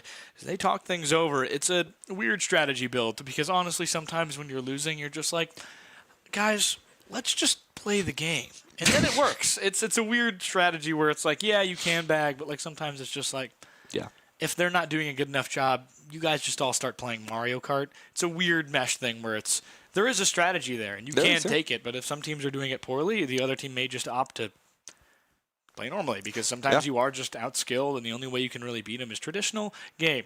Yeah, exactly. So when you get into that situation, you can actually get yourself into that match, and some of these players, it's a little difficult, Carson. We just heard some news. Well, Masterhand just told us that we're actually doing a full restart due to some issues, controller and technical-wise. We'll be jumping back to the beginning. So some controller issues and some other issues have led us to the restart of this. So that's a bit unfortunate. Tough break for Cicero North, who had a good lead. Yeah, I mean, you have a good lead. It happens, right? That's sort of thing with esports is, you can't prevent it, right? It's sort of bound to happen at some point, and unfortunately, it kind of sucks when you're the team it happens to, but it's okay, right? We move on, we get back into the matches, and everyone gets back into the game. But, one thing I do want to mention as well is, sometimes it's also about just taking the safe route, right? Don't go for the shortcuts. Don't go for the crazy plays, right? Sometimes you sort of just let your opponent do that. And if they mess up and you take the safe route, you're in a good spot. Yeah, it's a difficult situation where it's just like, what do I do this? Do I do X? Do I do Y? Do I do Z? And it kind of depends on where you are. If you're in first, you have a mushroom, there's no point in taking a shortcut. Exactly, you just play safe. You're so confident with it, you can just always, somebody comes ahead of you, you're just like, okay, I'm just going to drive by you now. It's like accelerating on the highway, but you get to go 150 miles an hour for like 5 seconds. Like, you wouldn't do that and fly off the highway and try and make a jump if you didn't know you could land it. That's certainly a way to put that, Carson. I mean, am I right? I don't think I'd compare Mario Kart to driving, but don't do that on the highway. We don't condone that at all. I don't think there are booster pads on the highway. So. No, there isn't. Yeah, maybe don't compare Mario Kart to your normal driving skills. But if you did, please don't. If you are a young individual, you can learn how to drive using tilt controls. That's how I did it. Really? You were young, a tilt control guy? No, but I used tilt controls to learn how to drive. Interesting. So, I mean, for me personally, I mean, I played with the wheel. You ever have the wheel? Yeah, that's what I had. On Mario Kart Wii. Yeah, the Wii wheel. Yeah, exactly. You could fully just do that, and that's one of the things that you can really have fun with. I mean, you just sort of start back with Mario Kart Wii, and now we're at Mario Kart 8, where things are flying upside down. Okay, so we're going to take actually another pivot here. Okay, so I'm saw listening. That score earlier. Bang. Don't forget it, 46-32. Okay. It's important because now we're going to do a four race game, and then add on that previous score, and then that'll be game one, and then we'll just keep going. All right. You know what? We adapt. We adapt and we overcome. And you know what, Carson? For everyone at home, let's re-say that score. What was that? That was 46-32, I believe. It might be 49, but hopefully it doesn't come down to 3 points, and I'm right either way. 46 points for Cicero. There you go. I mean, that's a great way to start if you are Cicero. And, I mean, if you are these players, right, for the majority of the season, you've been playing 4-race series anyways. Now it's a 6-race series. That's the only difference. Really hope there's no Apple products in here. I just told Siri to start listening to our conversation. So now they're just playing 4 more, right? And it's normal series. Okay, there are a couple Apple products in here at the moment, but it's okay. So, yeah, 4 more races. Cicero's got some points on the board. They've got about a 20-point lead or so not so bad for them. I think I did my math wrong. They've got about a 10-point lead. Yes. I just can't do math. 14. You know what, 14? Is that what the point? Or 14 to 17? No. Well, if it was 14 to 17, yes. Sure. 14 to 17 if you want points. to go there, of course. But, yeah, I mean, it'll be interesting here. Good lead for the North Stars. For 29-10 every single time, but we'll jump right back into it after Game 1 and Game 2. We've hit race 3, rather, of Game 1. We'll jump into it here, and we've got a fun little map here. We are in, I believe it is... I think this is a DLC map This here. is a DLC map. I can't remember what city this is. I believe we're in Bangladesh? Sure, man. I think so. I'm going to take your word on that. I have never played the DLC maps. I wouldn't. This might be Malaysia. I know it is a southeastern Pacific country. See, when I played, we didn't have the DLC. That's fair. We did not either. It was just after I graduated. But I still play Mario Kart a bunch, even Mario Kart 8. Another new one came out, and it's very, very different communication among communities about whether that is okay or not. But I like the new game a lot. How do you feel about the new game? I haven't played it, so we'll have to see. But I've seen a lot of clips of it, and I'll probably be following one of the toads just around to see where they go, because I like watching the AIs. But it's quite silly. Ooh, Ray gun there. It's a very good start from them. They get that horn there, and in those choke points, they can be really dangerous. See it right there as 2 and 3 here. They chase after in the first place overall Daisy of that West Genesee side. Cicero North pushing it forward, and they have control of first place and second again. Daisy just cannot keep up with these North Stars. West Genesee said it was close in the regular season. We didn't hear that full series score, but right now it looks like Cicero North has either improved a lot or West Genesee's really struggling. Yeah, I mean, it comes down to, sometimes some of these players have been crossed over in other titles, but also it's been a long day here, Carson. I mean, a lot of these players have been here since, 9 in the morning, 9:30 in the morning. It's approaching on 3:30 now, and these players get tired after a while, right? On top of that, it's your first time in a space like this. It's a little new. It's a little interesting, and a star coming in for the Yoshi here as they approach themselves over to 6th place, and this is interesting to see. Oh, used it really early. I'm very surprised. A lot of the time what you're hoping to do is kind of smuggle that back into a higher position and just keep racing better than the other ones around you. Try and find your way forward. But he has another opportunity here to do just that. But going to just go with it here as the race comes down to an end. You want to make sure you get all the spots you can. And in 5th place, this Yoshi has a good opportunity to move forward. We get a 1st place already. 1, 2 belong to each team. 2, that is West Genesee. 1 is Cicero North. And it looks like Cicero North gets or rather West Genesee gets the better of Cicero North here.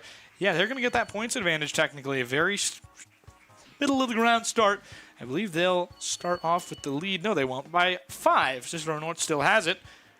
Yeah, and right, that's one of the things we talked about, right, is even though you have 1st place, it doesn't confirm you have the win, right? And that is something to keep in mind, is that if your team has 2nd, 3rd, and like 6th and 7th place, then it doesn't really matter, because it's like you still have overall more points than the team that came 1st, 4th, 7th, or yeah, 1st, 4th, 5th, and 8th, right? So it is a little interesting. There is a little bit of tactic to that you need to be aware of when that does happen. And Cicero North now starting to increase their lead even further. Down to 68-49 now. Lead increases just a little bit for that Cicero North side, like you mentioned, as we are on Wario's Gold Mine. Ah, I know this map. Classic map. It's a classic. And West Genesee going to get off to a little poor start here, but obviously it's the opening lap. Chaos still do ensue on both sides here as they go for that jump. Just about everyone makes it. That typically never happens. Somebody always bumps into somebody, and it's pure chaos and guilty. And rage. It's rage. It really is. You know, when you hit your friend and they're trying to go for a shortcut and you knock them off. But this is one of those maps where a lot of things start flying at you. There are mine carts that go all over the place. It is something that you do have to be aware of, that this map can hurt you on. But also, right here, right, you can get some good boosts if you glide off. We see Luigi do so, right, when you have these hover wheels on, and it really can help you get further forward into this matchup here. The Ghost is an interesting item, never an item that I normally hold on to. You know, normally you just try to use that so you can get further and get a better item, especially as you're sitting in sort of this 7th place slot. I think he's waiting a little bit here, yeah, for that next item box. He's a little too late, unfortunately. He was trying to get somebody else's item ahead of them. Good idea there, but it's all about timing with the Goo, because obviously you want to make sure people have items. So you do it right after the item box or right before the item box, and you get other people's stuff, sometimes before they even get it. It's going to be 4 mushrooms here for West Genesee on that right side. And you're going to try and take that to the other side, but no, it's pretty poorly used. As the Wildcats still have a disadvantage, they move forward just a little bit longer. On that left side, we see West Genesee. So number and 7th, that's that Daisy who finished 2nd earlier, struggling in the back of the pack, but are they bagging? Can they find their way back into this? Yeah, exactly. I mean, you have some members up there in the front if you are Cicero North, and it puts you in a good spot. West Genesee, they're holding strong in these spots, right? 4th and 5th place, holding pretty strong, but it's not going to give you the points you need to get yourself back into this game. You need to find some security in 1st, 2nd, and 3rd place. You can't really afford anything lower. That blue shell going to go in, though. Might be able to find the connect as it's going to slam down. It will find a member of West Genesee, the Peach Falls. It's a really good job there. It hit them in the air after that jump right there, so it actually didn't affect Peach that much. All the kind of stun time was logged in the air when Peach was just kind of stuck in momentum anyway. And you see that fight towards the end. It's that Bowser and that Peach, but Bowser Jr. will come out on top there for Cicero North right at the end. You see just how close Peach was. Go back off once more, but at the end, here comes that Bill. It's not going to matter. They're both members of Cicero North, and a really, really good job here by West Genesee. They have themselves a better matchup here, and maybe should take back the lead in this 4-game set, quote-unquote. Yeah, it's going to be a little close here. It's going to get a lot closer, and there it is. 2 points up on the lead for the side of West Genesee, but still not going to put them in the victory yet, right? I mean, that was match number 4 of the 6 that will be totally played. There's still 2 more to play since we've sort of reset ourselves. And the final score here, Carson, still close, but very much in the favor of Cicero. 12-point lead for Cicero North. So as we enter the last 2 games here, we need a 12-point swing in the way of the, I almost said the Jedi. That's interesting. That's not even the right company. That was interesting. Ooh, Moo Moo Meadows. Wait. This is a fun one. This is a very interesting back map because the entire map is skippable.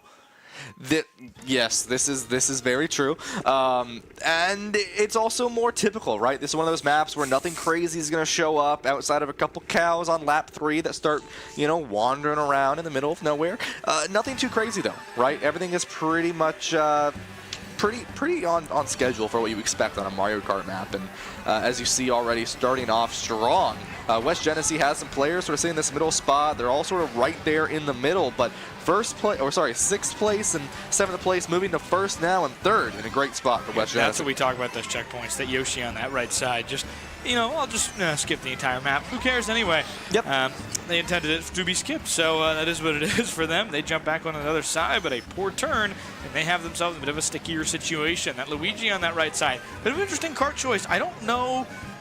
It's all about speed, so it's a bit of a difficulty if you ever get caught by an item, which if you've ever played Mario Kart, happens quite a bit as they, dangling with danger they get caught, unfortunately. And they have to wait so long to get back up to speed with that combo. Yeah. The most common one, the meta combo, quote-unquote, is those tiny rollers, those red tiny rollers with that little top bike is the only way I can describe it. Yeah, one thing I want to mention here is about these mole ground things, right?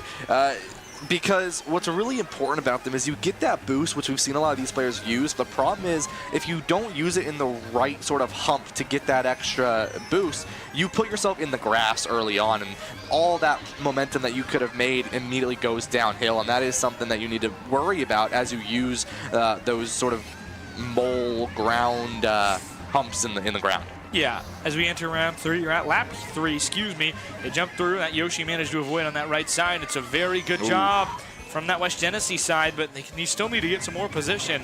They'll jockey forward, and it'll be first, second, and third for Cicero North, or rather for West Genesee and Cicero North. That is a great opportunity for them that just they have lost at this point. And now I think we'll move into it potentially. We'll see. Yeah, It's going to be simply a 1-point lead now for the squad of Cicero North. Now into this last game, it's coming down to the very, very last game. Yeah, it's going to be a close matchup here. Right, like we said, best of 6 here, or not best of 6, a total of 6 and best of 3. So still got potentially one more. And Carson was right. It is 1 point. Now, earlier on, you said as long as it's not within 3 points, I'll be fine. So let's hope that there's a little bit more of a 3-point differential for you, Carson, so that we don't have to redo that math later, because I don't think either one of us are math majors. No, I've never seen a tie in this, but they've said they tied last time they played because it's just been so close, and we'll see.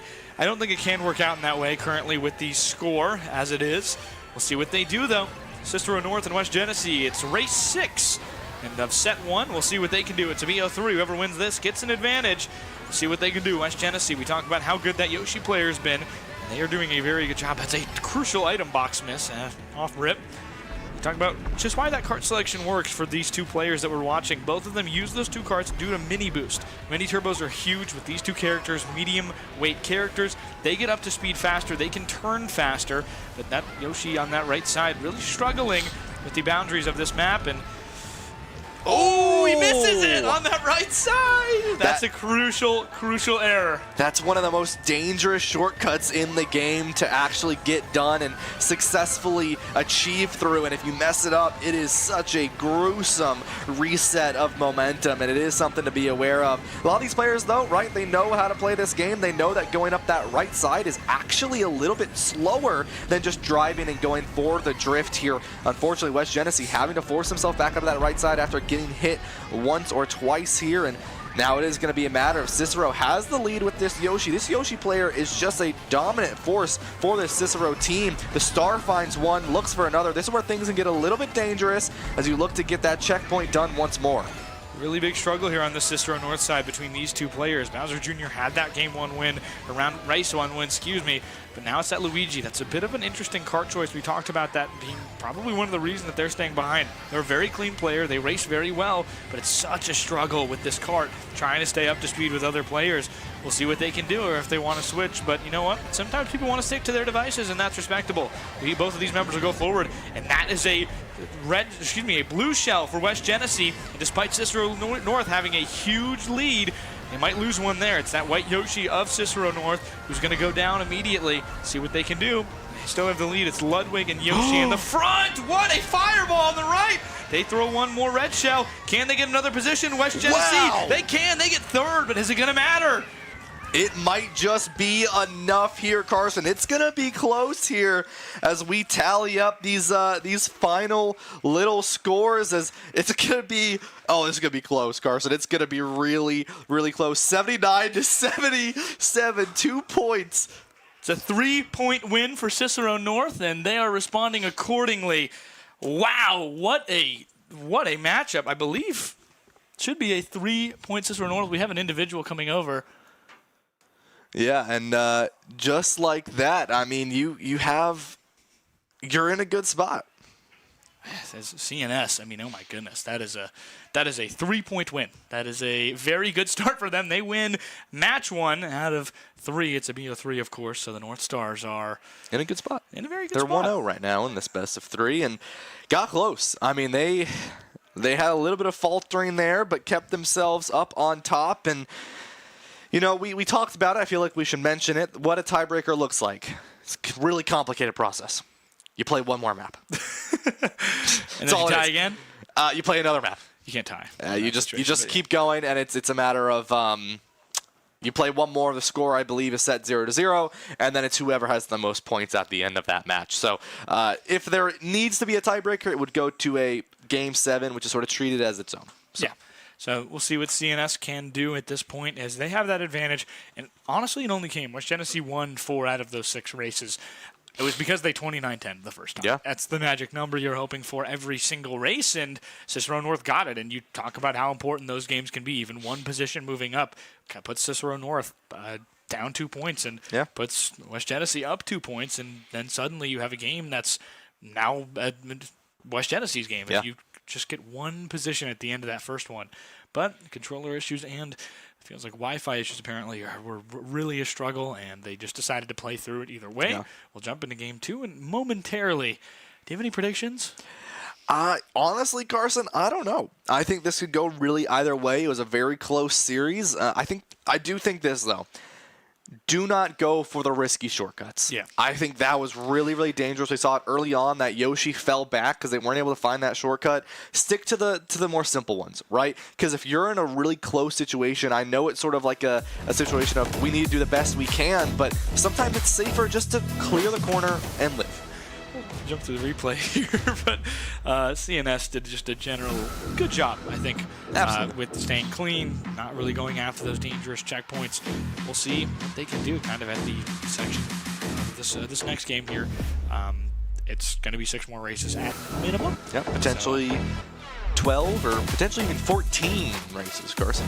We have ties. It could be. We got a lot of matches that have the capability of being played, and there are a couple maps in Mario Kart to pick from here, so it's going to be interesting to see. But I really do think, I mean, we saw some good plays from either side. I think a lot of this is coming down to just the shortcut usage. I mean, a lot of these players are playing it quite well. They're using their mushrooms. They're cutting off parts of the map. I think that's important, but I also think some of the map sort of environment has been an issue for some of these players, and sort of avoiding some of those things that are going to knock you down or mess with your momentum. I think that is something to really consider going forward into these next few races. But we haven't really seen too much aggression, like with the shells or with the stars. I've seen a couple, but it really hasn't been, in my opinion, what I've seen, a sort of playmaking for either of these teams. Yeah, and you want to talk about making big aggressive plays. It's kind of in smuggling a star into second place and using it and being able to just kind of run away with that as a first place no matter what. It's all about how you play it, how you put it together. I mean, if you talk about the importance of adding 2 extra games, West Genesee had no chance if you talk through 4 games there. Yeah. When you get 29-10 in a 4-game series, you have to essentially do the same thing back to them, or there's no real way for you to come back. And in a 6-game set, that's completely different. West Genesee got within 1, and they couldn't at the end, 99-98 before that final set. And then they just didn't have to worry about it too much because they just got to run away with it at the very, very end. A good job here by the Cicero North squad, or excuse me, that CNS squad to move forward and keep themselves above water at the end there, because that last game they needed to win, and that was the only one they did win other than the first one. Yeah, and that's what it comes down to, is just sort of keeping your lead and staying calm in the places that you're in. And, we've touched on it a few times, but it also is a matter of you don't have to get first place. Right? If you can give first place to the other team, but if you can secure 2, 3, 4, and 5, you're still going to win, right? These points are really important to keep in mind here. Is we're on a cruise ship this time, Carson. We're on Daisy's cruise ship here, so I guess home turf advantage for the individual, I believe, the CNS squad. So we'll see what they can do. The North Stars, they have the lead here, 1-0 in the Grand Championship. 2-0, or 2-1 is the score that either squad is looking for. Keep themselves afloat and get themselves a big, shiny medal trophy. Absolutely. And once again, right, the environment, you see the shy guys on their tables as the waves go either way. You want to be careful, right? You don't want to get hit by them. As we already see, right, this map is starting to turn back around. To the second lap here, we have a good CNS lead immediately as they push forward, and at the other end, trying to find just a little bit more, as West Genesee kind of unable to keep up right now. They have a Luigi basically in the back who, I don't know if is effectively attempting to do this, but has been giving so many good items for the CNS squad that, I mean, you don't really tell them to do anything different. It's just wreaking havoc on the Wildcats team, who just doesn't have anybody behind them. They currently have control of 1, 2, 3, 8 right now on the CNS side. North Star is just soaring upward. I mean, look at this. We're seeing two players who really aren't concerned with anything except this Ludwig on our left went down. I mean, that is an awesome cart combo. I mean, that's just not even caring about meta for even a second. It's just like, I want this giant Mercedes vehicular. Fair enough, honestly. I'd love a Mercedes, Carson. I would too, but unfortunately we are playing Mario Kart, so we'll see if we can get one either way. Second place on the right side here for West Genesee. They take it over after struggles from Ludwig, but that Yoshi is so far ahead, just absolutely cooking. They are on fire right now. So the Wildcats can't do much of anything unless they have any items, and no, that Yoshi will end up crossing the finish line in first. Second place will be the other Yoshi of the other side for the Wildcats. Here's a good start. Oh, wow, it slows down at the line, and that might not be enough. We'll have to see immediately. It might be enough for West Genesee here. This is going to be pretty close here, within a couple points of each other, as it's going to be CNS by one.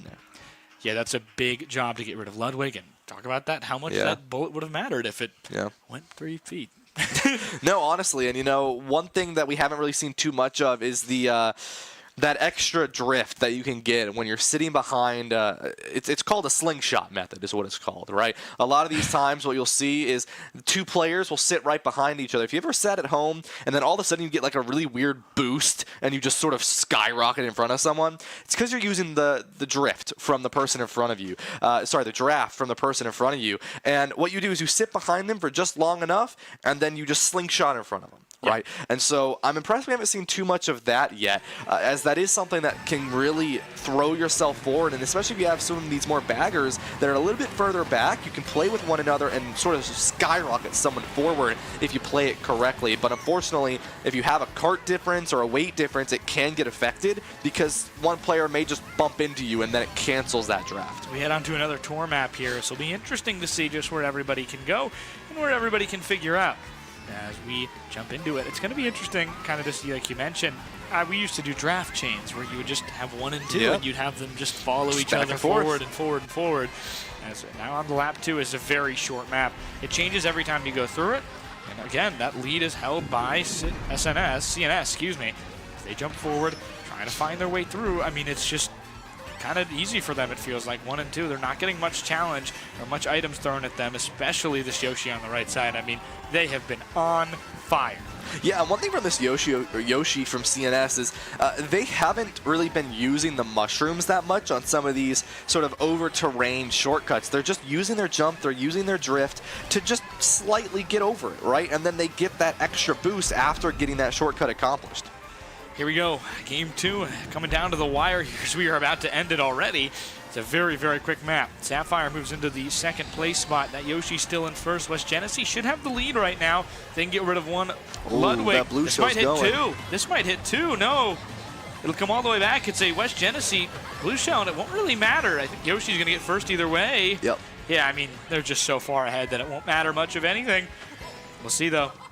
One more on the other end. It's going to be 2 and 3 for West Genesee. See where Peach crossed the line, whether it was ahead or not. Okay. Yeah, that's still going to be the round, I believe.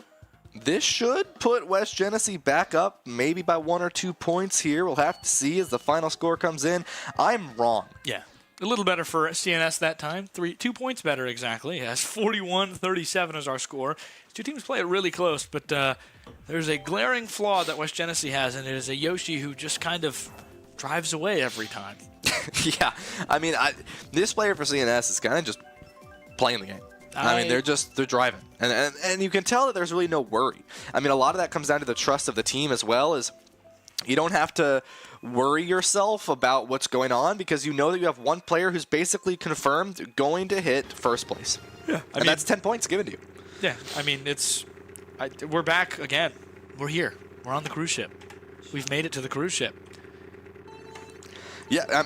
You know, sometimes that's what happens is you play multiple maps in a row, and you know, this is your redemption arc, right? If you want to, right? West Genesee can bring themselves back into this series. They lost this map by 1 point, right? So it's clearly something in your hands to get yourself back into the game itself. But CNS, they're in a really, really good spot right now. They have that point advantage. We're on race number 3 here.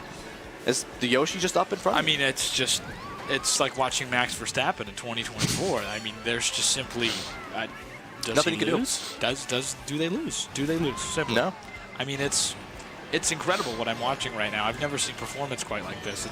It's better than Dale Earnhardt in his prime. Yeah, I mean, that's a way to compare it there, Carson. But the red shell double onto the Yoshi sends them behind. Watch this. They're gonna just drive right past him. Watch. There it goes. Oh, whoa. There's another one here. It's a teammate. They're playing blocks, and he eliminates his teammate for first.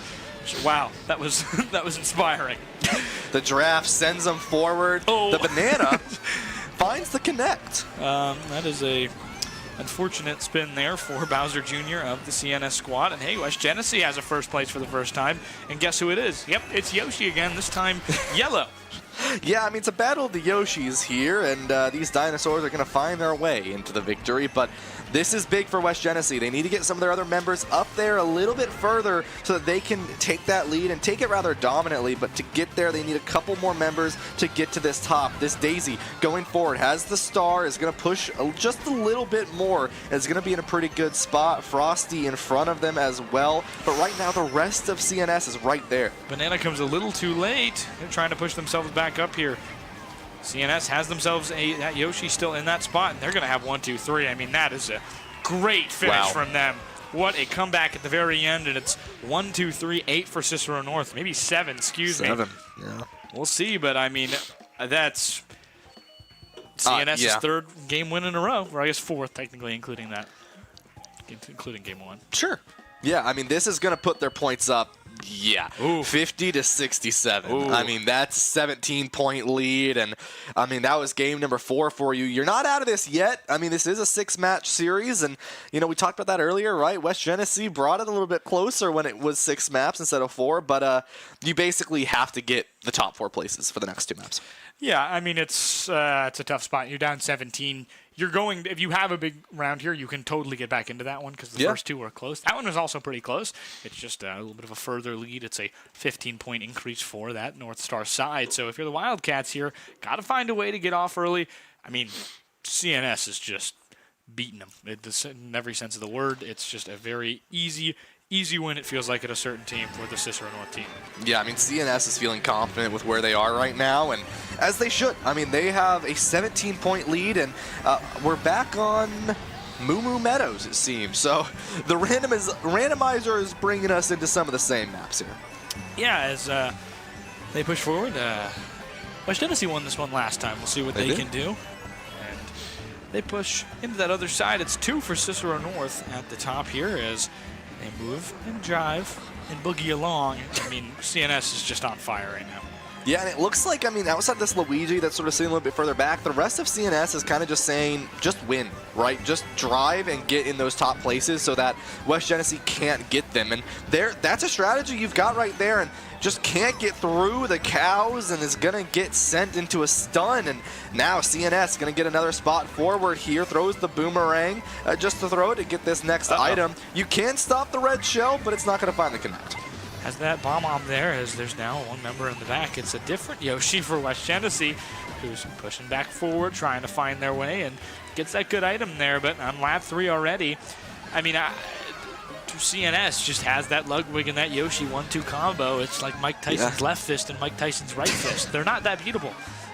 Yeah, and I mean, you have the top 2 players, that's 10 points and 9 points. It's already 19 points that you're just going to get for free, right? And right now, when you're sort of sandwiched between this CNS squad, there's only so much you can do. You get hit a couple times as well. A good double boost goes out, has the mushrooms, but first place and second place, third place and fourth place, that's going to be CNS taking this one. Still a CNS lead here, as you got to think for WG Foreman on this left side that is what you were hoping for, to try and find some more. Quick little screenshot.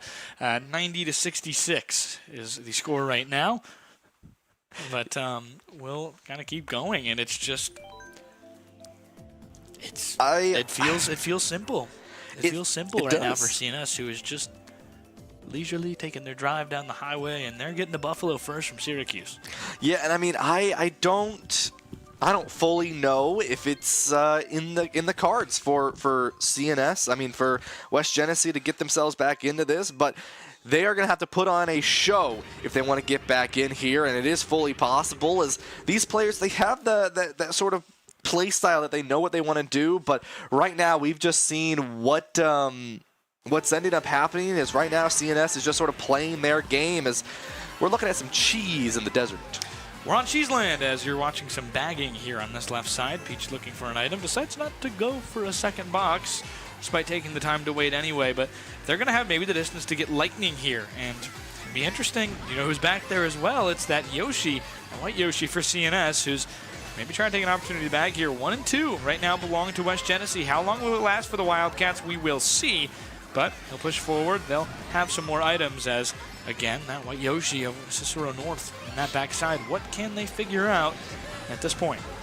Yeah, and I mean, if you're trying to get some of these hits and get these stuns in, you try to get them right when they're on the border of that extra sand, that extra terrain, because then you get the stun and you prevent even further momentum. And we saw that a couple times here, and already this Yoshi that was so dominant for CNS is looking to find their way forward. They're getting some items, and I mean, just like that, they are passing through everyone in this game right now, and they're sort of trading back and forth with Foreman. Yeah, I mean, kind of intentionally slowing down, trying to find that 8th spot, and that's a reason why. Oh, they have got a crazy 8. He has a crazy 8. He'll wait, I believe, until, I mean, this is such a smart move. We don't see this so often.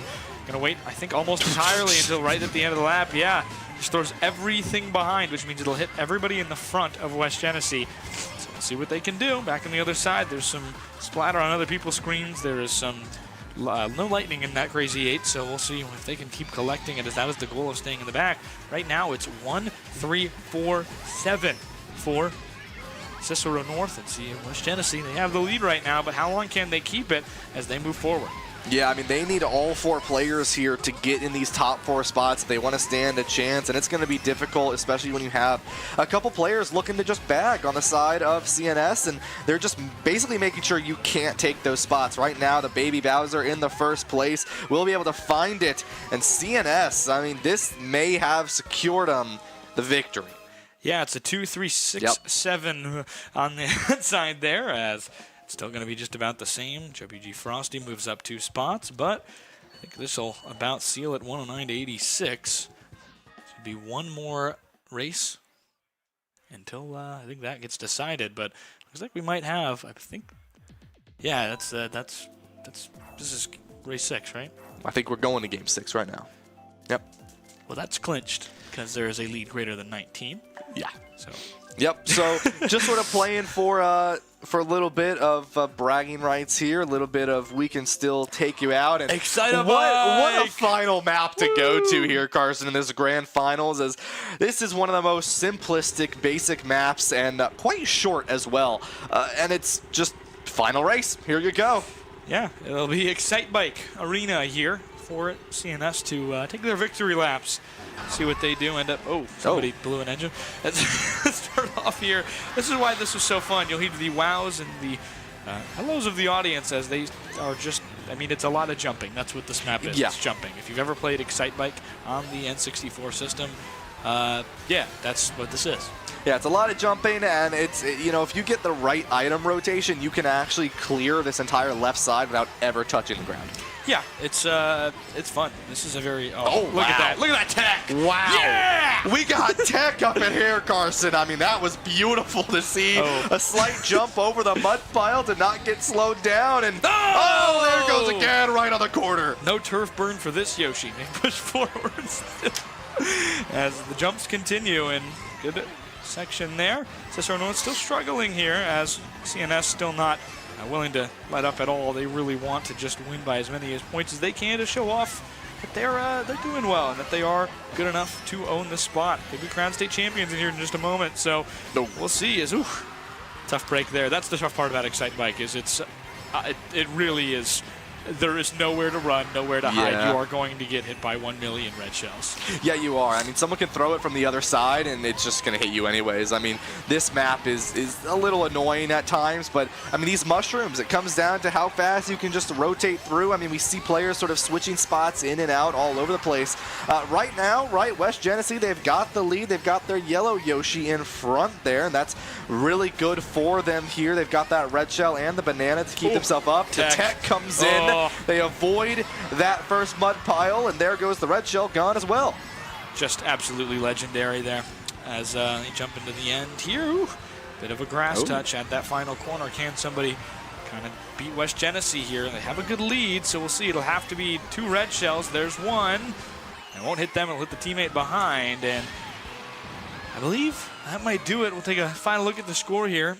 Make sure there's no suspense, but Cicero North, they'll take some final claps as they will take that victory there. First place, third place going in their favor, and the final score being 106 to 128, and that's going to be CNS being the champions of this grand finals for Mario Kart, and that's going to be them taking the trophy. They just did an excellent job generally trying to find their way through.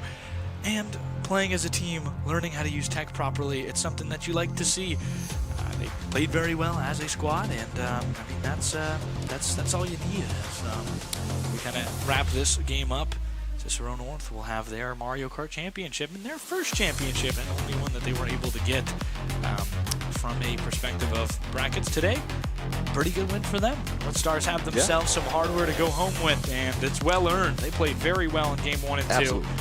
Not too much tension, it felt like. It's just a bit of a breeze on their face. I mean, they felt confident that whole time. I mean, they knew how to use their baggers accordingly, and you also saw, right, it wasn't always one player, right? Even at times we saw their white Yoshi played a little bit further back, their Ludwig would go forward. There was a lot of sort of back and forth and pull from these teams, and at the end of the day, CNS takes that victory very well for them, takes the grand championship. But Carson, we still got 2 more grand championships to get through. Yeah, we'll be right back with Marvel Rivals, and we'll talk more about the rest of the schedule today then. But Marvel Rivals, a few minutes. Stay tuned. We'll be right back.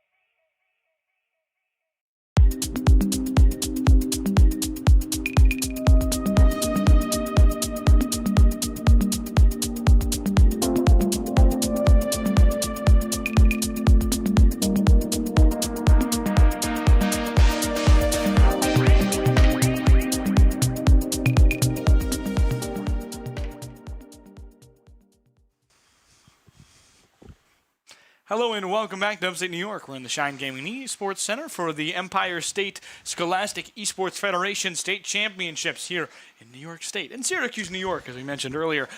We've got Marvel Rivals action. It's Bethlehem. The Eagles take on the Queensbury Spartans. Yeah, we got the Eagles and the Spartans, the battle of the sky and the battle of the ground. Two of these teams playing up against each other. The 1 seed, versus the 3 seed.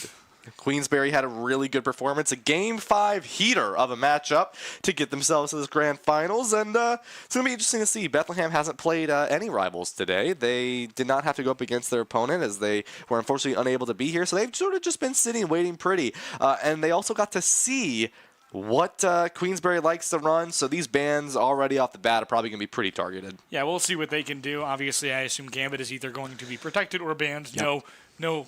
No being left alone, I don't think. Yeah. I think if you're Queensbury, you should probably try and protect Gambit, but we'll see. These teams played in the regular season. It was a 3-2 win for Bethlehem, so we might be in for a pretty close one.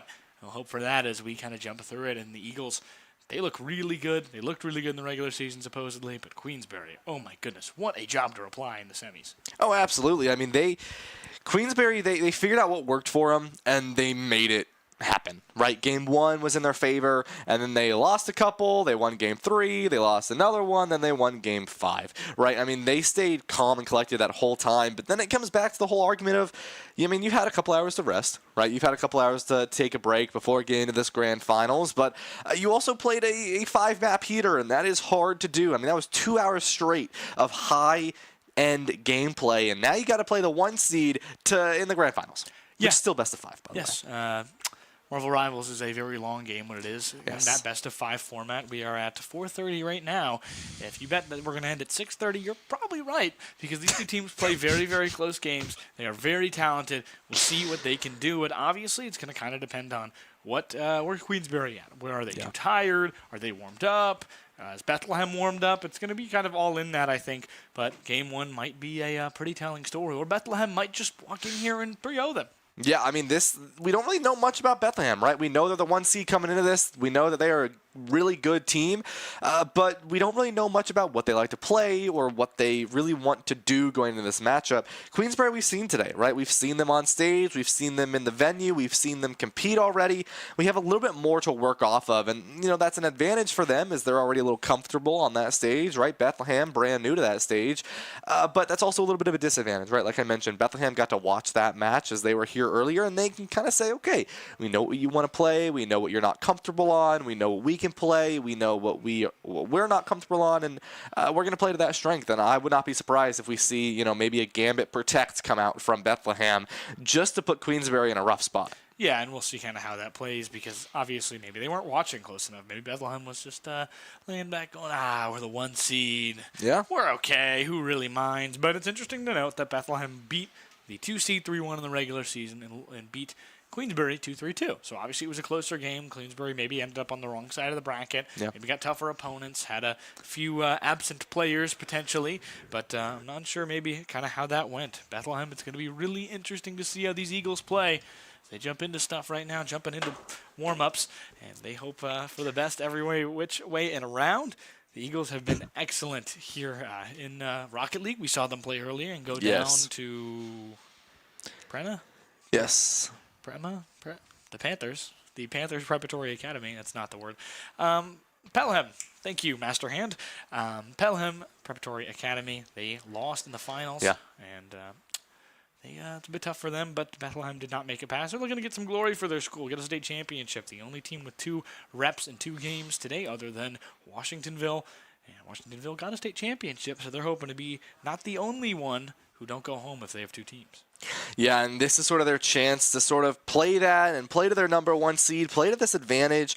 You know, this is a best of 5, right, like we mentioned, so nothing's going to change up in terms of map rotation, in terms of what map goes first. It's all going to be the same, right, other than maybe what map is picked. But this Bethlehem team, if you're Bethlehem, you want to walk out strong, right? Queensbury, we know that they have the capability to win Game 1 and Game 5, and they don't really need to win them all in an order, right? But if you can come out strong, you sort of put yourself on the ground running, begin that momentum. That's going to be the best thing to do if you're Bethlehem. But Queensbury, on the flip side, right, you can do the same, right? Sort of say, punch out of the gate pretty hard and say, Bethlehem, we don't care that you're number 1 seed. We're in this grand finals for a reason, and we're going to show you that. Yeah, obviously Queensbury going to beat the Spartans, going to just see what they can do kind of as they go down. It's a lot in how they played. You can kind of see they really struggled when they didn't have a good backline. Obviously, a lot of it's going to come around the player Dewey. I mean, he was just awesome that first game. You could play everything. He was their Gambit. He was their Blade when they didn't have a Gambit. I think that's the guy to look around for on this Queensbury side. They're obviously warming up still, but they were so good with him when he was working it well. And obviously, I mean, we saw that Bucky combo versus them as well.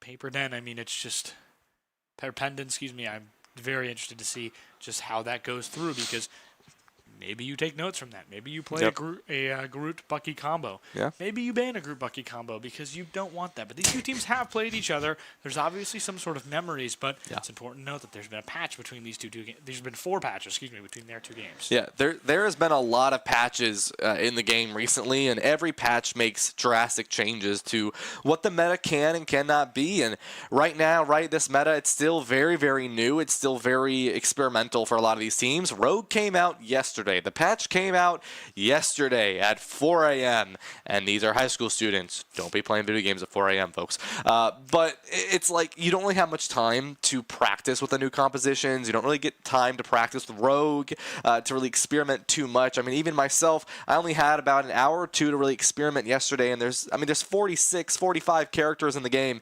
It's hard to really find out what's going to work well, what's not going to work well when you do think about some of those crazy team-ups and crazy additions to the game.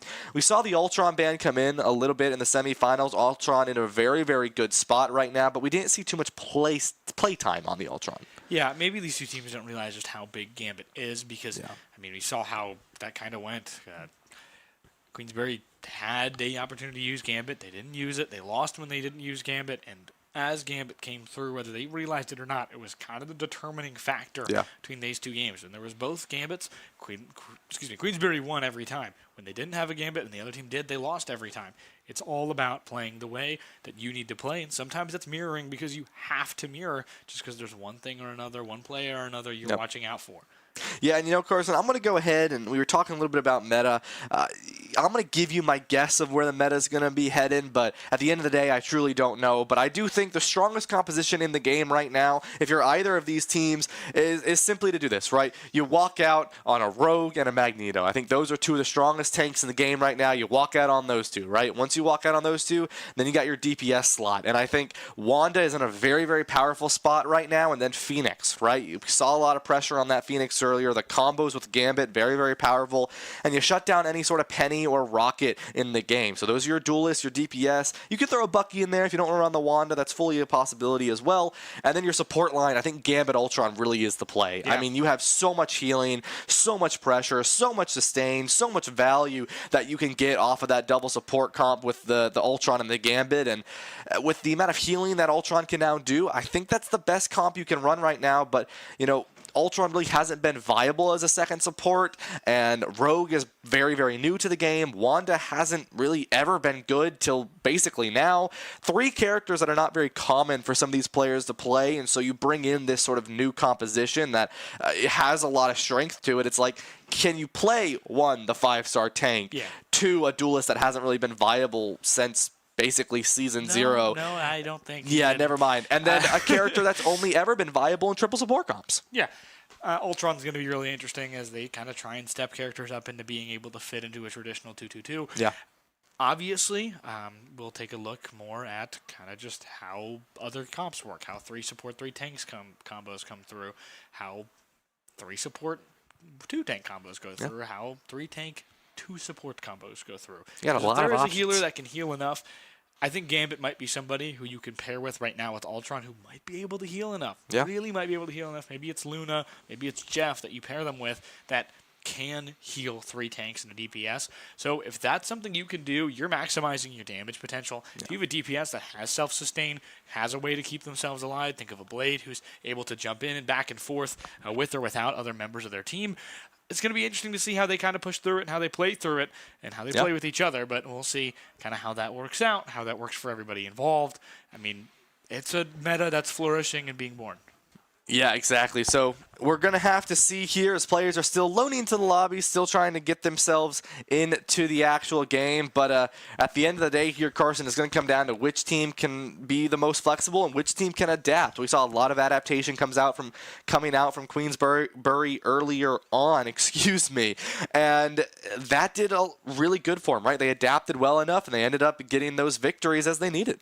Yeah, and we'll take a quick moment right back. Queensberry and Bethlehem. The Marvel Rivals Championships in the ESSEF here live. We'll be right back. Just a moment.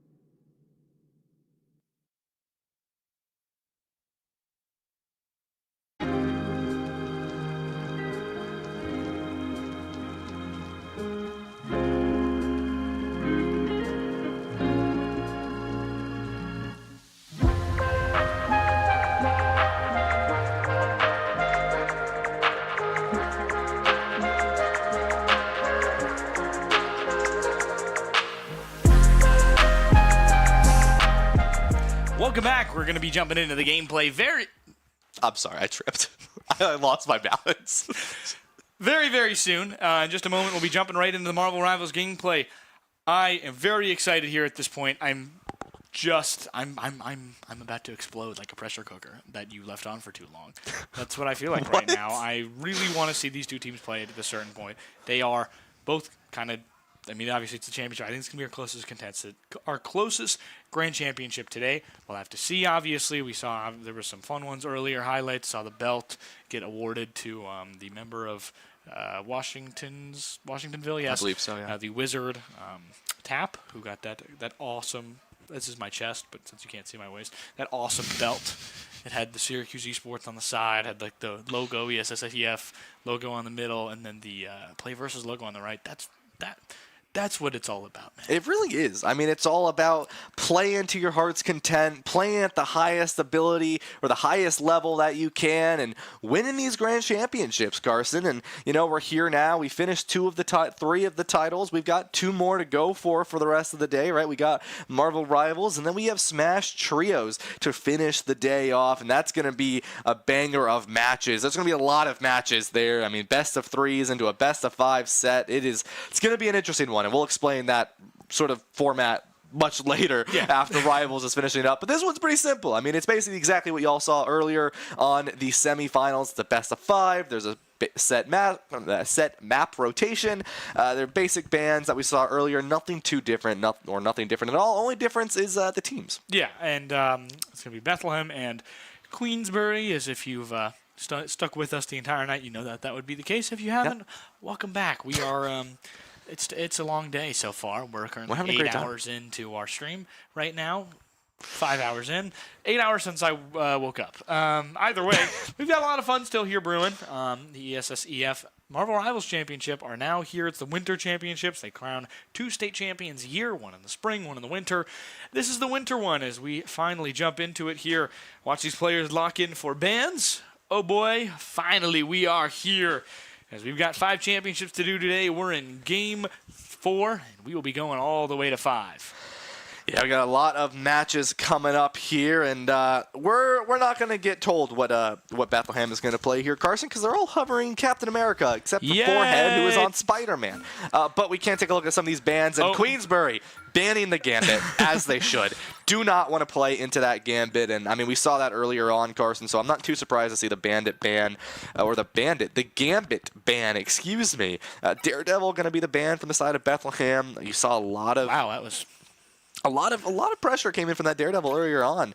The Ultron Protect. Okay, this is interesting because now you get to find out whether or not Ultron can be the main support. I think BCHS is going to show us Bethlehem Central. Yeah. I mean, I think you can. You'll be able to run that Ultron pretty easily with a Luna. I mean, with how powerful she is right now, or a Sue even. The Punisher Protect coming out from Queensbury. We know they have a really good Punisher player, God of Games. So not too surprised there. The ban on the Magneto. This is going to give that sort of free reign for Nisklask. But the Blade ban, very personal on to Zucchini. Not going to be able to play that character at all. And now Bethlehem gets a Protect of their own. And they're going to protect the Phoenix, which is going to basically make Penny and Rocket obsolete. What I'll tell you is that likely, at this point, I think BCHS has been watching, and they definitely know. I think every single one of these bans and protects has been absolutely 1,000% personal. Ultron plays in really well, and it's a super tech, which we've seen just about every game from Queensbury. Yeah, I mean, the super tech, it keeps that character safe. She has such a good ultimate ability, just keeping your team not only invisible, but healing them, slowing the enemy. It's such an impressive ultimate, and I'm not surprised to see the protect come in, and the Cloak and Dagger ban. That may be a little personal. I mean, now you're forcing this sort of Sue composition, Sue Luna possible, Sue Rocket. The Venom ban, that's going to go on to white. This is a lot of personal bans here, and I'm not too surprised. I mean, you sort of get to see what players are going to walk into here, and we're going to see an Ultron and a Luna. I do think if the Luna's out there, you play the Gambit. Okay. All right. Triple support comp, it's like goats, but like... but not. But not. Triple support comp here, the Ultron, Luna, Sue. If this is actually what they walk out on, your Ultron and your Phoenix are going to be the ones sort of putting that pressure. The Emma and the Strange going to be able to do a lot of work on that tank line, keeping in that pressure. Queensbury running out on something that they're pretty familiar, pretty comfortable on, right? You have the Punisher, the Bucky, Thing, Strange, and then the Sue and the Jeff. So they know that the Phoenix is in the game. They're not going to play the Rocket. That Protect was there, and so the Rocket gets really no value if the Phoenix is in the game, so switching over to this Jeff instead, I don't mind this. I actually think this is a really smart idea from Queensbury. Is this is going to keep them in a position where they're going to get value out of the ultimate. Yeah, 3 supports here is going to be the interesting part for Bethlehem. If they can keep this up, they will kind of just wall up Queensbury. They have the right bans everywhere, and I'm assuming they're going to ban the same thing just about every time, and it'll be depending on what Queensbury protects. Maybe it's Blade next time. Oh. I mean, Blade is not what makes Zucane so good. It's kind of Zucane's ability is the ability to play anyone. So I'm not sure about Blade being the right pick. I would have probably, in that situation, banned Punisher, but we'll see. They jump right into it here. And we've got a very long game here ahead of us, with these two teams being so close in stature. Yeah, absolutely. And already you see how much pressure Ultron can bring into really just keeping in that damage onto the Thing. Specifically, White is going to keep a lot of aggression onto this Doctor Strange, but just barely enough. D-Zog will live with this Sue, and this is one of the important things about this character is how much healing she can get, and it crosses through everyone. It pierces through the entirety of her team. We will see Charge goes down, as well as D-Zog to Zucchine on the Bucky, as that's 2 kills immediately. The Clobber comes out, but a freeze is going to cancel that ultimate immediately. Just a great job from Zucchine immediately. You've seen it all night. They've been playing so well, especially in that series earlier. See what they can do. Queensbury pushing forward into that other side, playing some good defense on Bethlehem, who's stuck up top. And big damage right there. Excellent job from that other section. We'll see. Jeff Alt here might be the first one that comes out. Have to expect it. And God, if game's such a good position, just going to fire directly into the Invis Shield. But it's going to be 2 Sue alts. Here comes that Ultron ult. It basically quadruples his damage and healing output in both ways, I believe. Back on that other end. Armed and Dangerous. They get one there. Has another. And misses the second one. Pushing forward. Back in that top side. A good job here from Queensbury, who is just taking Bethlehem. And, I mean, Bethlehem can't do anything, it feels like. Yeah, I mean, Bethlehem, they double support ulted there, and that put him in a rough spot. The second ultimate that came out was Queensbury on that Sue, and so they had the overall better advantage here. Bethlehem just struggling to find an entry into this team, and this is where that worry of triple support come in. You lose so much damage compared to this Bucky and this Punisher that Queensbury is running, right? Immediately Zucane is going to go down, though. That's going to be a really big pick for Bethlehem now. They have the Emma ultimate online if they choose to use. No more Dark Essence alive for this Doctor Strange. Is going to build that up shortly here, and there's the Emma ultimate to look for something. Stuns the Thing for just a second, kills on either side. White and Charge fall down. There's the Luna ultimate, as well as the Sue going to be eaten by the Jeff ultimate here, trying to get this kill. Isn't going to be able to get off the map with it though, but now Bethlehem gets on to point, 90% and counting for Queensbury. God of Games has the Punisher ultimate online. They choose to be the executioner for tonight. They back away and they play safe, they stabilize before an early re-engage is going to come in for Queensbury. Bethlehem gets the point for the first time. Very big courtesy here of Charge as well on that Bethlehem side, who also plays Rocket League, same with their Luna, Tuxie. Good flexibility, not only in the game, but also in the titles they choose to play. And they are going to keep the point here. Will be Bethlehem. There's the first ultimate. Will be the Sue into the Eye of Agamotto there. There's everything popped for Queensbury into 1 Sue ultimate. It's not going to matter. Every ultimate popped is going to secure that. They won't have a respawn time in time for the side of Bethlehem to teleport on. That's going to be Queensbury in round number 1. A very quick match here there as Queensbury gets it without overtime. Somebody took a screenshot. I think it may have been our observer. Bit of an F5 click there. Absolutely hype. Good start for Queensbury, who gets themselves forward, gets another deep breath, and as they jump onto Celestial Hand, the second one here after Celestial Codex here in this domination match, Queensbury has themselves a very good spot, and I think Bethlehem maybe are second-guessing their bans if they were the ones that they were thinking of, or the ones that they maybe needed to keep themselves afloat.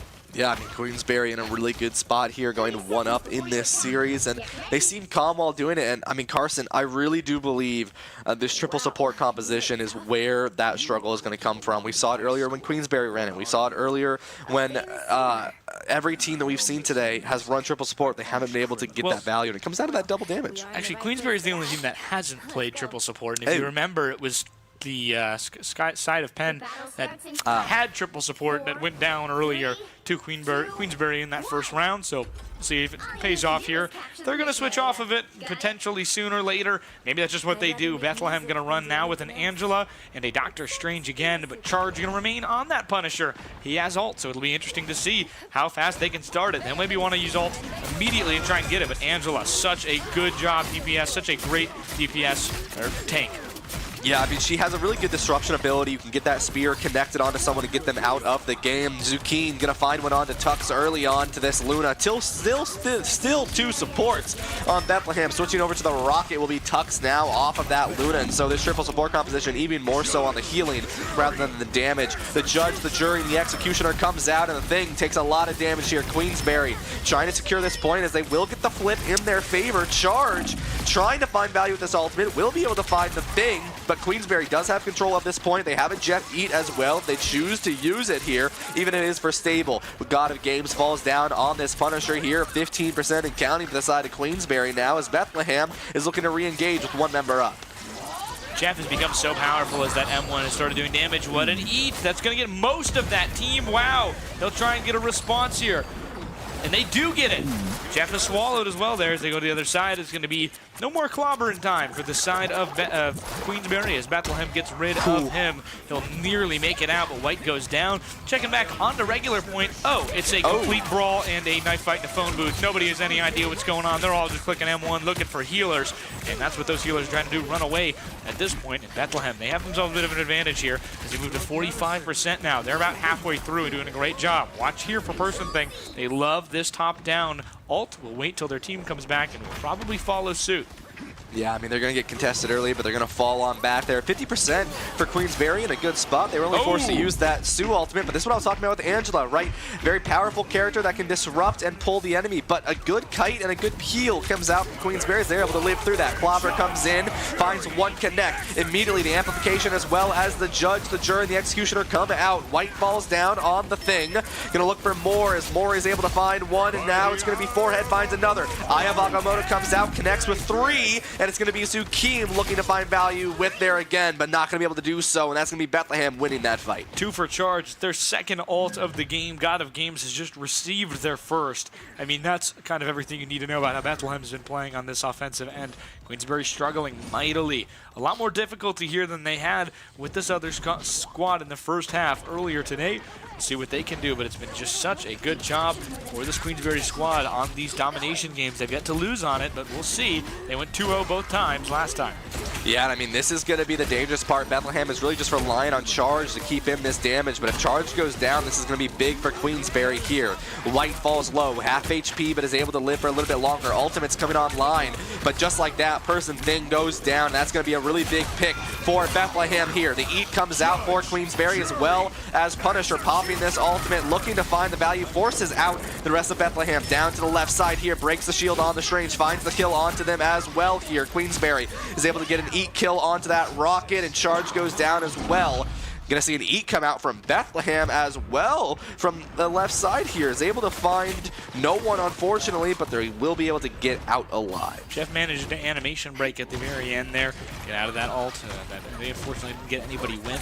They Eat back on that other side. Clobbering time coming here soon, though, as that ult approaches to the end. White pushing forward with the rest of that team. Bethlehem pushed off a point now. Belongs to Queensberry as they win that team fight. Back on that other end. Really good start here. They get pushed back up towards the top, but can they keep BCHS M455 alive? Bethlehem Central High School doing what they can. Here comes that Sue ult for Bethlehem.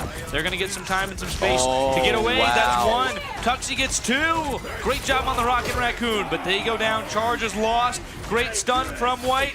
3 in the row for Queensberry. 4 now as White gets another clobbered away. 99% for Queensberry. They let Bethlehem get to 76%, and they don't look back far at all. Overtime ending here. Queensberry, an excellent job as, well, there's one player. Wait, the Strange is going to get the portal off. No. Okay.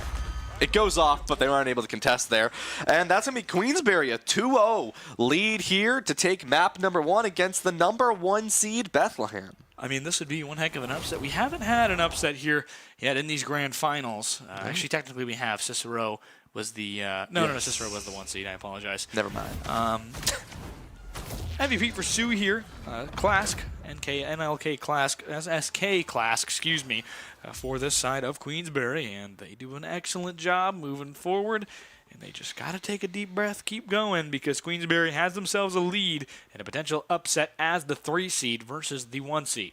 Yeah, I mean, this is what I was talking about here, Carson. I mean, you look at the damage output. This triple support comp, you have 6, 9, 8,000, and then everyone outside of Person Thing has over 12k damage, and this is what I'm talking about, right? I mean, there's just such a damage difference when you are not running this triple support composition. We take a look at some of these replays here. There was a really good freeze early on, and Bethlehem, they had some good utility usage, but they just weren't able to find the full value to win that end of game fight. And at the end of the day, Queensbury, wins that round, wins that map, and they came out of the gate swinging. They said, all right, we're going to punch on through. We don't care that you're the number 1 seed.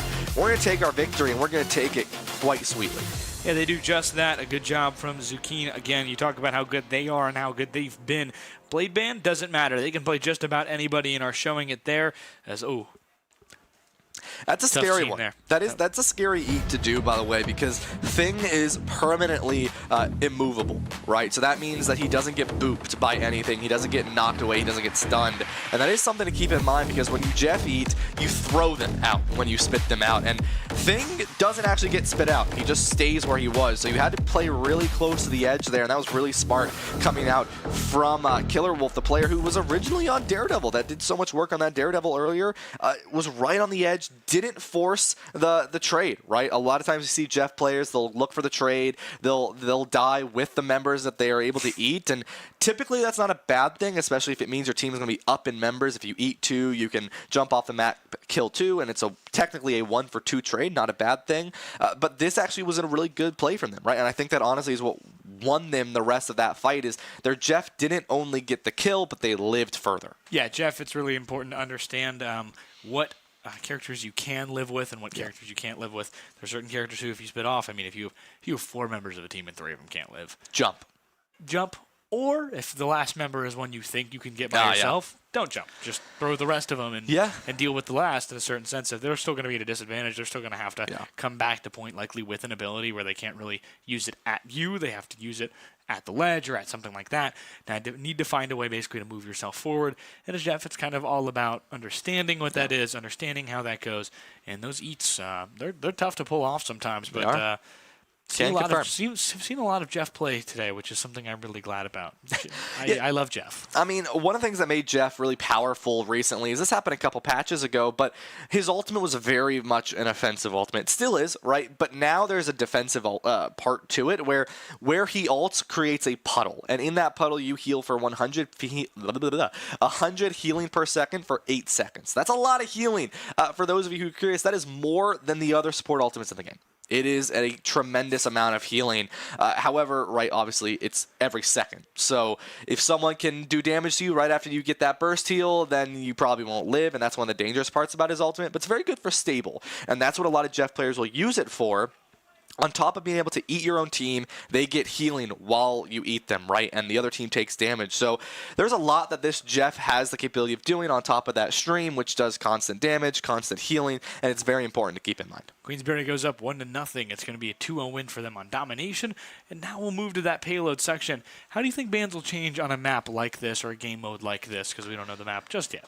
Yeah, I mean, we're going to a convoy map, so escort is going to be what we end up going to. And I mean, I wouldn't be surprised if we see some of the similar bans. We might see a Punisher ban come in. I mean, on either side, I really don't see it being an option. I mean, I really don't see it being a surprise on either side. I think both teams would be willing to ban that Punisher. Very oppressive on both sides, especially into the Thing specifically. So much ult charge. I mean, we saw it, right? I mean, Bethlehem built so many more ultimates on Punisher than Queensbury did, and it wasn't because of a Punisher difference. It was simply because you're running a Thing. He's a really big target that just soaks damage. Yeah. Great support line as well. I mean, I think Queensbury got about as much healing as they needed comparatively to this Bethlehem side, who, if Bethlehem continues running a 3-healer matchup, they will lose. That is the general thing. Yes. They switched off of it. They started winning a little bit, and then Queensbury went, that's enough of that. Let's start winning again. And they took back point, very slow win. They got back to 76 to 22, and they brought it from 22 to 100 with not much overtime really to speak of. Did a really good job there, and Bethlehem needs to find a way to keep it together, find wins, and probably jump off of that 3 support meta, as it's not exactly a meta. Yeah, and we're going to see already everyone's hovering Captain America except for Forehead Ned, who's hovering the Spider-Man. Queensberry, they know what they don't want to play into, and it's that Gambit. It is a perma-ban for Queensberry, and frankly, I like it. I mean, if you're a Queensberry fan, that's what you want to see from them. Their Daredevil, a character that Bethlehem really does not want to deal with, is going to ban that, so Killer Wolf will not be able to play that Daredevil. The Magneto ban is going to be good, especially against some of these ultimates. Magneto Protect. Oh, excuse me. Stay alive as the late night gets into us. I don't know if it's late night or just when we started at 9 in the morning. 5 p.m. rolls around, and it's 5 o'clock somewhere in the world. The answer's here. Protection from Blade. That's huge now because I think that's going to be, well, you know who Zukane's playing. Yeah, I mean, that Blade is going to be quite an impressive character. And, I mean, if you let the Punisher come in as well, that's what Queensberry won earlier on, map 1, right earlier in the day in the semifinals. That's what worked so well for him. A CD ban is going to come in. So, I mean, I don't think that's a necessary ban, in my opinion. I mean, the Magneto kind of counters you in the first place, but now you sort of just get rid of her anyways. And the Thing ban in return from Bethlehem, and this is quite personal. I mean, you don't want White to play this Thing, but the Venom was a ban that you made earlier if you are Bethlehem, and the Venom is quite scary. I would protect Venom right here if I'm Queensberry, just to make sure I have a tank that I'm comfortable with playing, especially on this map. It's going to be a protect for Phoenix, who they didn't use last time, but also protected last time with their second to last protect. We'll see what this Queensberry side wants. I feel like it's got to be a tank to make sure that they can't just kind of lock you out of what you're good at. Yeah. I mean, with this Phoenix Protect, it really is, like, even if you're not going to play her, you make sure there's the Super Protect. All right, if you are going to play this Phoenix, what it does is it basically makes Rocket and Penny obsolete. And so even if the other team doesn't walk out on Phoenix, you know that the Phoenix is there, and therefore it can become an issue. The final ban, Moon Knight, Queensberry is not going to deal with an Omni rehash, and they're going to make sure that that character does not exist. The Venom ban comes in, so I'm curious to see what we're going to see White play. I mean, the Venom and the Thing was banned. Going to play over to this Hulk, potentially. Iron Fist, maybe? What are we? Wait a minute. Oh, okay. Well, that makes a lot more sense, actually, now that I think about it. I am curious to see if God of Games will likely go to Punisher here.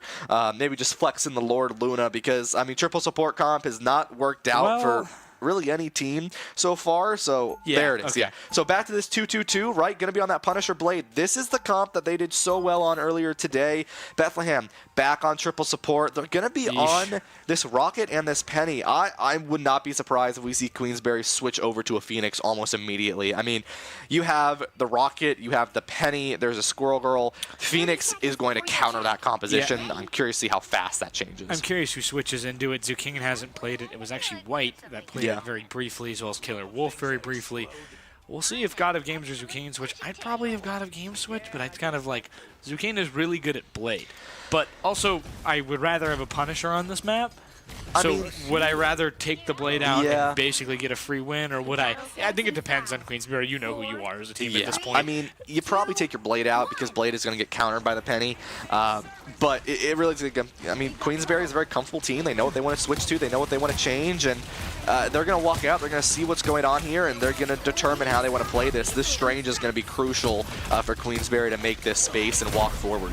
Absolutely. It'll be double Magneto, as well as instead of the tank swap, it'll be Strange as well as Penny Parker. We'll see what they can do. Penny Parker, much more of an area denial player, but it's not really shouldn't go too well for Queensberry on this defensive end. It wouldn't be too much of a problem, rather, as that's a tough beat there. D-Zog just singles out God of Game, puts them away, but here comes this Blade. Who, again, we talk about how much Penny transfers them. If you just look at Blade, it's one of the biggest transfers you can give to him. Yeah, I mean, once those nests are gone from the Penny, it really does become Queensberry's game to play, and they got rid of those nests, but the mines are going to be able to find the kill onto God of Games there on that Punisher, and that's a lot of damage gone. It's the second time they've gone down. Queensberry has to go here and immediately goes into an eat. As D-Zog doesn't go down to do the shield, and wow, Killer Wolf just gets put away by Bethlehem. Good defense there early. They keep pushing forward. Queensberry has their Punisher back. They're trying to push forward a little bit more. That is a awesome Squirrel Girl crosshair. I'm realizing how much that I might need to switch to that for some of my other characters. But back on this other end, they push forward again. It's going to be that Penny ult, the Arachnomine coming out here, as well as a eat for Bethlehem. who gets one teammate, one enemy. It's going to be that good bubble. Magneto. That's They going to throw be him out. White Gun. Huge win there for Bethlehem. Yeah, but the penny is traded in return by Niskalask, and now it's a tank gone for either side, but Queensberry has another shield tank in their favor. It will be Person Thing, who's been doing great with these ultimates today, and if you can bait out a lot of this Magneto utility, this ultimate can be very dangerous. The Punisher, God of Game, just not able to find his value, goes down once more here as Person Thing gets a little bit more aggressive. Has this ultimate online if they choose to use it here. Blade throws in the ultimate, forces out the Sue ult, and here comes the magnetic meatball, and through the invis, shuts down Mori. There's the Eye of Agamotto, and there is 3 kills to go in their favor. Queensberry, beautifully well done, and that'll be a point capture. From way downtown, that's a meatball from Mars. What a shot as they get their first checkpoint, and we'll take a little bit look at that. Bang from 3 with the dagger. White 293. Wow. Great tank all day, and continuing that trend here. They get on back on the offensive end, moving forward here. 4 minutes remain for them in this offensive zone to get through this checkpoint. And boy, Queensberry looks like they are just wrapping Bethlehem into a just paper bag at this point. Bethlehem needs to get off this 3 support matchup. Yeah, I mean, Queensberry, they're comfortable into this. They know they have more raw damage output, and that's what's winning for them right now. I mean, you have a lot of healing if you are Bethlehem, but you don't have that much pressure in terms of damage output into a Blade and a Punisher. Here comes the Jeff Eat looking for something. They eat 2 of their own, but also finds the Strange here. Is going to go down to 4-head Ned, and into it will be the Sue and the Punisher. Here comes an Eat in return. The Magneto not going to find the value though. Trades on either side. The revive comes in for the side of the Strange. Magneto spit out and into the void there. Queensberry down in members, but they're not going to give this point up. They're really good. They're stabling around this right rock here, and it's difficult for Bethlehem to really find any value, even though they are pushing Person Thing back a little bit. Queensberry needs to keep their Sue alive, and they didn't even do any damage while Sue was isolated on that right side. And now Queensberry has more damage. They've just kind of kept going. It's not enough for the support to keep up with because they're just not outputting enough. Eventually, Bethlehem will go down because they just don't have it. But here's a great ult. It only gets 1, really. That's impactful as Jeff is not able to be damaged at all behind that rock. And what a tough beat for Bethlehem. Yeah, that's a big ult gone now as Queensberry has some of their own. Zucchine has this Blade online as well if they choose to use it. There comes the Eat from Killer Wolf. Looks for 1, is able to find the Strange, sends them out, but they'll be able to fly back up. Here comes the magnetic meatball once more. Won't be able to find the Sue, but will be able to find the Jeff. Jeff comes back alive to that respawn beacon. Zucchine and White fall down to charge, and the Squirrel Stampede keeping the pressure alive, and Queensberry resets. Yeah, I think Squirrel Girl is probably going to get banned again. Queensberry, it's the only game they haven't banned Squirrel Girl, and I think that will be very short-lived. Charge absolutely cooking in Rocket League today, also absolutely cooking on Squirrel Girl. So, you know what? Pretty good 2-sport athlete, if you will. Yeah, White switching over to the Thor, and Queensberry on the triple support comp now, as we're going to see God of Game switches over to Luna. Charge finds 1. Here comes the Eat, looking for anything if they can in the Sue ultimate. Is able to find the Sue. There it is, but can they get the connect on the kill? They're going to throw them off, but the jump comes in. It's very hard to kill a Sue if she has that double jump. Zucchine finds 1 onto the Strange here, though. The trap comes in onto Person Thing. Now the revive comes out. The Strange comes back alive to the side of Bethlehem. They have the meatball alive. Person Thing looking for an ultimate. One of our controller players to keep in mind. They're over. No one's looking at him, and he's able to find 2. From way downtown, that's going to be Jeff. 2 more go down as well. It's Zucchine who gets 2 with their ult. A great Blade ult gets in there. Stampede kind of just, it's going to end up bouncing the wrong way, not in where you want to use it. You want to use it once it gets through that checkpoint, and that's ultimately a waste. Doesn't do enough damage at all. White and Thing, tank duo getting a brace. White has switched to Thor now, which we haven't seen at all today, but I think it's a little bit unfortunate for Bethlehem, who I don't think wanted to see that and how good they're playing all day on that Thor. Yeah, I mean, White, one thing that happens to Thor, right, is they change something with this Thor Force. It does a little bit more damage, but specifically related to his dash ability. It's now directional, which means you can hit someone and you can disrupt them, very similar to Angela or Wolverine, and that is something to keep in mind. Also really good to peel for supports here. Queensberry has some ultimates online, but really nothing worth of damage. Bethlehem using one of theirs early on, but it's going to be canceled. White finds Sue. The fate of both worlds popped by the Luna. God of Games keeps their team team alive for a little bit longer here. Queensberry just slowly pushing this cart forward. Bethlehem trying to find their value back. Here comes the meatball, throws it down, but the shield blocks. The Eat alive and well as they're trying to find something. I do believe they're able to find one. They go off the map. Here comes the Squirrel Stampede into the Sioux ultimate as well here. Kills on either side. Jeff goes down. Zucchini as well, and there's the revive as Class goes down once more. Queensberry slowly falls down in this fight, and it's going to be a Bethlehem recontest. They finally get it back together. Down goes Person Thing, and I think Thor should probably just either jump off the map or find their way home, and they find their way home back on that other end. Cheerleys goes down, Jeff. Oh my goodness. As that Squirrel Girl is absolutely cooking right now. So much damage she can put out in every small kind of aspect of it, and it's exactly what she's doing right now. Building ult very quickly, almost back to 50% after just using it to win that last team fight.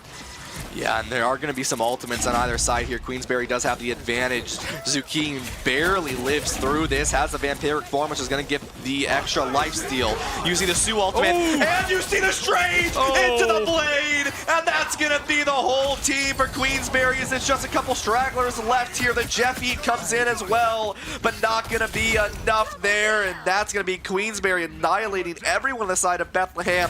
They will have a final contest here, but it's going to be with the Sioux. They push them off point though. There goes the Emma. Squirrel Stampede as well as Amplification coming alive on the side of Bethlehem. They're able to find one onto the Jeff here. Queensberry, no ultimates to their name. They don't have a portal to use either here in his final fight. Person Thing, one of the members to keep in mind is that will be the portal for this team.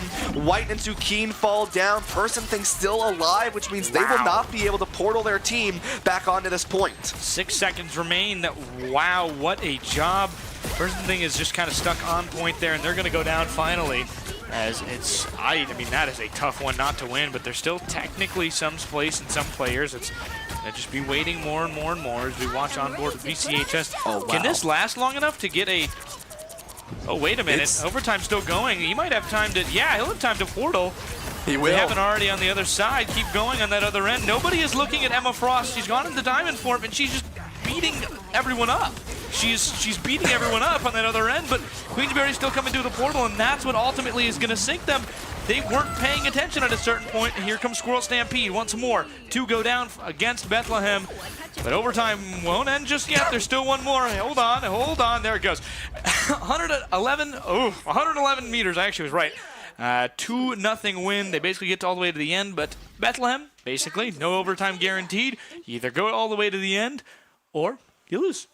Yep, I mean, that's where you're at now. Queensberry, they switched to that triple support composition to live for just a little bit longer, and it worked on that second point, right? They were able to stabilize a little bit, but then they lost out on a lot of that damage output, and that's where that Emma thrives specifically is, you know, if you're not going to play that double duelist composition, the Emma is sort of the character that you need to be aware of, and also Squirrel Girl is just scary. I mean, that is so much pressure and so much damage going in consistently that you really don't have much to work off of here. Bethlehem going back to the composition that worked for him originally here. Queensberry going to change it up a little bit. They're looking at this triple support comp once more, but they're also looking at Captain America, Zucchini on Captain America, and White on Iron Man. So a little bit of a change up here. I'm a little curious to see what the Captain America is meant to do for Queensberry. Obviously a character that is very good at sustain, and the ultimate is also very helpful because it can boost your team's ultimates if you're inside of his, but this is a character that you're not really going to get kills with, especially into this triple support comp. I'm curious because maybe the idea is that you don't have to sacrifice another DPS for a support with a tank that has so much sustain like Captain America, but also Squirrel Girl is really good. So, I mean, it's kind of, we are going to be at a certain point where Squirrel Girl is just kind of overtaking everything in the sense of just doing too much damage for anybody to deal with on their other side. We'll see, though. A lot of damage can come out here from Iron Man. First time we've seen them not on tank today. Yeah, and it's going to be interesting to see how they choose to play this here. I mean, this Squirrel Girl immediately switching over to Punisher to counter out this Iron Man. That's good adaptation coming out from Bethlehem early on, something that I was curious to see if Queensberry would do with the Phoenix early on, but We do see Bethlehem in a good spot here, trying to contest this Captain America. White just putting in pressure and damage whenever they can and backing up as they need to. This is the dangerous part about Iron Man, is how powerful they can be. It's a lot of poke damage, it's a lot of poke pressure, but you can't stay for too long or you will get shot out of the sky. Absolutely, they back up once again. 66 health for Iron Man. Good support here with this Bethlehem side as they keep pushing forward. Excuse me, with the Queensberry side as they keep pushing forward. White getting an excellent job here, and I think the idea was exactly that. Let's go play defense on offense. Captain America has so much sustain, they're not really looking at him at all. Coming through the smoke, here comes Maximum Pulse. He gets eaten as it goes. What a cancel from Jeff, who I know did not mean to do that. Yeah, but I mean, there goes the Strange. Ultimate eats the Strange as well as the supports, keeps them alive, but is taken down. Queensberry now at a disadvantage in terms of members. Dazog, though, gets aggressive, goes after this Iron Man White. Oh my! Such a good start here, right as the assemble, as he hits it. I mean, it's not really a cancel ability. He just kind of has to scream it and it happens. But they push back once more. Not sure why you would use this ult right here. You're not going to win this team fight purely with the damage you have right now. Maybe they're backing up, maybe stalling. It's kind of the idea behind it, but he'll get served, unfortunately, as the King goes back up top. And I think we're going to see some switches. Yep, we're going to see an immediate Ultron, an immediate Iron Fist, an immediate Punisher. Yeah, the whole team is changing. Yeah, I mean, Queensberry just looking to change some things up a little bit. I don't mind this Ultron. Like I said, this Ultron is such a talented character right now, such a useful character right now, but you have to be wary of how you use them. Killer Wolf on this Ultron now. Going to find a kill onto this Punisher. And, I mean, this is good. Right now, your Iron Man doesn't exist. You have to run away a little bit. Iron Fist is going to shred through these tanks, and it's going to come down to, can you use your parries correctly? Can you live during these really, really dangerous sort of contests here? And there's the drone on the Captain America. Here comes the Emma ultimate early on into this fight here. The Strange Shield lives, and so no one will get hit by it, but there it is. Attaches on the 2, and the 2 kills are confirmed.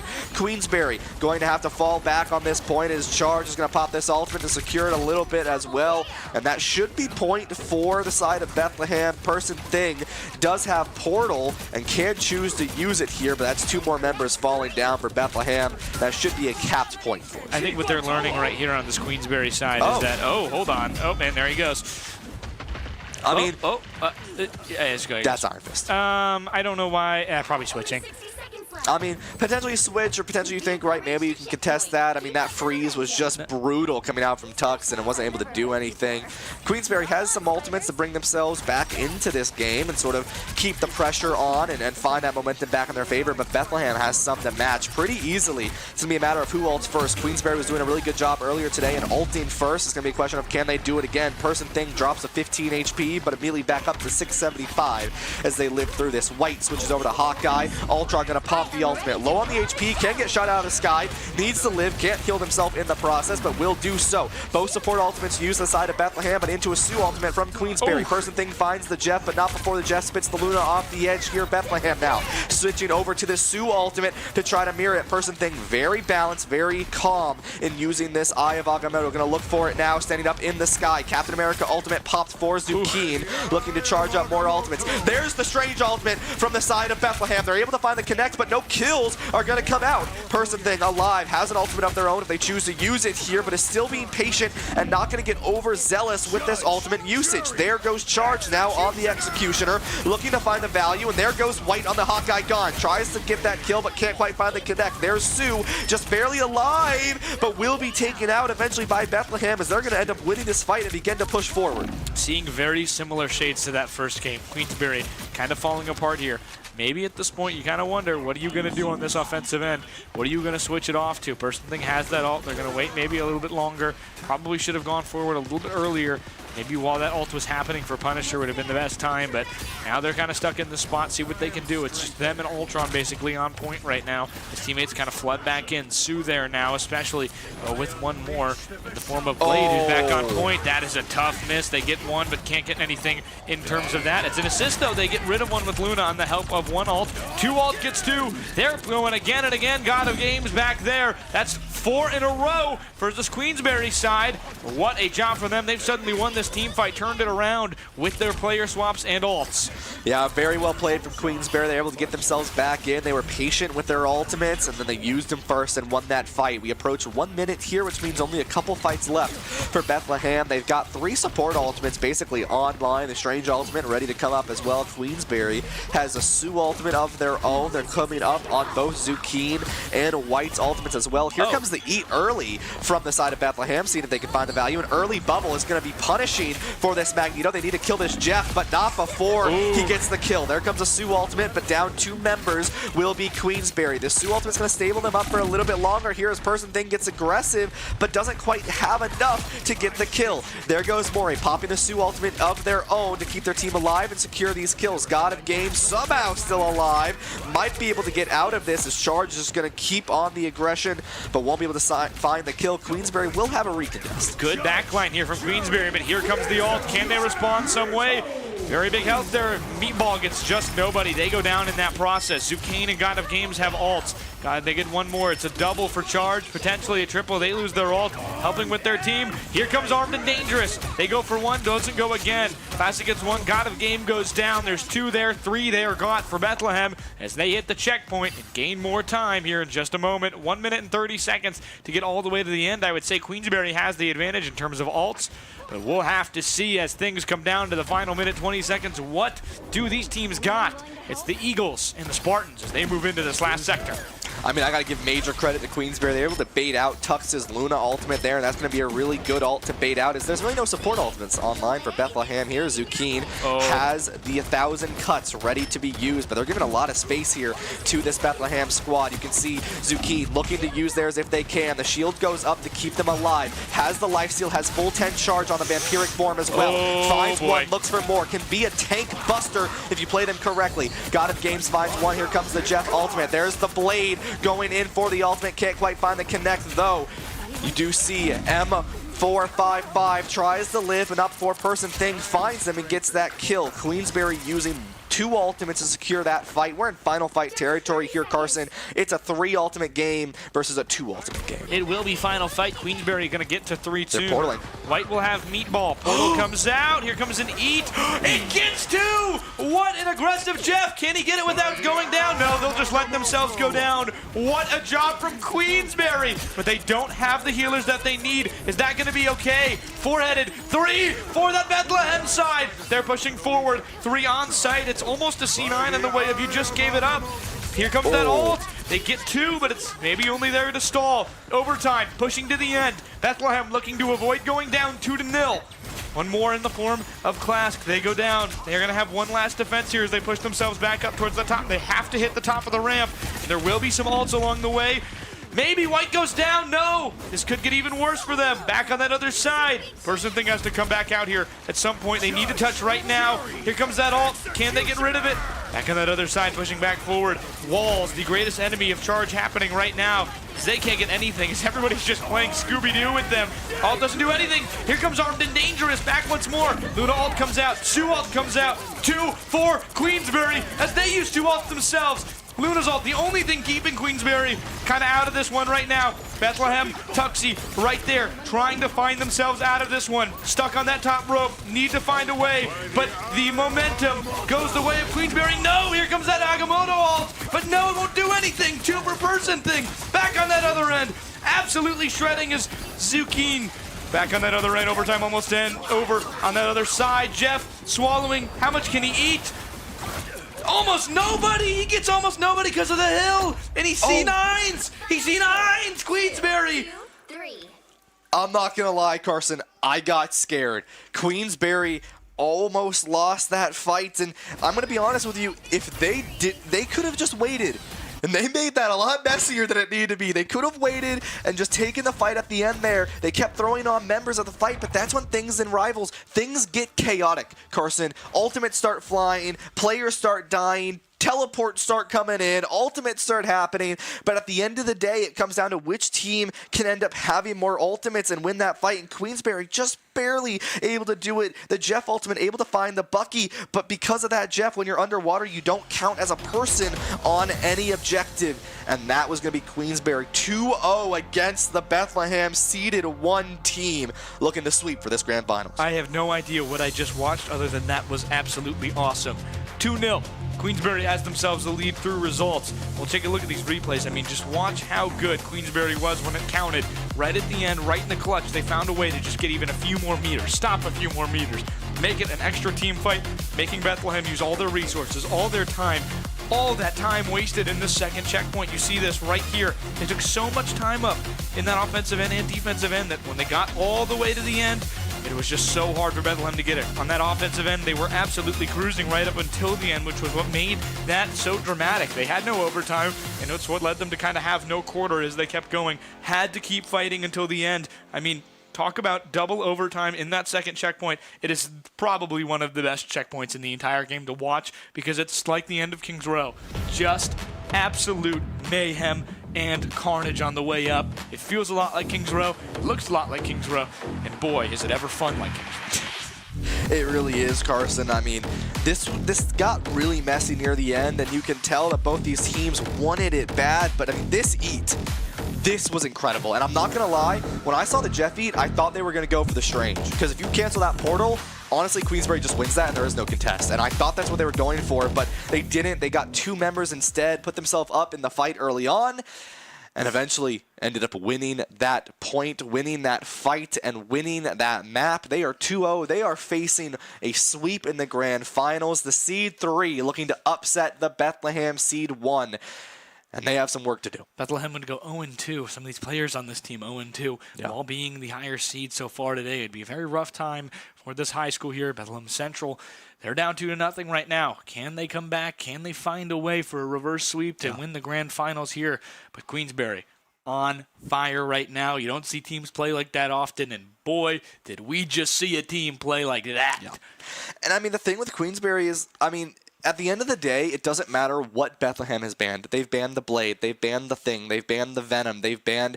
they have not banned the Punisher, correction. But they've banned so many targets that have been directly targeted to Queensberry, and they just haven't cared because at the end of the day, I really do think it comes down to this one simple fact, Carson. There's no Gambit in the game. Yeah, no Gambit is the biggest thing ever. I think Queensberry, what you have to do is you have to go, we won 2 games without Gambit. I mean, they're 5-0 right now. I'm going to ban Gambit. Like, no Gambits in the game. Queensberry has a 100% success rate tonight. Yeah. Today. Today.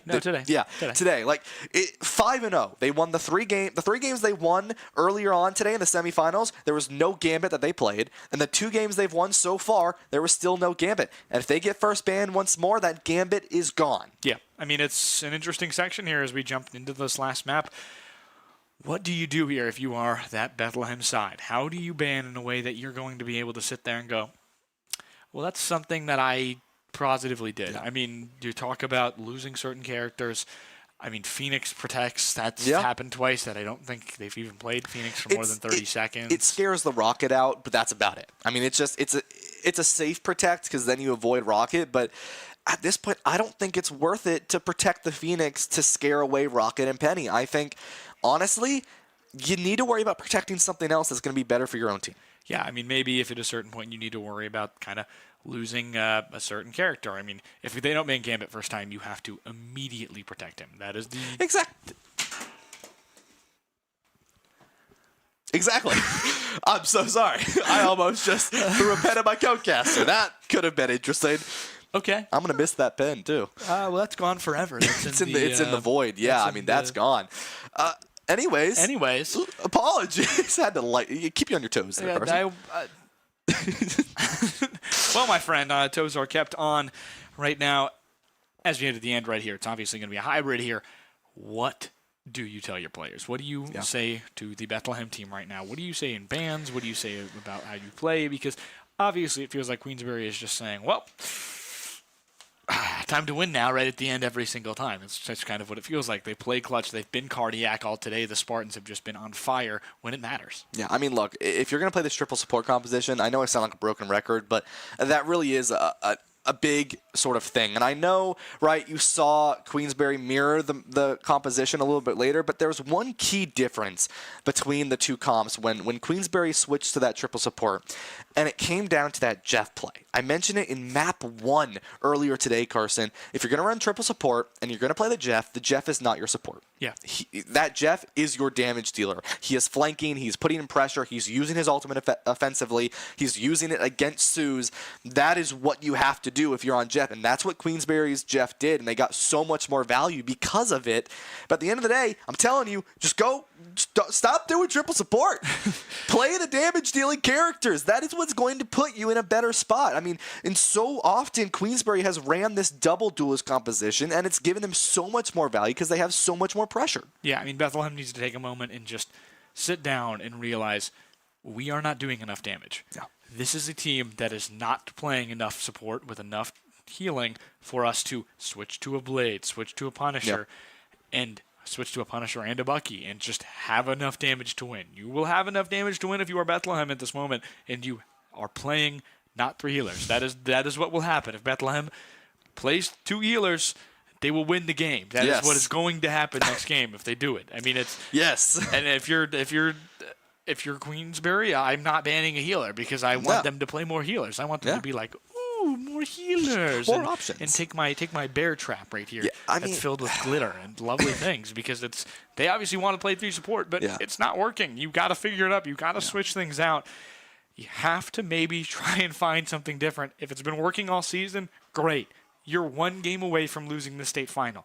Find something that works. Patch notes Figure came out. It out. It's a new season. It's a new meta, and triple support is not there right now, and that is something that I think is crucial for these teams to understand is if you're going to play it, you need to play it specifically. Play an aggressive Jeff, play an aggressive Ultron, play the Mantis, play the Atom, play some damage-dealing supports if you're going to do it, and literally just focus them on support. Play the Mantis and just play on your damage deal your other DPS, because at the end of the day, that is where I think you're going to see the most amount of value and the most amount of ability to win these games. And there are pros and cons running this triple support composition, right? If you're on triple support, here's the good thing. You get so much healing that, you are always going to have your ultimates online because of your tanks are taking so much damage. On the flip side, the other team is going to always have a DPS ultimate ability, and if they cycle it correctly, it does not matter. If you have 3 support ultimates, they are going to shred through. We are on my favorite map. Are we now? What is your favorite map, Carson? In New York City, just south of Manhattan. Or I guess just we're in Midtown. No, we're not. Nope. I lied. We're in Central Park. Yeah. What is the giant park in New York City? It's Central. Midtown. My bad.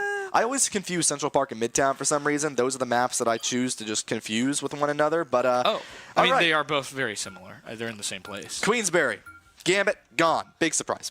No one likes Gambit if you're Queensberry. Oh. The Bucky van coming out from Bethlehem. I mean, I don't mind that. If you're Bethlehem, right, you get rid of that character. I'd get rid protect of Daredevil again. right now. The Daredevil Protect is possible now into that Magneto, and this could be something that is going to be good for them. And there's the Daredevil Protect. I mean, if you're Bethlehem, you knew this was going to happen. Is this something you are still comfortable with? Queensberry now has their next ban. They can go a little bit more of a target ban, or honestly something that's just going to counter their team. Yeah, I mean, that's a solid point. Cloak and Dagger, again, it's the same thing. Counters our team.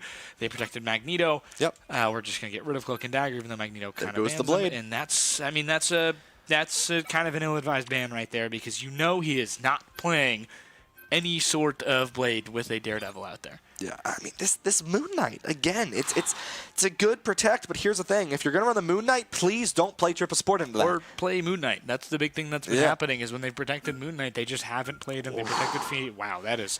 This could be Venom Daredevil. This is what won Queensberry their final map in the Game 5 series, Carson. Queensberry wants to end it. I mean, this is an absolute throat punch right now. I could see an Emma ban. I could see a lot of things right here. Emma makes the most sense to me. Sue is something they're not going to do. That's fair enough. Squirrel Girl. That makes sense. That I makes a lot mean, of sense. you know, Carson, the Squirrel Girl ban, cinema. Truly. I mean, it really is. But the Sue ban comes in from Bethlehem as they're like, fine, we're going to ban this. But, I mean, Carson, this is how they won. This is what Queensbury ran originally to win this. They were on the train. Ooh, wait. It's happening. A little different. It's happening. Look at the top of your screen, folks.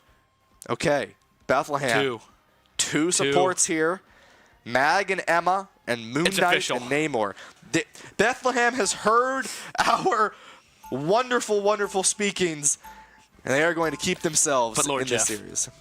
Keep that in mind. Hey, I'm a Lord Jeff. I have no shame. Well, no. Zucane is Lord Jeff. The guy we have seen Zucane is Lord dominate on Jeff, the entire on day. Iron Man, on Blade, on some other characters, I believe. This guy's Lord on a lot. the game. This guy plays the video game.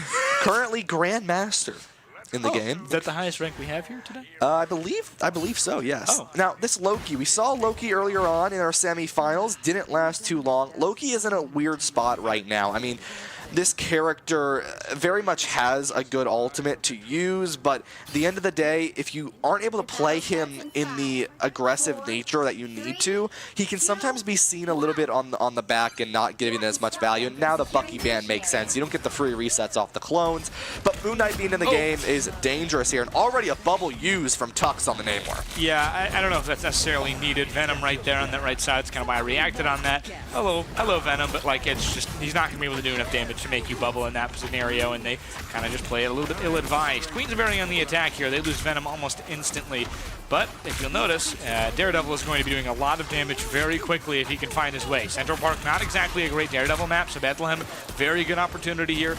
Only playing with 2 healers. The 3-healer strategy not working, and we're seeing it happen. And boy, are they doing a lot of damage right now, and look at how important it is not having those 3 healers, having that extra damage. They're winning the alt battle. They haven't had a player really go below 50% yet.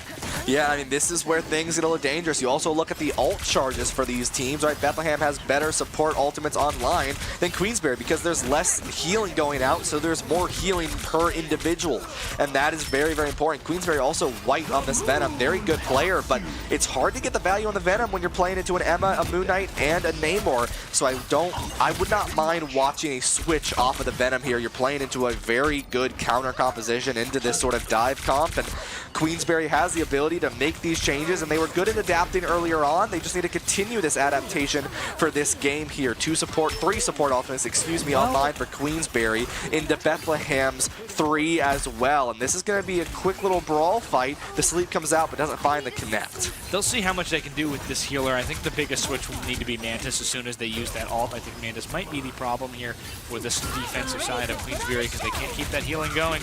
But here comes that Queensbury Luna, and this is why I don't think they were going to switch just yet. They have a good opportunity, and that is a very big swallow from Jeff, who is going to throw them off map as Jeff watches as his brethren throws him off away. 3 kills now, 2 for Dizar, creates 4 for Bethlehem, 5 for Bethlehem is Daredevil the only one there. Got to make some switches here, and they will, and this is what I think you're worried for if it's Bethlehem. Oh my goodness, that is exactly huge for Queensbury. That might be a game-changing decision that gives them the lead. It is clobbering time. It is Emma Frost time.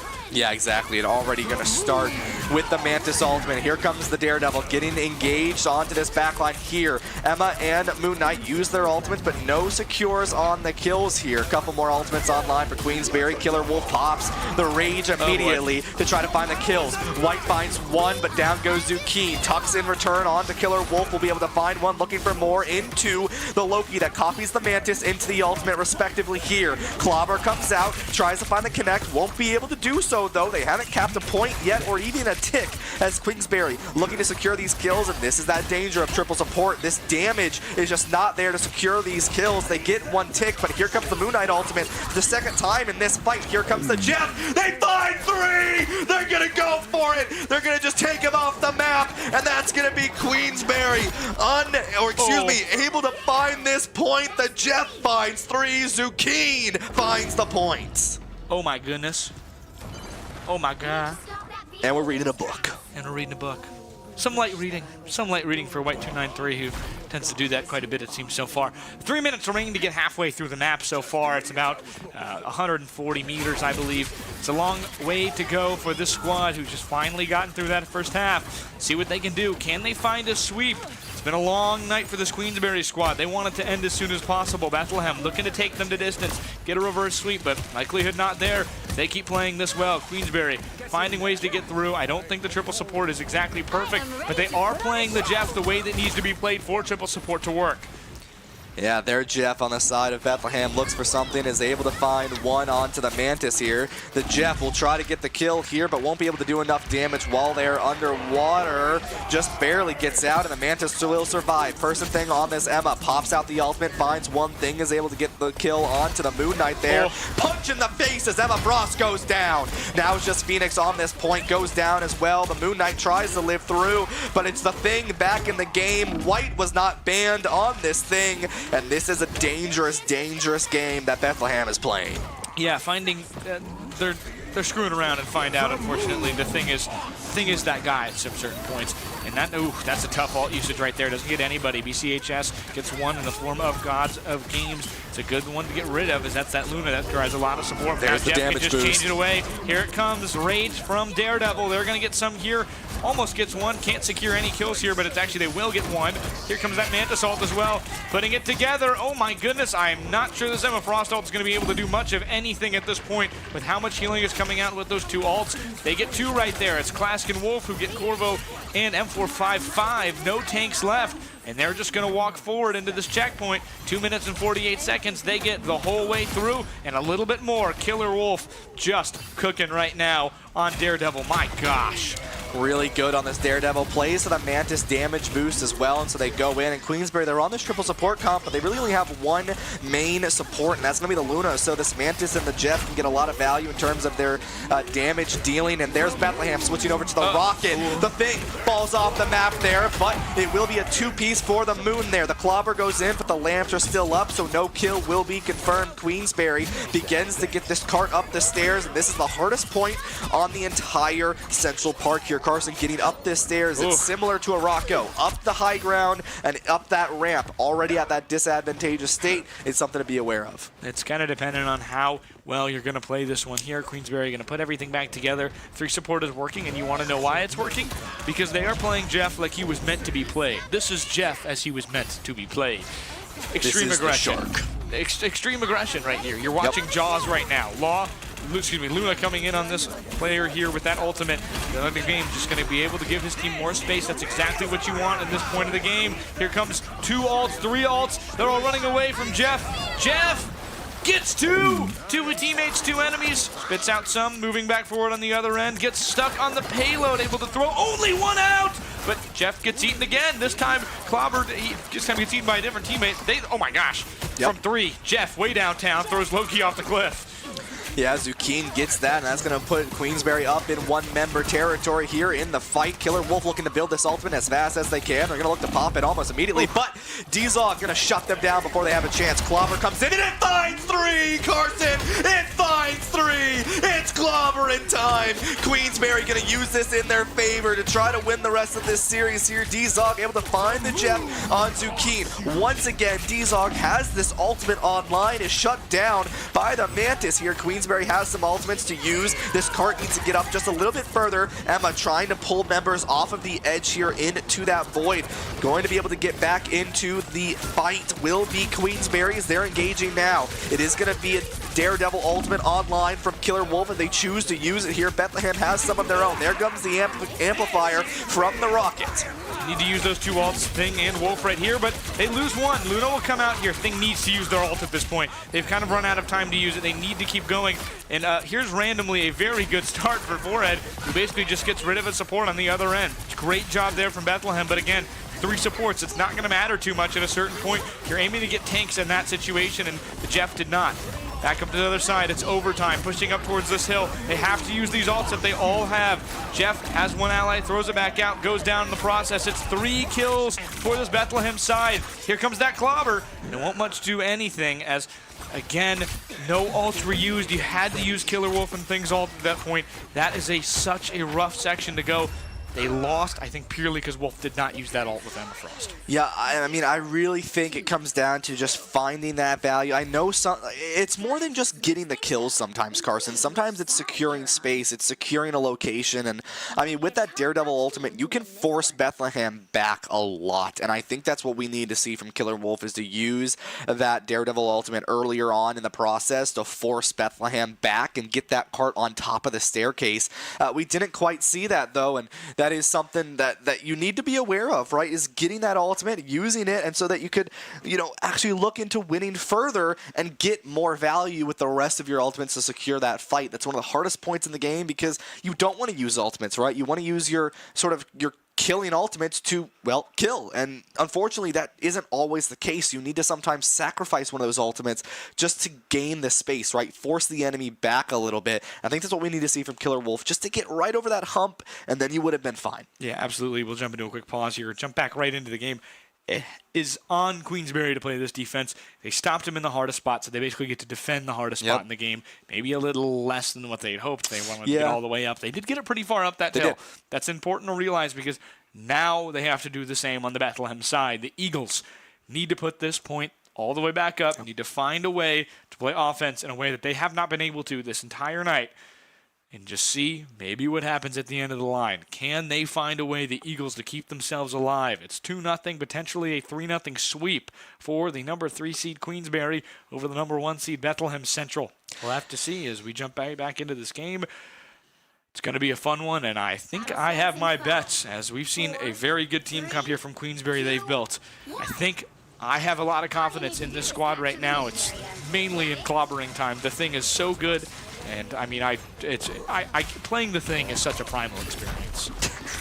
It really is, and I mean, Queensberry, they're going to play back to this triple support comp, mirroring into Bethlehem's. Only difference is going to be the Luna compared to the Loki, so a little worrisome if you are Bethlehem, right? This Loki doesn't get quite as much value, as Luna does in this mirror matchup, but Queensberry going to look to play it the best they can. They're going to play aggressive on this offense. I mean, they are not going to really let Bethlehem push forward. They're already forced out the Lambs early on. This Emma is going to shred through this tank line, though, and that is something to be aware of here. But, I mean, look at Queensberry's rocket real quick. 88% to ultimate already, but oh my, Dizov already pops theirs into the enemy team. This is going to be one member down. They're going to be able to get the revive back up and online. Zucchine falls down. White finds one on to Dizov. There goes the amplifier from the side of Queensberry. Now to stable a little bit longer. There goes M455 and BCHS Convo fall down as well to Queensberry's side. It's going to be the thing. White trying to find a little bit more value if they can, but going to be backing up. We'll see if Phoenix comes out for either of these two squads, as both of them play Rocket.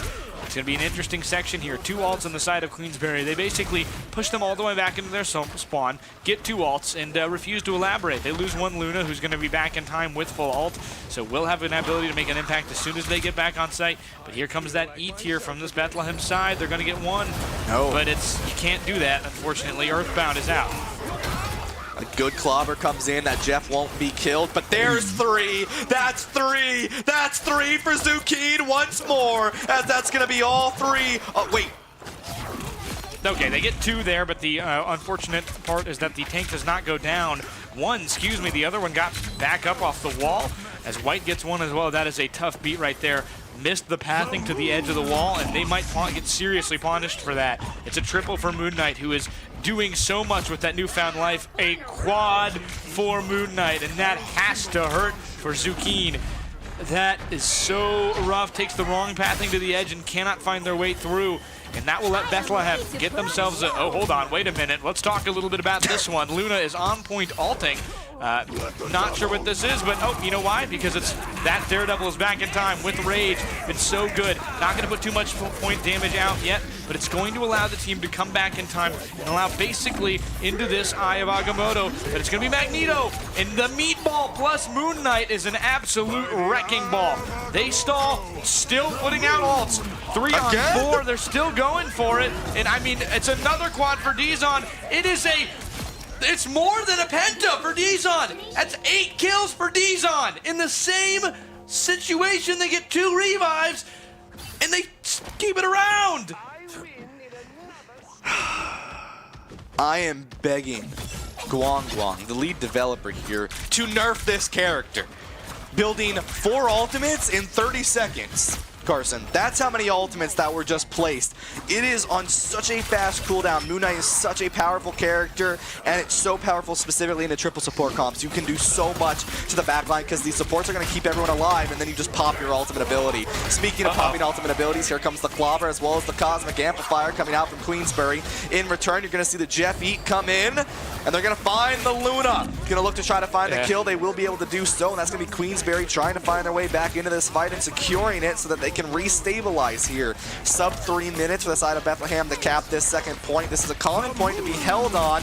There goes Zizog once more with the ultimate, but the tanks collapse onto him and will take them down. The revive goes over to the side of Emma Frost on Bethlehem's side, and they're going to be able to live this for just a little bit longer. There goes the grab. God of Games is forced to use Fate of Both Worlds to keep their team alive. Bethlehem has the Cosmic Amplifier alive if they choose to use to, but Queensbury does not want to give this fight up yet. I mean, that is really big. Queensbury is playing a bend, don't break defense right here. They want to make it as long as possible, and this could be really big. Here it comes. They've got an Amplifier HP versus that Daredevil Rage on that other end, back on that one side. Nobody goes down other than Luna and the Rocket. Both teams missing a support. White gets one in the form of Tuxie, back on that other end. Killer Wolf doing just damage everywhere. Watching it is kind of like watching a children's coloring book. There are so many colors on my screen. White 293 gets another one. Does Jeff eat?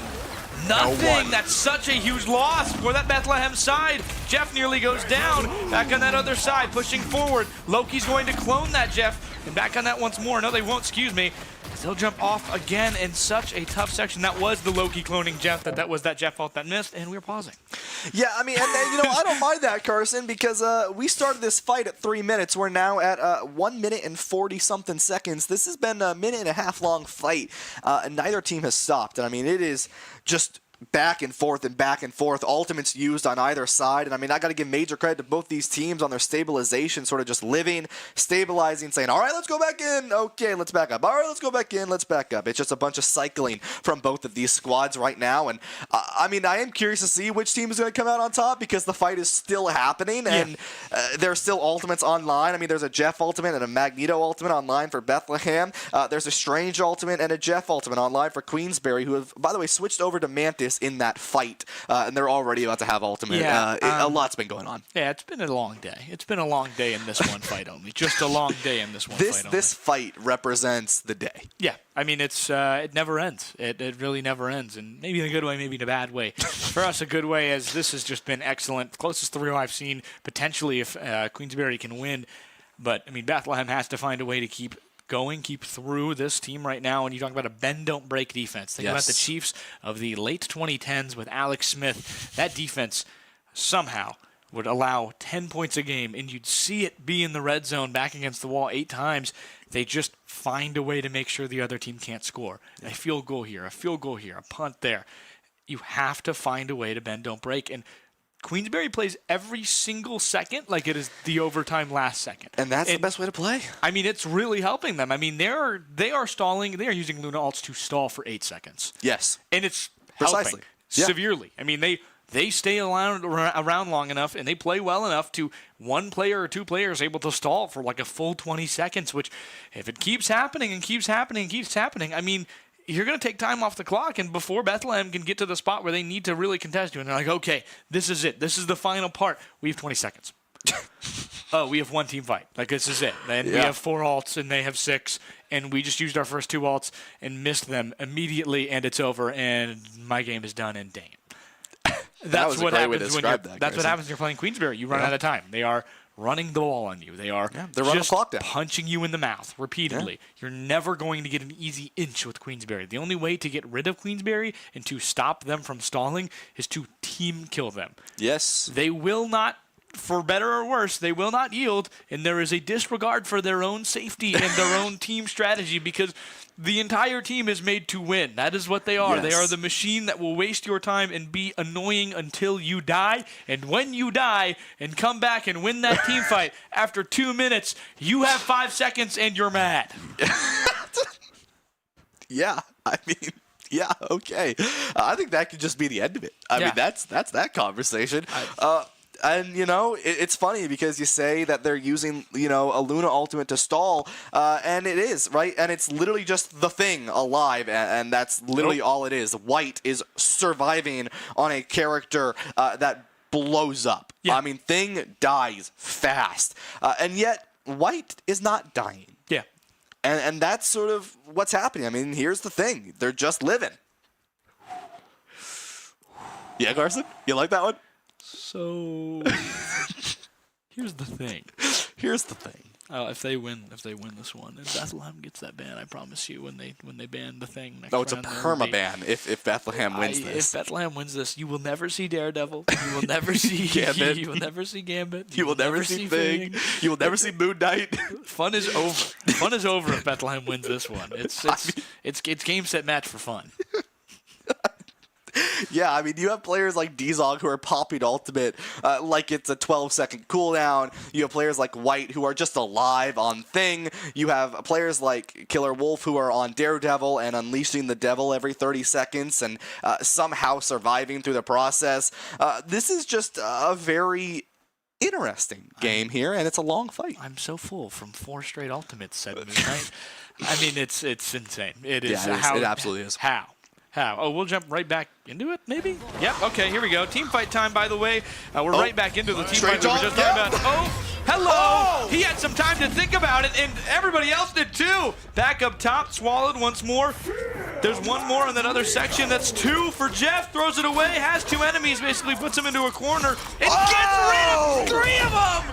What a job there! Queensberry, stall, and a double for the man of the Fantastic Four. Here is the Thing. The fight's over. It's been 2 minutes, and Queensberry has ended the fight. Bethlehem makes a major change. The Groot and the Ultron now into this composition. Queensberry's White goes in, but immediately dies down to D-Zog here. But you're 45 seconds. Queensberry has burned the clock and pushed the cart back basically to the very end. Luna goes down to the Ultron here. Forehead Ned finds another one onto Zucchine. Killer Wolf falls down to the Emma as M455 is looking for one more on the person Thing. Just trying to live will be Queensberry, but they will go down eventually, and there's the Mantis. But there comes White, keeping this player alive. The Emma ultimate comes in to win this here, and they're pushing the point, but Carson, 18 seconds left, and there comes the fate of both worlds. Queensberry not going to give this one up. D-Zog wants to join the fight, pops an ultimate of their own. Bethlehem has some ultimates to use if they choose to use them. Queensberry as well has this Daredevil ultimate online. Here comes the Ultron ult into the Daredevil, into fate of both worlds. Bethlehem popping everything. It's final fight. They want to survive this. The Ultron finds 2, a great way to continue this fight. Queensberry falling down to the members of Bethlehem. They'll have one more fight before the point is captured here. Person Thing stalls for a little bit longer, and now it's going to be God of Games dying immediately on this point. Can they get there before it ends? Has a wall to beat. It's going to be very, very close in this overtime section. But, I mean, I find myself asking them, why did he do that so many times? And, It's 3! Kid! Can he get out? Nobody's looking his way! He's waiting! There's 3 for the Shark! Back on point! Here's what you missed! It's game, set, match! Queensberry are state champions! One heck of an upset! The 3 seed winning off the backs of a 3K from Zucchine. The player we gave praise to on Blade walks out on Jeff. And this was cinema. So, here's the thing. Is the real... oh, you can't see it. The MVP screen is the thing. Oh, my goodness. Are you surprised? No, I mean, I found myself asking myself, while I was watching White play, I sat there and I went, why did he do that so many times? I've never seen a player play so well who I genuinely have no idea why they did anything that they did. He did 68,000 damage blocked. He did 30,000 damage, which is more than anyone in the lobby. He did 68,000 damage blocked, which is more than the entire enemy team combined. What was he doing? How did he do that? What? Or I can't even... I simply, it's beyond human comprehension what we just witnessed, folks. It's the Thing. Zucchine played the best Jeff I've ever seen. That is 6 3Ks during that game. That is 6 3Ks during that game. On fire. So here's the thing. Jeff ate quite well this game. That was one hungry shark who's going home with a trophy. It might be December, but boy, did it look like Thanksgiving because Queensberry ate. I have never seen a thing play with so much confidence and just live. And just no matter what he did, he defied all odds. He was the human spirit of perseverance that entire game. And obviously a great job for Bethlehem, who fought so hard but just came up a little bit short. It's a 3-0. That was very, very close. Credit to them. Queensberry played a different way, and they found their way through as we watched what is essentially just shapes and colors on the screen. When you watch the thing play, it's just you can't see anything that's happening when you're playing the thing, and you are hitting M1 and going, I think I did damage there, and then you block 70,000 damage somehow while not paying attention, and this is the kill that did it. I mean, Carson, we haven't brought this up yet. There are teams at LANs that we like to call Lanimals. And I think, as of today, your 3 seed taking down your 2 seed and then coming into the grand finals and 3-0ing the 1 seed, we can officially give Queensberry the title of a Lanimal. And we'll jump very briefly as this one ends to awards. We'll take a look at awards while they happen here for every game other than Smash Trios. The trophies will be presented right there. Thank you very much. That was such a fun match. Oh, absolutely. Hopefully it happens next year and we get to see Queensberry once again. I'm already looking forward to it. We'll be right back with Smash Trios after this award show, so stay tuned and keep watching.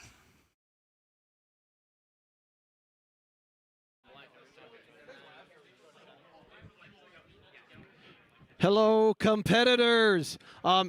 We do have a slight schedule change in that we are going to present all the trophies other than Smash Trios now. We value your time. One of the things we like to do, because we've all been there as coaches and teachers, we like to end things when we say we're going to end things as much as possible. But as you can imagine, running a championships like this and having it start and end on time is really hard. And the fact that we're as close as we are is actually pretty good. So we're going to go ahead. We're going to be doing the trophies right now for all the titles except for the Smash Trios. Okay, so we are going to be presenting all these wonderful things up here. Coach Calderon is going to help. Coach from Washingtonville. All right. Let's first start. We just saw an amazing performance from the Marvel Rivals team, first and second place there. This one is going to the champions, the first place Marvel Rivals team from New York, if I'm not mistaken, is Queensberry Spartans. Come on up. Congratulations here. The first ever. Well, good point, Coach Biter. The first ever Marvel Rivals champions of New York esports through Essef and Play Versus. Thank you so much. Congratulations to your team. Hold it up, hold it up. Get a nice photo there.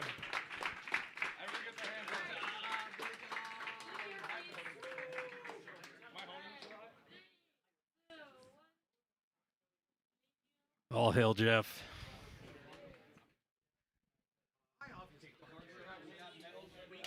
Well done. Yes, so we also, don't forget, Coach, we have medals for your players, first and second place. Bethlehem, congratulations on your second place. We have medals for you as well to recognize your achievement and accomplishments.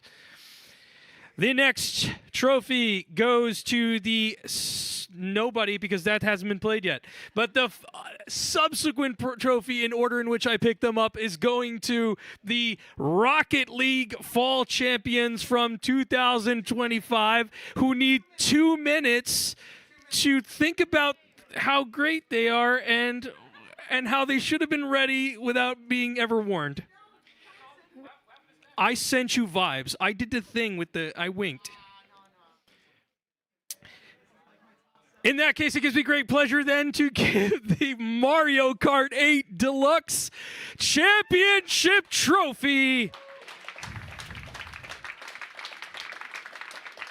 to the Syracuse High School esports team. Congratulations, players. Hometown heroes.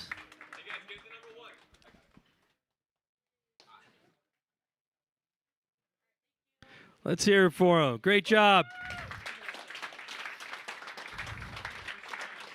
Belt?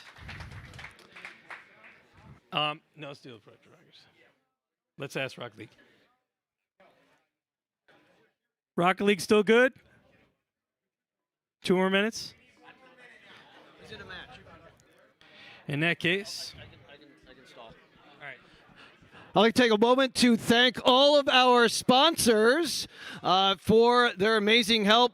Thank you for visiting. Please, if you haven't gotten a shirt or a hoodie, please go to the link. Crit Apparel has some great stuff. They're a partner of ours, so please get those. Also, thank you to Extron, Rally Cry, Space Force for being here, Finger Lakes Community College, and Esports Integration for their support. It means so much to have that support, and of course, Play Versus for making this happen as well. And Kaplan, hopefully you visited what they do and you visited their booth.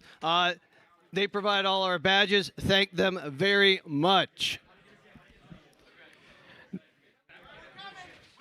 Now is the perfectly timed opportunity to present the New York State champions, returning champions of Rocket League 3v3,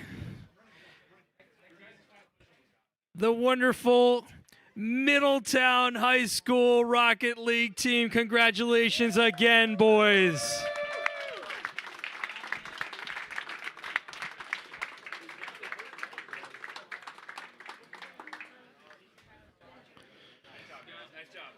Congratulations. I'm currently like top 60 in the world right now. You just randomly picked a top 65 worldwide match to play in the middle of the. I know. So. Is he a free agent? Solos Integrity. Okay, this one is particularly exciting for me. I get to celebrate and send back to Washingtonville our very own Hulk Tadpole, Edwin Tadpole Cherry, as the champion of Solos for Smash Brothers 2025 Fall repeat performance. Congratulations, champ. Hold it up high. Yeah, buddy.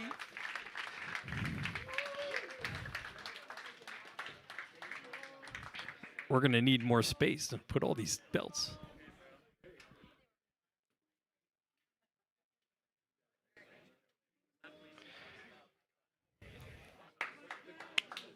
I got a medal for you as well. Okay, so this doesn't look like much. It's not as shiny, and it's not as heavy.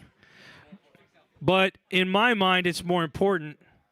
This is something that we began as a tradition from our very earliest tournaments years ago now, as these programs have been finding each other, forming communities, building the esports scholastic network across New York. And that is the Esports Integrity Award. And this is decided upon by those in attendance here to celebrate a team, an individual, a program that is making an impact that extends beyond the screen. They have been repeatedly told to us, story after story, having excellent examples of sportsmanship. They are a pleasure to talk to. Their coach is remarkably hardworking and innovative. This team really just celebrates a tradition that I think we would like to honor. So this year's 2025 Fall Esports Integrity Award is going to West Genesee High School.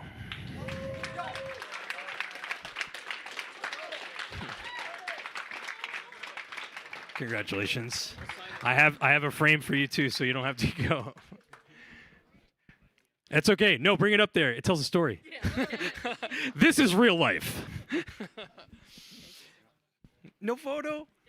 Come on, get up there with your team. We want to celebrate you. You guys were amazing, and we want to recognize this.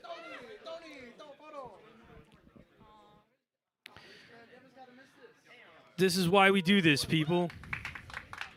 Congratulations.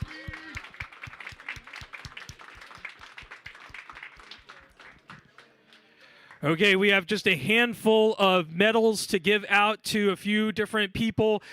Let's do one and one more trophy, but that match has yet to be played. I know Wizards Middletown, thank you for your discipline. This is what makes us athletes, is we keep going even when the times get tough. So thank you, I appreciate you. I think it's a good opportunity to make one last opportunity of thanks, special thanks out to Syracuse University for hosting this amazing event again, and to the Syracuse University student staff and students of Dr. Joey Goriziak who made this event possible, the excellent shoutcasters, the production staff, the people who dealt with all of my tantrums, everybody putting things together to support these students and make a wonderful day. Cheers to them, the Syracuse University staff. Thank you so much.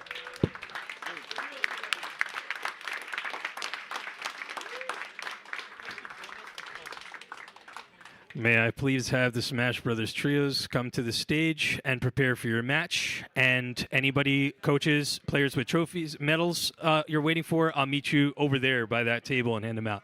We'll get a photo.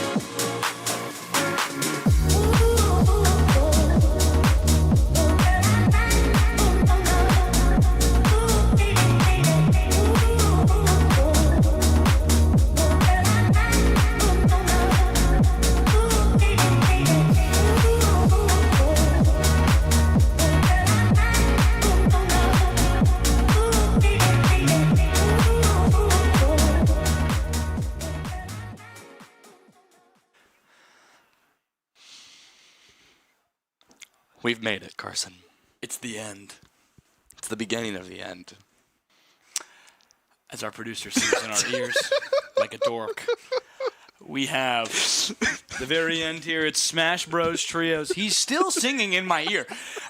Smash Bros. Trios, as we go through that other end, we have the very end of today here. We've got the final matchup. It's the Washingtonville Wizards looking to take home a second Smash Bros. Championship, as their player Tap earlier did just that. And I have to imagine he's part of this team. I would assume, yeah. So we'll see if this Trios team can move on. Can they win against a team looking again for their second championship of the day, their second team championship, the Middletown Bears, who dominated in Rocket League. So we'll see what they can do. Oh, yeah. I'm ready. Oh, yeah. Oh, yeah. Alrighty. So we should probably talk about a couple things, right? Either way, one of these teams are going to end up with 2 victories of the day for the state championship and with that final trophy. But there's we got to talk about the format real quick because it's a little address me. It's a little interesting. Okay, so it took me a second to follow along. Now it's also been a long day, so I could just be a little tired. But I'm going to explain it relatively slowly. So it's a best of 5 total set, which means you got to win 3 points as a team to win. Follow me, Carson? Okay. Okay. You gotta explain it by player. It is extremely similar to tennis, is what I was going to say. Great. You know what? You could go for it, Carson. Okay. You got that. So you have game 1. What's game 1? It's player 1 versus player 1. Got They it. play a best of 3. Whoever wins that best of 3 earns 1 point for their team. Yes. Then you have game 2. Player 2 versus player 2. They play a best of 3. This is not simultaneous. This is one after another.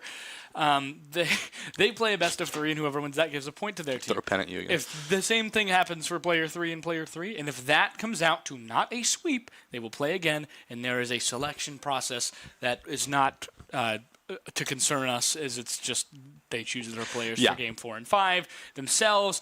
And whoever can come out on top in those best of 5 matchups, the best of 5 of best of 3s, very similar to tennis where you are playing BO5s with best of 2. It's like tennis. It's just tennis. I promise it's just tennis. If you don't know what tennis is, just look up tennis. That's the general vibe. It's very similar. BO3 to a point, with that point goes into a BO5, a slightly higher thing. It's tournament style, so we'll see what they can do. These last 2 teams looking at the end of the day. It's 6:20 p.m. It's past their bedtimes, right? It's past my bedtime, man. It's past my bedtime. I have to wake up at 5:30 and drive 13 hours tomorrow. You know how that makes me feel? Excited for Smash Bros, baby. We've got 2 amazing teams. We saw just how good that Washingtonville was versus Auburn. I'm very excited. I can't even describe. This is going to be so much fun as we get down to the end of it. Got to keep the energy, I think, for these players who are, you got here at 8 a.m. Yes. We're at 10 hours. Yeah, and we're getting right into it here, Carson, and I almost forgot your name. That's where this day has been going. Here is Wait a minute. Jigglypuff and Sonic are going to be the 2 characters we see. Bow to Chris as they get ready there. And okay, so I'm a little lost here. It's probably a controller or button test match really fast here before we get into it. But Carson, one thing I do want to mention is if you aren't familiar with the rule set and you aren't familiar with tennis, that's the joy of what we're here for. Just listen to us. And we will either get really hyped or we'll just tell you what the score is. We'll get wrong. We'll be probably wrong at maybe a few steps. Oh, absolutely. And we're going to mess it up somewhere along the line. You'll be able to look at the end and hope that we said the right things. It's a complicated format. It's new to Smash Bros. Trios is a very interesting section here. We talk about how the PEC works. It's not similar at all. Every Smash Bros. Format is different. Remember that. If you go to a Smash Bros. Tournament, it's different from the last Smash Bros. Tournament you went to. I promise. Find unless the TO. It's solos. Find the TO. Beg him for a piece of paper that says what you're supposed to do. Write it down.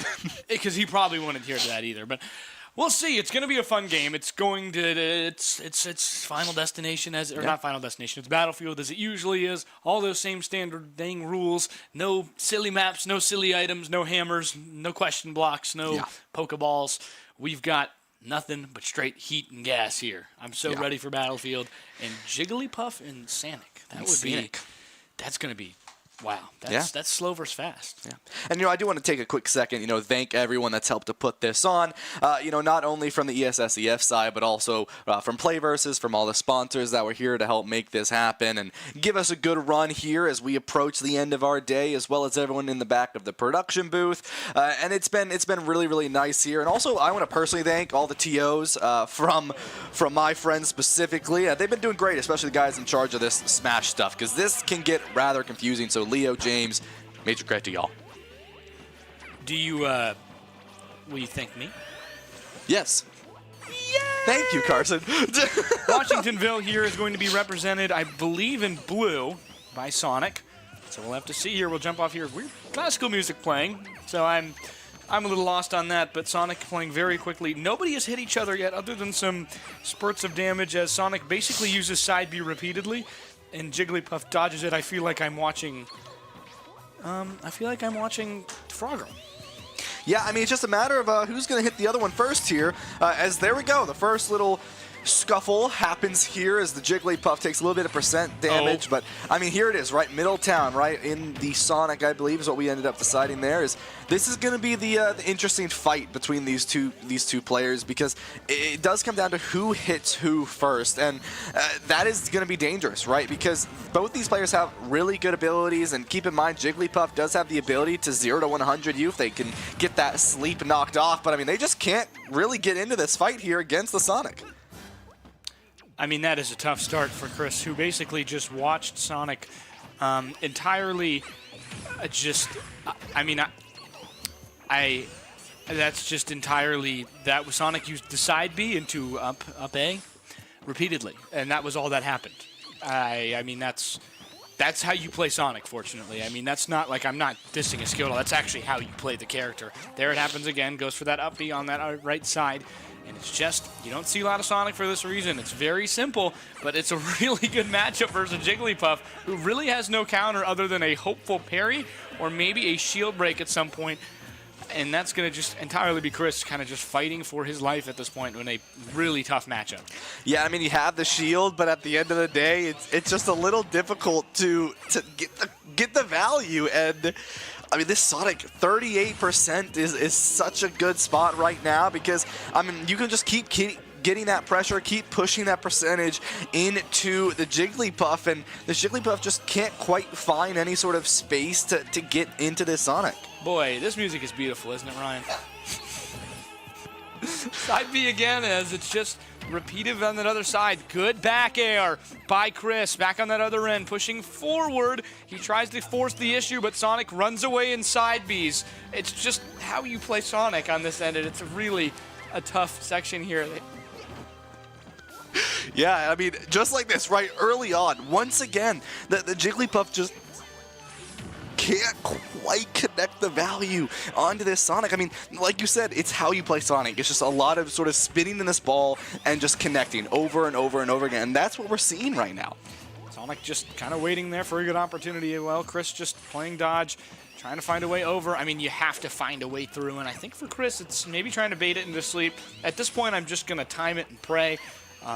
It's a really tough one to beat, but Chris is doing a good job keeping themselves alive, trying to keep that survivability up, knowing that the only way that they can win this is by having life and by having extra stocks to make mistakes. And by making less mistakes, you keep yourself around for longer. Good damage there. Needs to force the issue, get closer. Sonic up top, again, side being, pushing through that other side of the stage.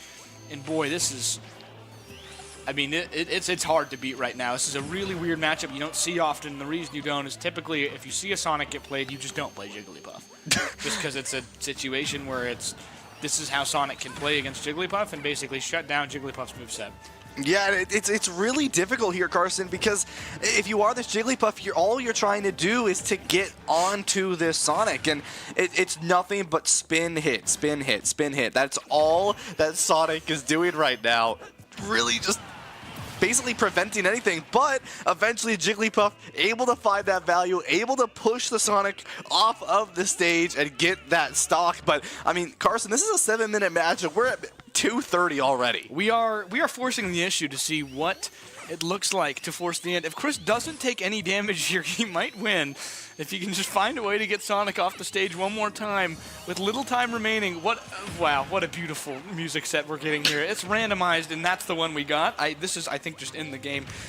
2 minutes and 20 seconds remain. Will we get that final stock, or will Chris force the issue about what a tiebreaker looks like in this? I mean, it's a difficult matchup, Carson. I mean, it's back and forth where these players are just trying. It's the Sonic is putting in constant pressure and constant percentage until they can eventually find a knockout, and it's the Jigglypuff trying to find any sort of like crack in the armor where the Sonic goes in, they miss, and then they're right next to him, right? If you can get that sleep off, you can get a couple combos off, that's what you need, but this is a very unique battle. I mean, this is something that we don't see very often, Carson. I mean, in any Smash I've ever casted, it's not the most common thing per se, and that's what makes Smash unique. There's so many different characters in the game. You can have battles like these that are just unusual. Sonic has not used a side B yet, or a down B yet, and it's pretty telling of how this one just will go. Oh, there it is. There's a down B. But it's a really tough one to beat right now if you're Chris. Sonic nearly ends themselves off stage, which would have given Chris an opportunity.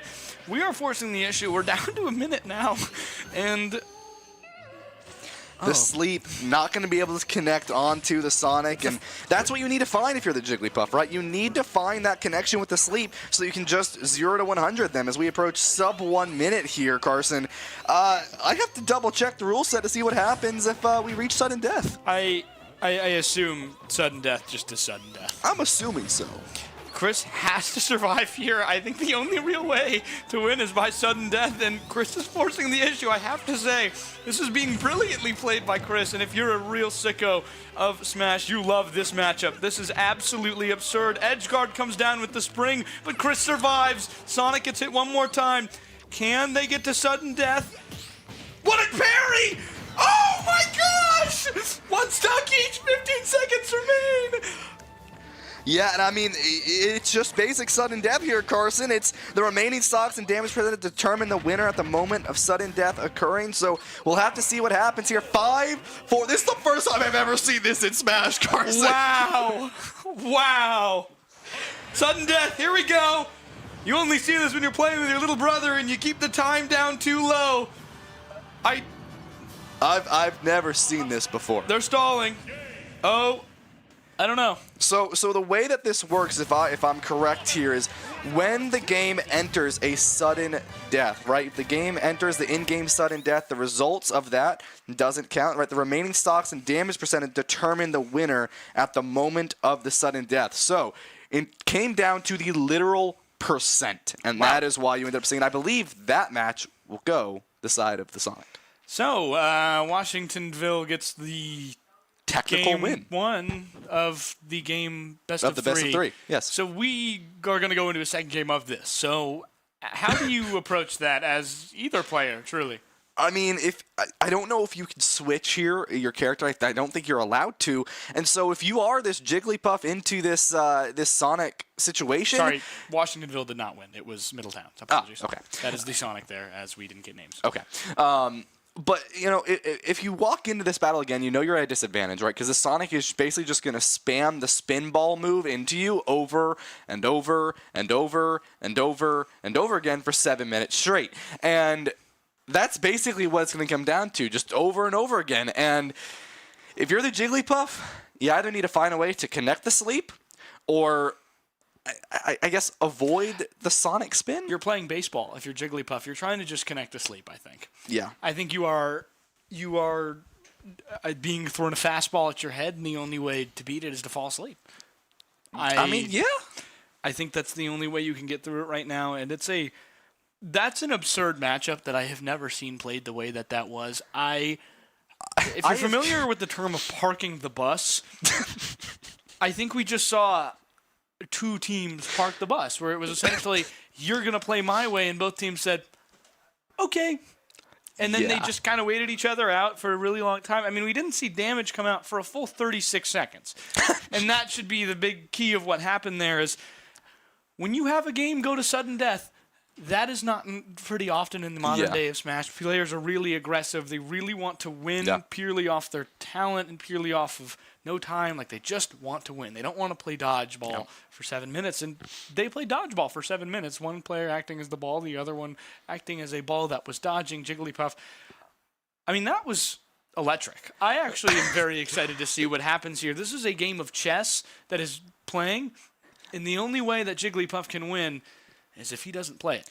I mean, I was shocked. I mean, I've casted Smash here, Carson, for about 4 years. And that is the first time I've ever seen a matchup like that. And the first time I've ever seen a game run out of time. I've seen it come down 2 minutes. I have too. I've seen it come down to 2. I've seen it come down to like 2:40. But to go down to the very end, I've never seen that before. And it goes to show that, the ESSEF tournament, this is where you're going to see things like that. It's going to be niche. It's going to be unique. It's going to be different. And it comes down to these players who put in so much time into their craft that, frankly, they're going to do different things that you're not used to. It's been a magical day, to say the very least. And, I mean, what you're seeing is a level of esports where creativity is welcome because there is no force into a meta. Everybody's at a different skill level. Very true. So everybody kind of isolates themselves at this level, plays with their team, and finds the way they want to play. It's a magical day to watch. I mean, we saw that earlier today in Marvel Rivals. We saw that in Rocket League where there was teams who were just...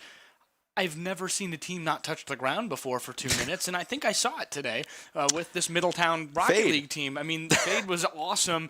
We have seen so much absurd stuff today, and I think this is just one of the final cherries on top. Keep in mind, we have more games to go.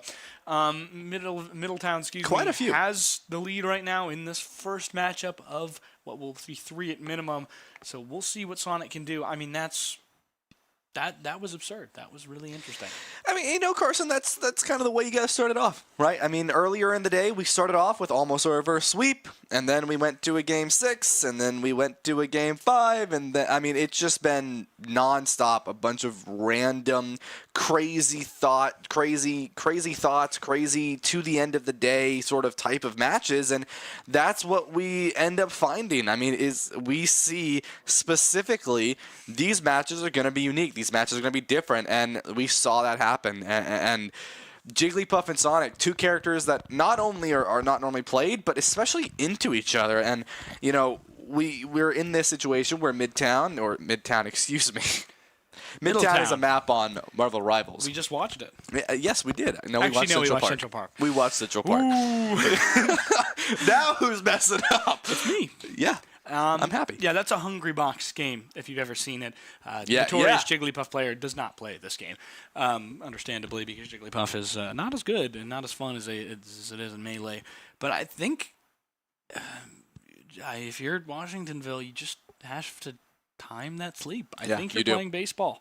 I don't know any other way that you can beat whatever was going on there, because whatever the heck it was unique, it was different, and it was beautiful. I think truly it was beautiful. I think that's the biggest takeaway I'm having right now, is that was a beautiful thing I will never have the joy of experiencing again for the first time.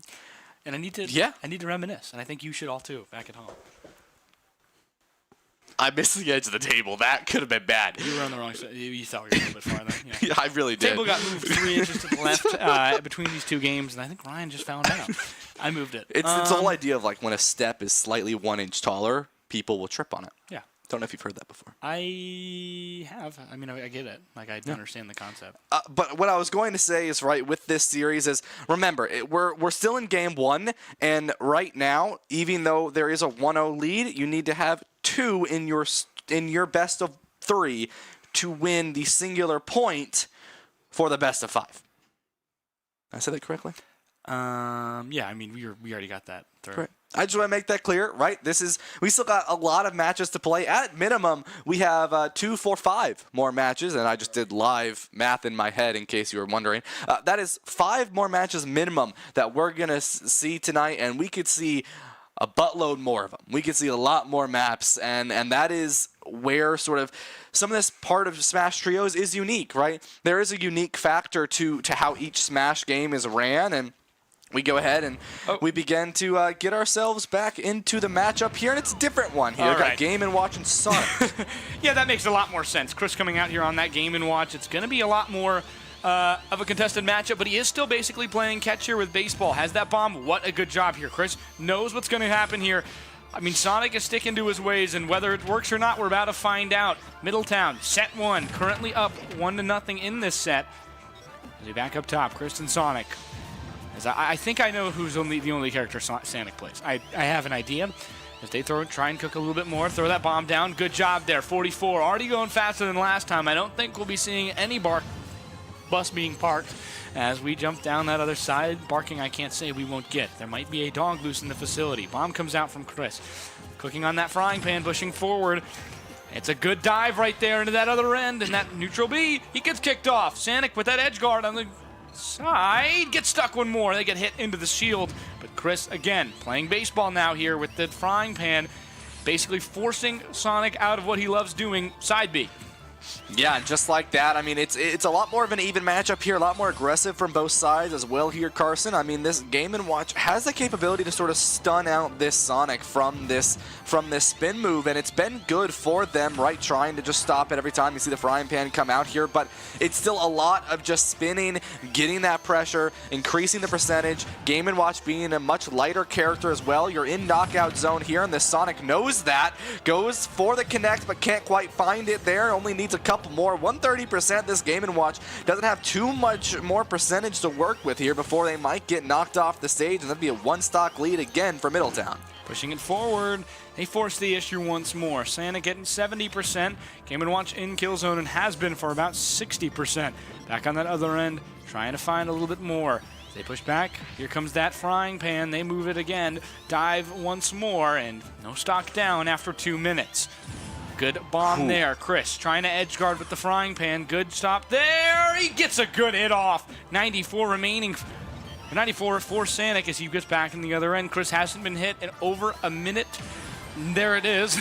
Back on that other section. Has been hit in over 30 seconds, excuse me. Now has been hit. Chris misses off the edge. Gets stuck by that edge guard. 166. Good dodge right there.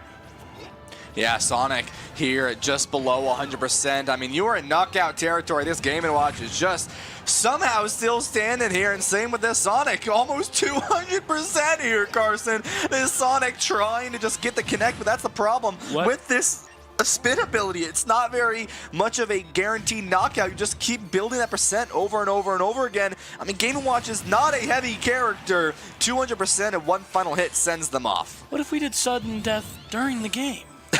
That's what the ideal was here for Sonic, who is just going to kind of put Chris up more and more as they go down to the other side. I mean, this is a tough one for Chris, who's kind of just being forced to move out of the way and make sure that Sonic doesn't have more health. But now down a stock, they're forced to move into more aggressive territory. You have to basically make Sonic play your game.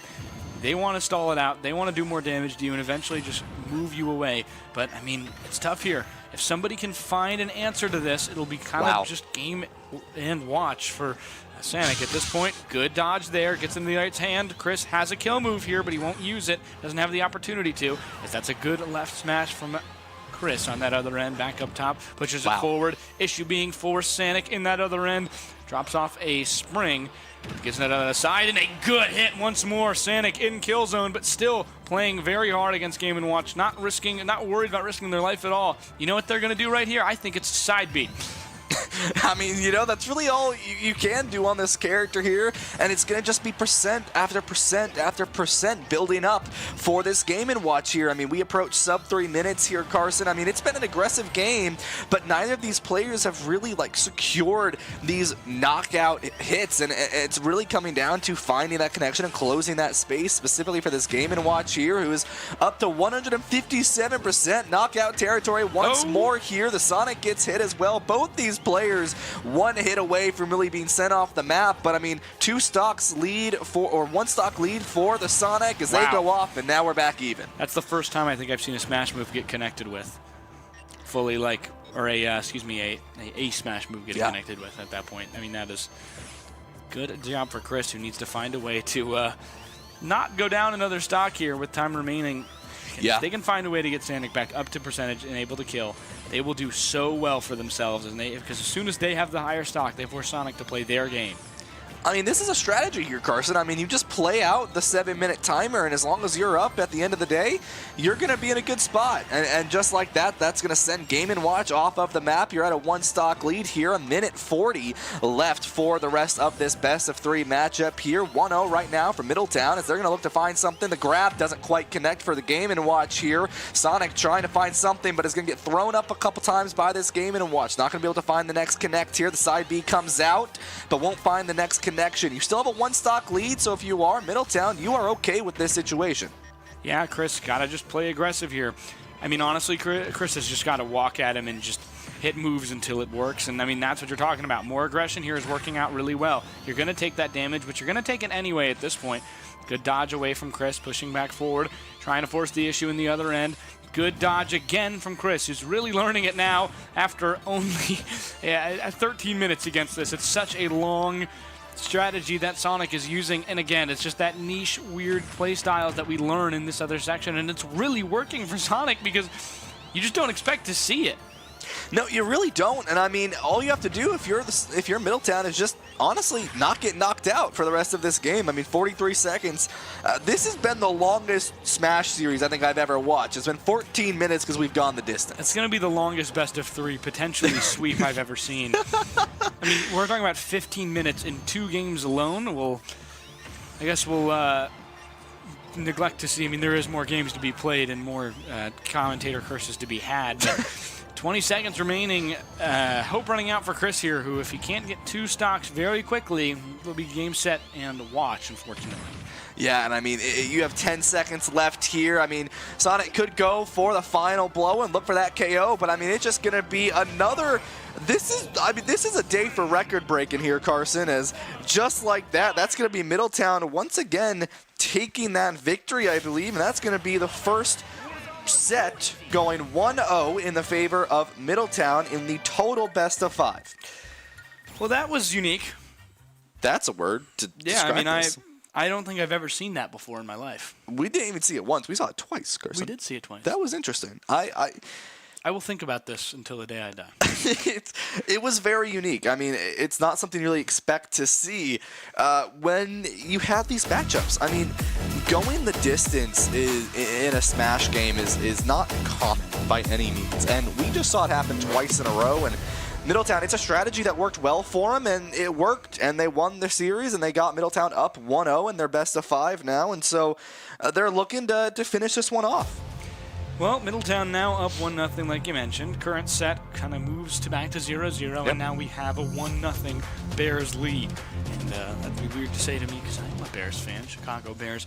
But Washingtonville goes down 1-0, and they can only hope that they find their way soon with some consolation. They're here for a reason. They're the higher seed, or I believe they're the higher seed. But that was a start that I don't think Washingtonville was expecting, and maybe they just go, Let's move on from that because that won't happen again. But then, what if it happens again? What if you get a Rob who only uses down B? Interesting. Only uses side B. Sorry. Interesting. That's you know, Carson, really getting the casting booth thinking today. I think that what we just watched got us thinking. I think that is true. We watched a chess game. I watched a game of Smash that I thought I was looking at what's his name? The chess guy, Magnus? Magnus Carlsen? Yes, that guy. Yes. Swedish guy, right? I don't think he's Swedish. Guy who plays chess who's really good. That's more what I mean. I'm enamored by what just happened because it was just a pure and utter brain destroyer. I mean, that was a destruction of the mind in the ultimate way. You just played 14 minutes of Smash and won 2-0. When you play 14 minutes of Smash, you win 8-0. That's what happens. Yeah, and you know, after all of that, I mean, we spent probably about 20 minutes getting that entire series done, and that only puts you up 1-0. Yeah. It's like you just watched a match of Marvel Rivals. Mm-hmm. Yeah. Yeah. I mean, that was actually comparable time. Like, that was genuinely comparable time. That was, interesting. That was unique, and I'm really proud to see that. I'm glad to be able to say that I saw an innovative design today. I saw an innovative Sonic player today who played for time. Who played for time, which I've never seen in a 7-minute match. I've just never seen it. It's not. It doesn't. I've seen it's one not normal. player play for time, and it was a protest for both players. That is the one time I've seen it. Is it was just like both players didn't think the rule set was fair, so they both put their controllers down and waited. Interesting. That's the only time I've ever seen it, and well, now you've seen it in competitive play in a grand finals. I might add you. And it worked. It did. It worked. I mean, you 2-0'd your best of 3 set, and you give yourself a 1-0 lead.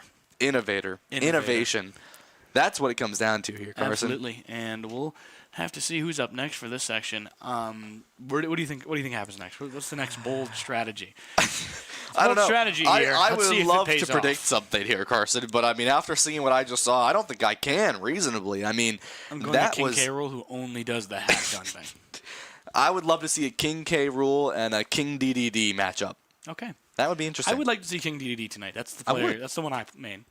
I love King DDD. It's okay. So what does that mean? I don't know. You just strike me as a King DDD player. Thank you.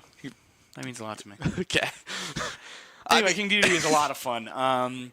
He's a very interesting character that reflects kind of you don't play it in any way in an adaptable sense. You hit the same buttons no matter who you're playing, and pray it works. It's kind of how King DDD works. You have your own strategy, and nobody else can take you out of that strategy other than sometimes you reflect a little bit more than you eat. Or maybe a Sonic could maybe make things. I actually think that might be the counter right there. I think K. Rool side B might be enough to counter Sonic because you just kind of Sonic can't really deal with a giant spiky ball that's going to do 16% every time. You know what? That's fair. That's a good point. And Carson, we're gonna see something unique. I mean, I hope we already saw one thing unique that frankly shocked both of us. And I mean, Carson, we've been casting for a while. We've seen a lot of games. Life changing. I really hope I see like this grand final is gonna be life changing. This is already life changing. It is. I mean, I will think of everything. I will think everything of today. Different. I will think of everything. Today. Everything today is life-changing. I mean, we have seen some incredible matches. We've seen some incredible support. The audience has been there this entire time. I mean, this is a life-changing event for a lot of these players as well. I mean, this is the first time they've ever been to an event like this, and it's life-changing for them, right? Yeah, I really can't tell about that last game if I should be angry or happy.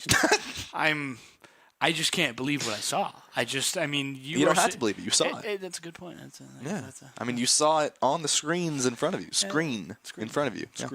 Screen. We have screens here. We have screens. They're right there. That's what we're looking at when we go. Boy, it's a long day. As we enter hour 10 of being here, hour 11 when of being did you get here, Carson? I got here at 8. Oh, same. Yeah. Oh, no, I got here like at 7:30. It's a call time, folks. If you are in a job that is of the media relation, you will get a call time, and we arrived at our call time as requested.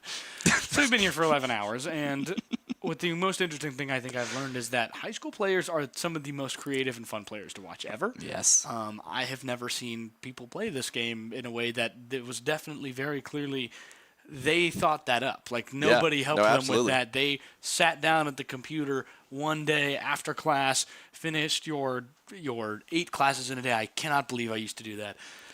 Wow. You had 8? I had 7. What? Yeah, I had 7 periods. I didn't take lunch. You didn't? That's not a class, I Carson. just didn't take it. Like I took a class instead of lunch. But lunch is what? I just ate in my class. Is that allowed? Probably. I mean, it was. Like okay. I ate. Anyway, cool. You do that and you sit down, and I think it's only a high schooler's intuition that can make some of these strategies that are so bold and so unbelievable. They might just work, and they worked. I mean, that was incredible.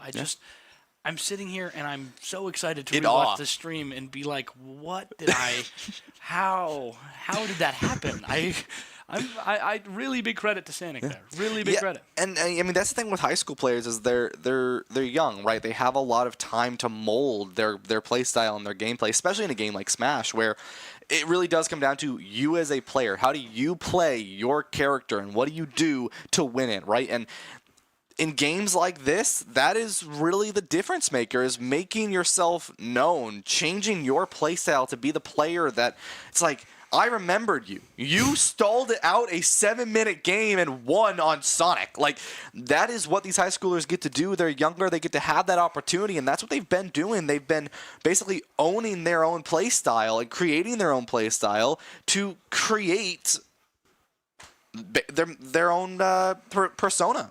As we enter Game 2 here in just a moment, Oh boy, I hope it's something new. I hope it's something that's life-changing, truly. I think that's what we're going to get today. It's been the kind of theme.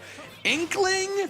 Oh boy, I'm ready. Inkling and Joker. We got Splatoon and Persona. I'm a big Inkling fan. I played a lot of Inkling. It's a very interesting character, and right now it is currently... Oh my gosh. I mean, it's 64. This is an entirely different game. I've never seen it go this fast, it feels like. I mean, that was all. This is the completely different thing, and this is Smash again, and it's weird. It's weird. Yeah, it's a little bit more what you expect to see when you play Smash, and I mean, you are going to see that Arsene comes out from the side of Joker, and that's going to put themselves in a good spot, start to bring themselves back into this game here. But Inkling just putting so much little Inkling percentage onto the enemy, and this has been really good. And I believe that the Inkling players for Washington. Yes. I believe so. We'll get confirmation of that later. That's a great roller play, and there goes Joker. Home run with the Ink Brush, as Inkling has that stock lead now. And, I mean, they are playing this in a very unique way for Inkling either way. I mean, I've never seen somebody come up from an edge guard into roller. That's certainly new. Not going for a lot of grabs. Inkling's entire kit. Oh, my gosh, that was an absurd bomb throw. Like, there's just things about these play styles that you don't see elsewhere, that they're just self-learned, things like that, where they hit each other into ways that you don't expect. They find combos within themselves and within their own play style that they like to do, and things that they like to trail together, even if it is technically not the optimal combo. Not a lot of these players, I mean, you notice not a lot of these players hit the YouTube. They play the game, and that's what you like to see. Yeah, and I mean, Inkling's a lighter character, 145%. You're sort of in that knockout territory here, especially as you build up the Arsene on the side of the Joker. So there's Inkling playing a little bit safer, but still looking for these combos. The grab comes in, but they're still in this fight here, Carson. They push up Shark C up onto this Joker a little bit further into that 100% mark. Both these characters lighter, and that's Inkling finding another stock in their favor. Inkling is cooking. Joker trying to do the same, but cannot make sushi just yet. It's been just a great job immediately from Inkling, who is just cooking.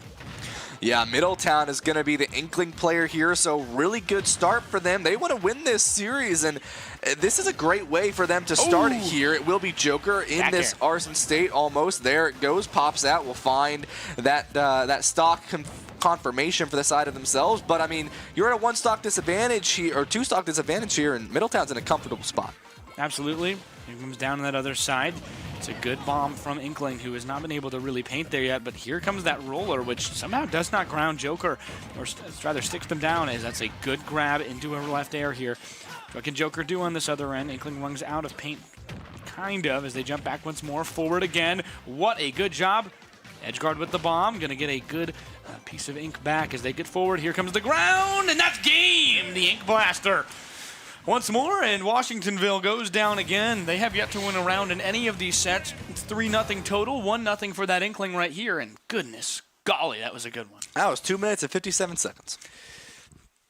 That was quite fast for Smash, and a little bit something that we expect a little bit more of, right, when we typically watch Smash gameplay, but not typically with an Inkling. That's the different one here, Carson. Inkling is a stall-out character. Typically, that is a character you will see who can play very conservative because they can move around a lot, they can run away a lot, they have more movement speed, they have more tech to get out of things, and that Inkling, so aggressive, and a very good start again for this Middletown team who is just on fire. You see neither of these teams. I don't know, would you play your ace first or would you play your ace third? I think, honestly, you would have played your ace second if you're Washingtonville here, because, I mean, you're down one, you try to get that victory, but I'd say if you have your ace right, you play him third. Right? That way you can guarantee you can play them again in that fourth match. But something to keep in mind, right? For maps 4 and 5, a quick little info on the rule set. What this means is, so there are 3 players on each team, right? Each player takes their match. So player 1 versus player 1, player 2 versus player 2, player 3 versus player 3. Games 4 and games 5, the teams get to pick one player to play in match 4, and then the same for match 5. So Team A could pick player 1, Team B could pick player 2 to play in game number 4, but game number 5, those 2 players cannot play in. Yeah. Right? So it comes down to the final 4 players, and it could be rather interesting, right? Because that's a little bit more typical to how we see Smash ran in other tournaments. Is, you know, you pick a player, we pick a player, and we go like that. So it's gonna be a little interesting to see sort of what happens if we reach that point, right? If you are Middletown, you want to try to win these series, and even if you throw your ace out early for Washingtonville onto that third match, it's gonna be interesting to see. Actually going to be a best of 3, so I guess if they win this one, Never mind, I apologize. So as I was saying, right, when you run into that, you reach a situation where, right, the player can end up taking that fourth fight. If you have your ace up your sleeve, you play them in that third round, you can immediately play them on the fourth one as well, but you can't play them on the fifth. So if you're already behind by 2 maps or 2 rounds, it can get a little scary. Yeah, and the biggest thing is it's kind of in this section, you're going into game 2. Now Washingtonville, you're down 1-0, 3-0 basically. And what can you do here? They have to find a way, and the answer might be King K. Rool as, oh my goodness, immediate ink bomb. King K. Rool just gets nailed. It feels like the punch-in-the-mouth strategy right now for this other side for Inkling. I mean, it does feel like that. You're walking in, and you're just absolutely marauding. It's just you're taking the loot, you're winning, and you are absolutely insane. What a combo! 100 in under 25 seconds! Goodness gracious! And I mean, that's the thing, when you go up against this heavier type of characters, you need to get their percentage up fast, but they're going to hit you pretty hard. I mean, one hit already throws them over to 50 and then 66% respectively here, so this Inkling just needs to keep building up, and that's going to be one of the things that they have a strength in with that paint. But as I said, these tankier characters are going to hit much harder, and they're going to be able to send you off the map much easier. We see that already as Middletown starts off with 1 stock less than the side of Washingtonville. So hard to ground him, but can they get back in time? Yes! Home run, Inkling with the ink brush, but already up to 40%. That's pretty bad very early. Needs to focus on not getting hit. Has been playing way too aggressive to kind of justify that play style against King K. Rool, because King K. Rool is going to punish you, and that's what's happening right here. Good edge guard by K. Rool, pushes them back off once again. 89-0 on the second stock.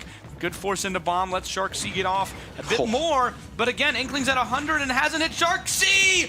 Oh my goodness, playing volleyball, and again, not a hit landed on Shark C. K. Rool was the answer for Inkling. I mean, this was really well played coming out from Washingtonville here. The edge guarding is just phenomenal, not giving this Inkling any chance to get there, but a good combo goes in, sends him up to 35% now. This Inkling is a character that if you can get into this combo situation, you're in a good spot, but they're not going to have any recovery, and that's going to be a 1-to-1 here. This could still go in the favor of Middletown. That's the big thing, and the big problem with playing your recovery as a regular move. I mean, he just got hit too far to the right and died. I mean, it was over. It was over real quick. I knocked out, excuse me. And they just had no way to recover. I mean, you have to play your cards right, and that's a big misplay by K. Rool, who, while he has that Inkling up to 80%, look at how fast he can get ruled out here. Has a great recovery, needs to make utilize of that and make sure they don't use it in a combo, because it can go wrong, and they've just seen how badly it can go. Stuck in the ground, back in the other end, a great nair from that Inkling. And this is going to put him in a good spot here. Both of these players in knockout territory. One combo from the Inkling, or one hit from the King, and it's going to send him down. The Inkling just barely finds it, and that's going to be Middletown 2-0 in this best of 5. What a comeback. My goodness, Middletown.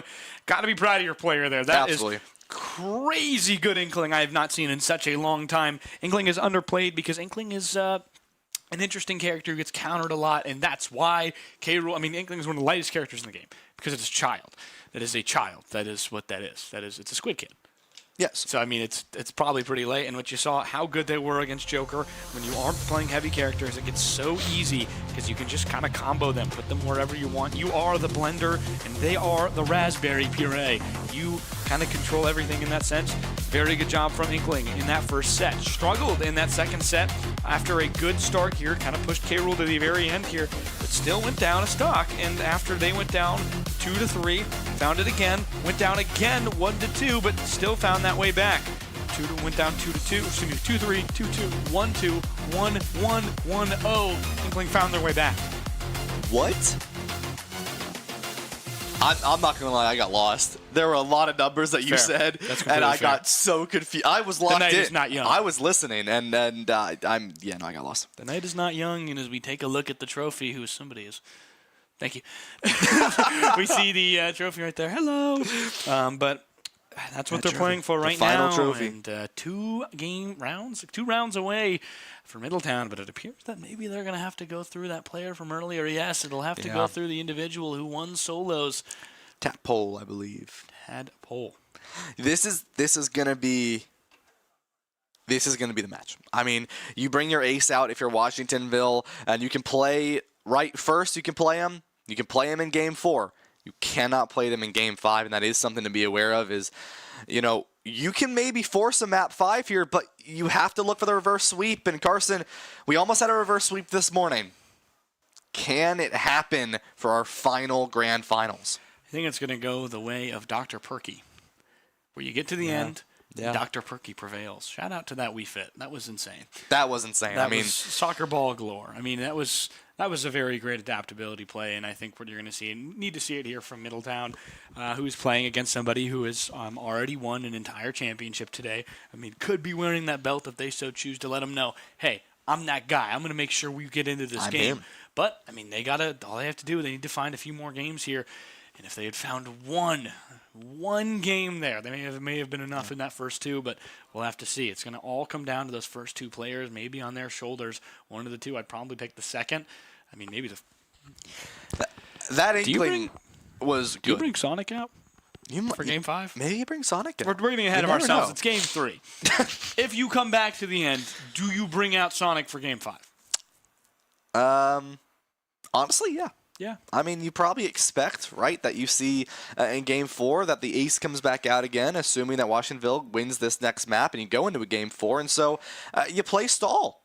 Might as well, right? I mean, it worked well for you the first time around. Your Inkling player could probably put up anything that they have to in a Game 4 in the first place, and in my opinion, right, obviously we haven't seen Midtown's third player yet, but Midtown, I said it again, I'm still playing Marvel Rivals. We still haven't seen this third player, but I believe the Inkling is probably your best bet against the true powerhouse that's about to come out from Washingtonville. That's true, because it might just be 2-0, 2-0. I don't think you use Inkling Game 4. Maybe you use Sonic Game 4. Maybe. You never know. Seems like the right choice, but we'll see. Obviously, we're assuming that we're underestimating the player here against the Washingtonville's Tadpole, who played Me Fighter earlier, Me Brawler, and really just, took the finals and ran with them earlier. We enter that 7-10 mark. It's getting late into the evening. Boy, as I can only smell good competition as we head down to the wire. Absolutely. I'm very excited to see what goes on here. They're jumping into it, just connecting their controllers. What do you think was going to come out? Because I think they're expecting a Me Brawler. What do you think is going to come out versus it? I think if you're going to walk out on that Me Brawler, right? I mean, earlier, it comes down to you want the space, right? So if you want to play into that, you want to play something a little bit more ranged, right? I mean, a very common character that we see in Collegiate is Yoshi. Very, very good character, not just in Mario Kart, but also in Smash, because you can keep things at range and you have good chip percentage that you can start to build up over and over and over again.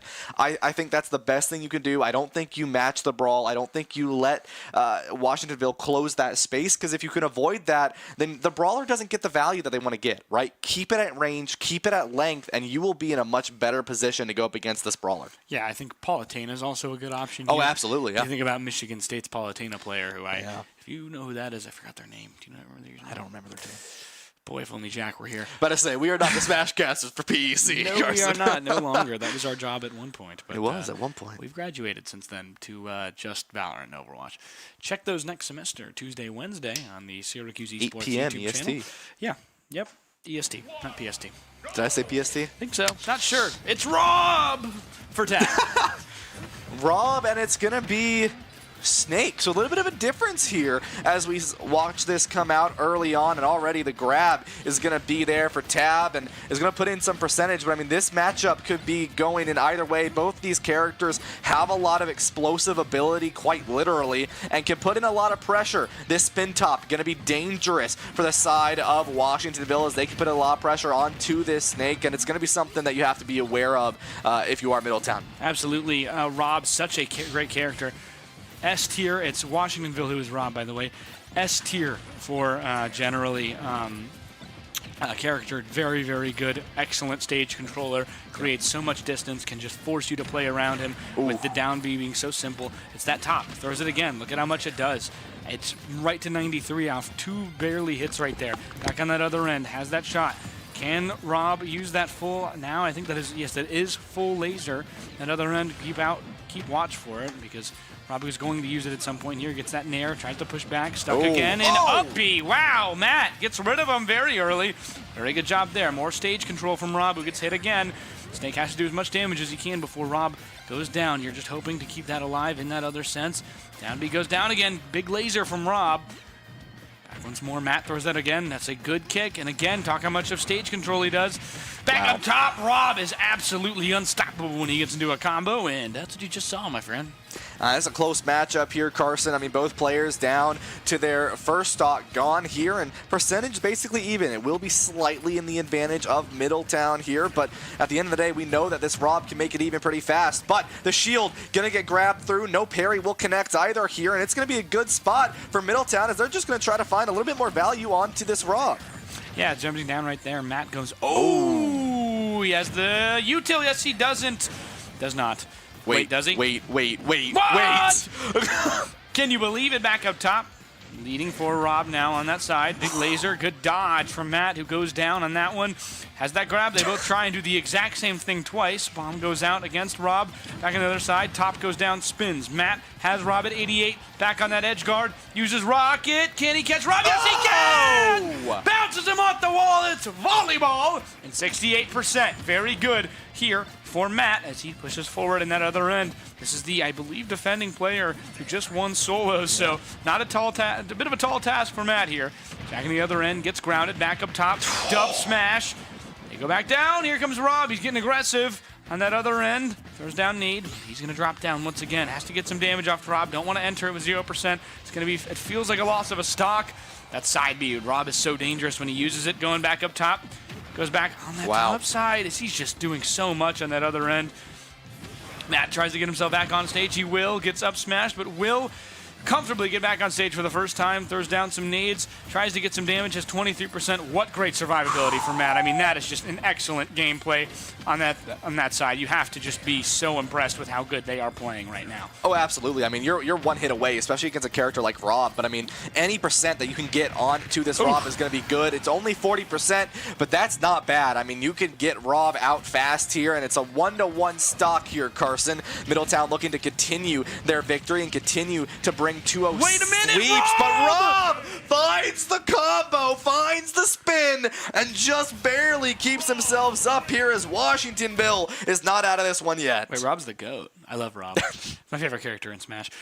My other character I play a lot. Oh. Yeah. That's so fun, Carson. Yes, it's because Rob can spin. Because Rob can spin. I mean, that's a So 45. That's a 40.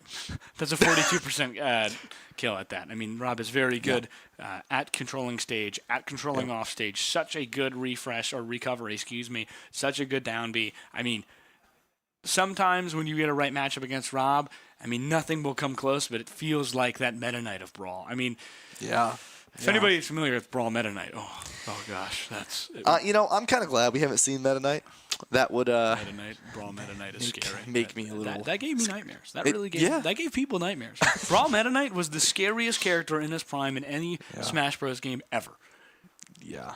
It really was, He had his own tier, and the whole tier list was based on how good you were against Meta Knight. You had S tier, A tier, B tier, and then you had Meta Knight tier. Yes, it was SS. It was the first ever SS tier, generally consensus. Yeah. Quite an insane story. It really is, and you know, you look at this now. I mean, tall task to tail, and this is where you are, right? If you're Middletown, you want to try to find the value that you can. You want to get this series over with. You want to sweep it a 3-0 here, but Washingtonville is not out of this one yet, right? Remember, though, it still is not quite sudden death, but also sudden death at the same time. It's still a best of 3, right? So Washingtonville still needs to win one more for them to secure this point so that they can go 2-1 in the total best of 5 series. We start up, and here we go. A same matchup here, I guess, right? If it works well the first time, you just got to clean up a couple of the small mistakes, and Matt's going to come back out on the Snake. Damn broke, don't fix it, he says.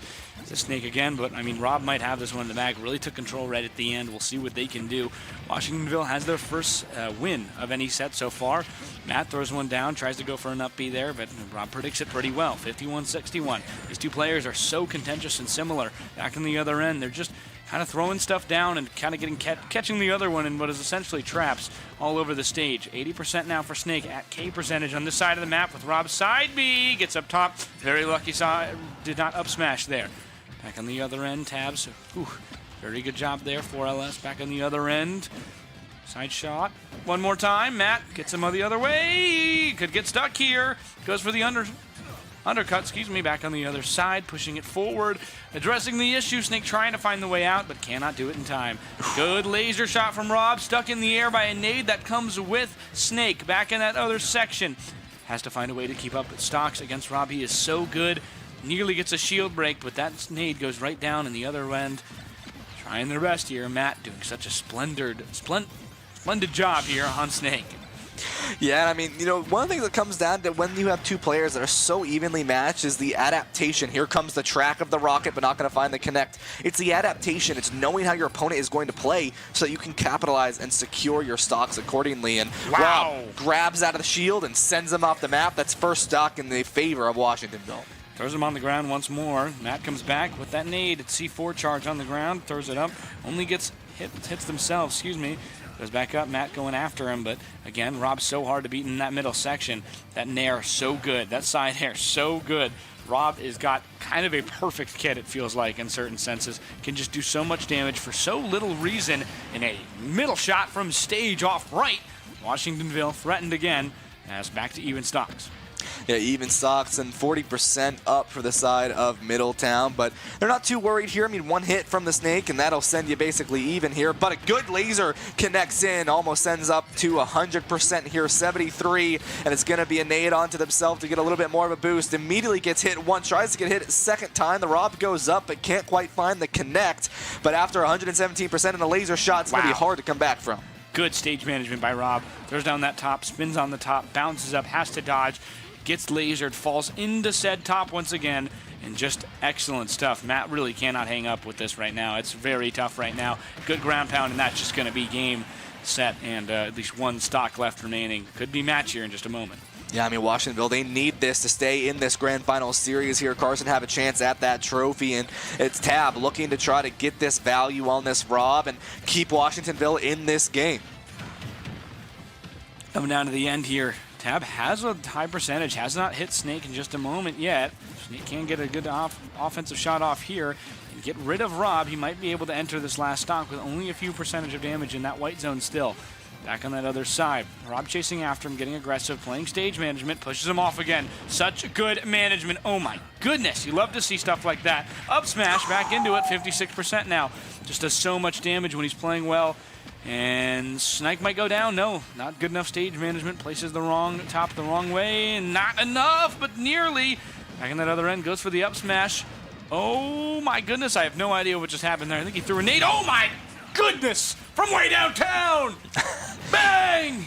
Matt still in this one here, but a couple hits and it will send their stock away. Washingtonville will be able to walk away with their first win of the series in this best of 5, and it's going to be close. You do see a little bit more of a caution come out from Matt. They can't quite play as close as they'd like to. These nades being a little bit more safer as well here, but they're starting to get this percentage up on this Rob. They're playing well here. The burn goes on to both targets, 130% in counting for Matt, 145 now, 72 for the Rob. Both of these players are getting close, if not already, in knockout territory. The edge guarding has been phenomenal from the side of Tab so far, but Snake gets out. There's the grab. There's the slam. But he's not alive. the knockout. Holds it well, and now he's back up top, just floating around. Back down. Matt comes in and lands safely, trying to find his way through. C4 goes down, stuck in the middle with you, top. Oh my goodness, same thing happens for Rob. But he gets stuck on the stage, and he goes down because he didn't move right enough. And that's going to be Washingtonville staying alive in this series.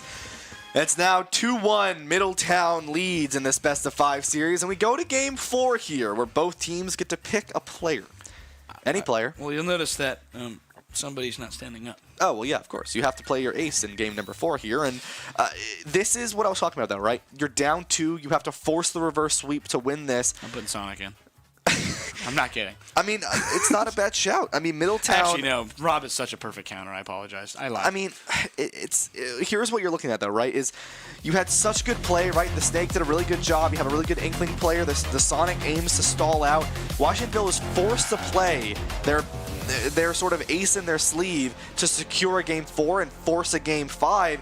And out of the other members of the Washingtonville side, Middletown has won those games. Game 5 is going to be a little bit more comfortable for Middletown, and they're not going to mind that. And this is where it gets a little risky in terms of playing your sort of ace a little bit later down the line, is now you have to play them in Game 4 just to even up the series into a Game 5 where you no longer have your ace. I'm comfortable playing Matt in Game 4, to be honest with you, because that means the Splatoon player in Game 5 is going to be playing either the first player, who you think you probably would guess the Splatoon player can beat, or you're going to see somebody else on the other side. And decision not yet made, as we see only... I guess dark figures in the background. No, we see better angle here as they just wait for the other section to come through here. Yeah, they need to make a decision on who they want to put into this matchup here, and it will likely be the Snake again, right? I don't think it would be. I mean, maybe not, right? You could put the Inkling in, to play this matchup, and then you save that Snake, a player that, I mean, you probably, if I had to bet, right, I mean, Washingtonville's best player is easily this Rob, right? And then if you're Middletown, it may be your Snake player, right? So maybe you keep your own ace up your sleeve so that, you force Washingtonville to get their own win on map 4, and then you put your best player in on that Snake in Game 5 and sort of secure yourself that win. It's going to be interesting to see, because remember, you can't play the same person twice. That is not allowed. So Washingtonville cannot put Tab in 2 games in a row here. I'm wondering if maybe you take Tab out for this one, and allow maybe you just... Yeah, I mean, and that's the risky part. That's what I was talking about, Carson, is you're putting yourself in a position where you're at game point, and to guarantee the win, you need to probably put in your best player, right? But if you want to save that and get yourself into Game 5 and have your best chance to win Game 5, you need to not put your sort of ace in Game 4, and it's a rough spot. I'd probably put the K. Rool player in, and then just let that ride out the way it will, because Game 5 I feel like is a guaranteed win if I'm that team of Washingtonville. I think my player is good enough. He won the solos. I mean, he won the entire league in solos. I'm feeling comfortable enough to put my King K. Rool in because he played very well. Yeah. Very, very well against their Splatoon player, Inkling, who will... And maybe you find a good matchup, and maybe you force that Inkling to play that Rob at the end, or that better player at the end. It's a really interesting matchup where you're just kind of playing chess, and both guys are waiting for the other team to say, "Hey, we're gonna pick this guy." But you're like, I don't want to. I'm waiting. I gotta make a choice, but I'm waiting. And then you kind of have a situation where it's who are you gonna play? And from our looking right now, you might be able to tell because I haven't stopped looking. I have no idea who they are picking yet. For either squad, it looks like it might be the K. Rool player. Yeah, I mean, that's going to be the interesting part. I mean, this is why I'm glad I'm not coaching Smash here, Carson, because there's a lot of thought that goes into this. There's a lot of thought of who you want to play and how you want to play them, and sort of putting yourself in the best case scenario, but also picking the lesser of two evils here, right? Yeah. What game do you want to guarantee a win on, and if so, right, what game are you willing to risk on? And is it better to risk on 4 and guarantee, or is it better to risk on 4 and guarantee a 5, or is it better to guarantee a 4 and risk on a 5? And that's what these coaches are debating right now. Yeah, we'll see. It's going to be, I believe, that Snake again is playing the... Yes, I believe it's going to be the Snake player playing the K. Rool player. All right. So you have Washingtonville's... you have Middletown's probably... I'm willing to bet maybe their best player. They did put them up against Washingtonville's best player. So you may guarantee this win, right, if you are Middletown, because you're thinking they put in their best player, we put in our best player. If they have a chance of winning, if they don't put in their best player and we put in our best player, our chances skyrocket in taking this series. I am not sure if it's the right person. I don't have my glasses on, to be fully honest with you, and it's probably better if you go take a look. But I got binoculars. Wow. You ever done that before when you were a kid? Yes. Little binoculars? It doesn't work. No, it doesn't work. All it does is it ruins your peripheral vision. Yeah, it's like... Oh, that was bright. I looked into the light when I took my binoculars off. Horse blinders. Horse blinders, yeah. No horse racing in today's matches. No horse racing in today's matchup. Either way, we'll jump back into it in just a moment. I'm interested to see who these two players play. If it is that K. Rool player. If you lose this game... It's over. You're done. If you win this game, I think you win the entire series. I agree. I like agree. the move. And I think it's a Game 5 either way. Yeah, I mean, this is that sort of high risk, high reward. Is if you risk putting in probably not your best player and you win on it, you probably guarantee the win on Game 5. However, right, by risking the Game 4, you also risk a defeat. Yeah. Because you cannot guarantee this win now. Now it's going to come down to potentially the last stock where you go to game 5, you get to that point, you guarantee it, rather than guaranteeing the game 4, and then game 5 is sort of up in the air. And that's what these coaches are figuring out. That's what these coaches are deciding as they're working through this. I mean, this is the final match of the ESSEF tournament here. This is the final match of the grand finals. Middletown and Washingtonville, they're going to send themselves in, and it's going to be the Joker and the Snake. Yeah, we'll see. It's just exactly what we thought. Shark C and Matt, entire game rides on this. If Matt can put it together here and get a win off for this squad, I mean, it's going to be game, set, match. It'll be Middletown who will end up with this win. 2-1 is the current series. It's a BO3 here to keep the match going. Let's see what we can do. It's been an hour now of Smash Bros. These guys are getting tired. These are their respectively third matches each. Yeah, I mean, there's a lot of matches that have been played from all of these players today, and it's been a long day here, Carson, but eventually we have to reach the end of this exhilarating gameplay as we see the Snake falls a little bit low on percentage here, but is going to look to even it back up on this Joker. The Arson is going to be the biggest portion of this Joker on Washingtonville's side to really get the value here, but they need to find the connection before that timer runs out, and if they can, that's going to be Snake knocked out, but the Snake playing very smart, very cautious when this Arson is available. Snake is kind of all about stalling and all about making sure, can you find the right matchup and can you do more damage, because his grenades do less to him, so it's interesting. So a lot of Snake's playing is, I'm going to grab a grenade and run at you as fast as I can and make it really difficult for you, because now look at that. Snake lies him down once more. Both are in now kill percentage, and it's all about Matt's execution in these moments, because that's how Snake is played. Snake players are completely absurdly confident in themselves at certain points. They have to be very, almost perfect in understanding what they're doing, what they're going after, and where their C4 is. An absolute nuclear missile to this matchup, as that's a stock gone for Shark C.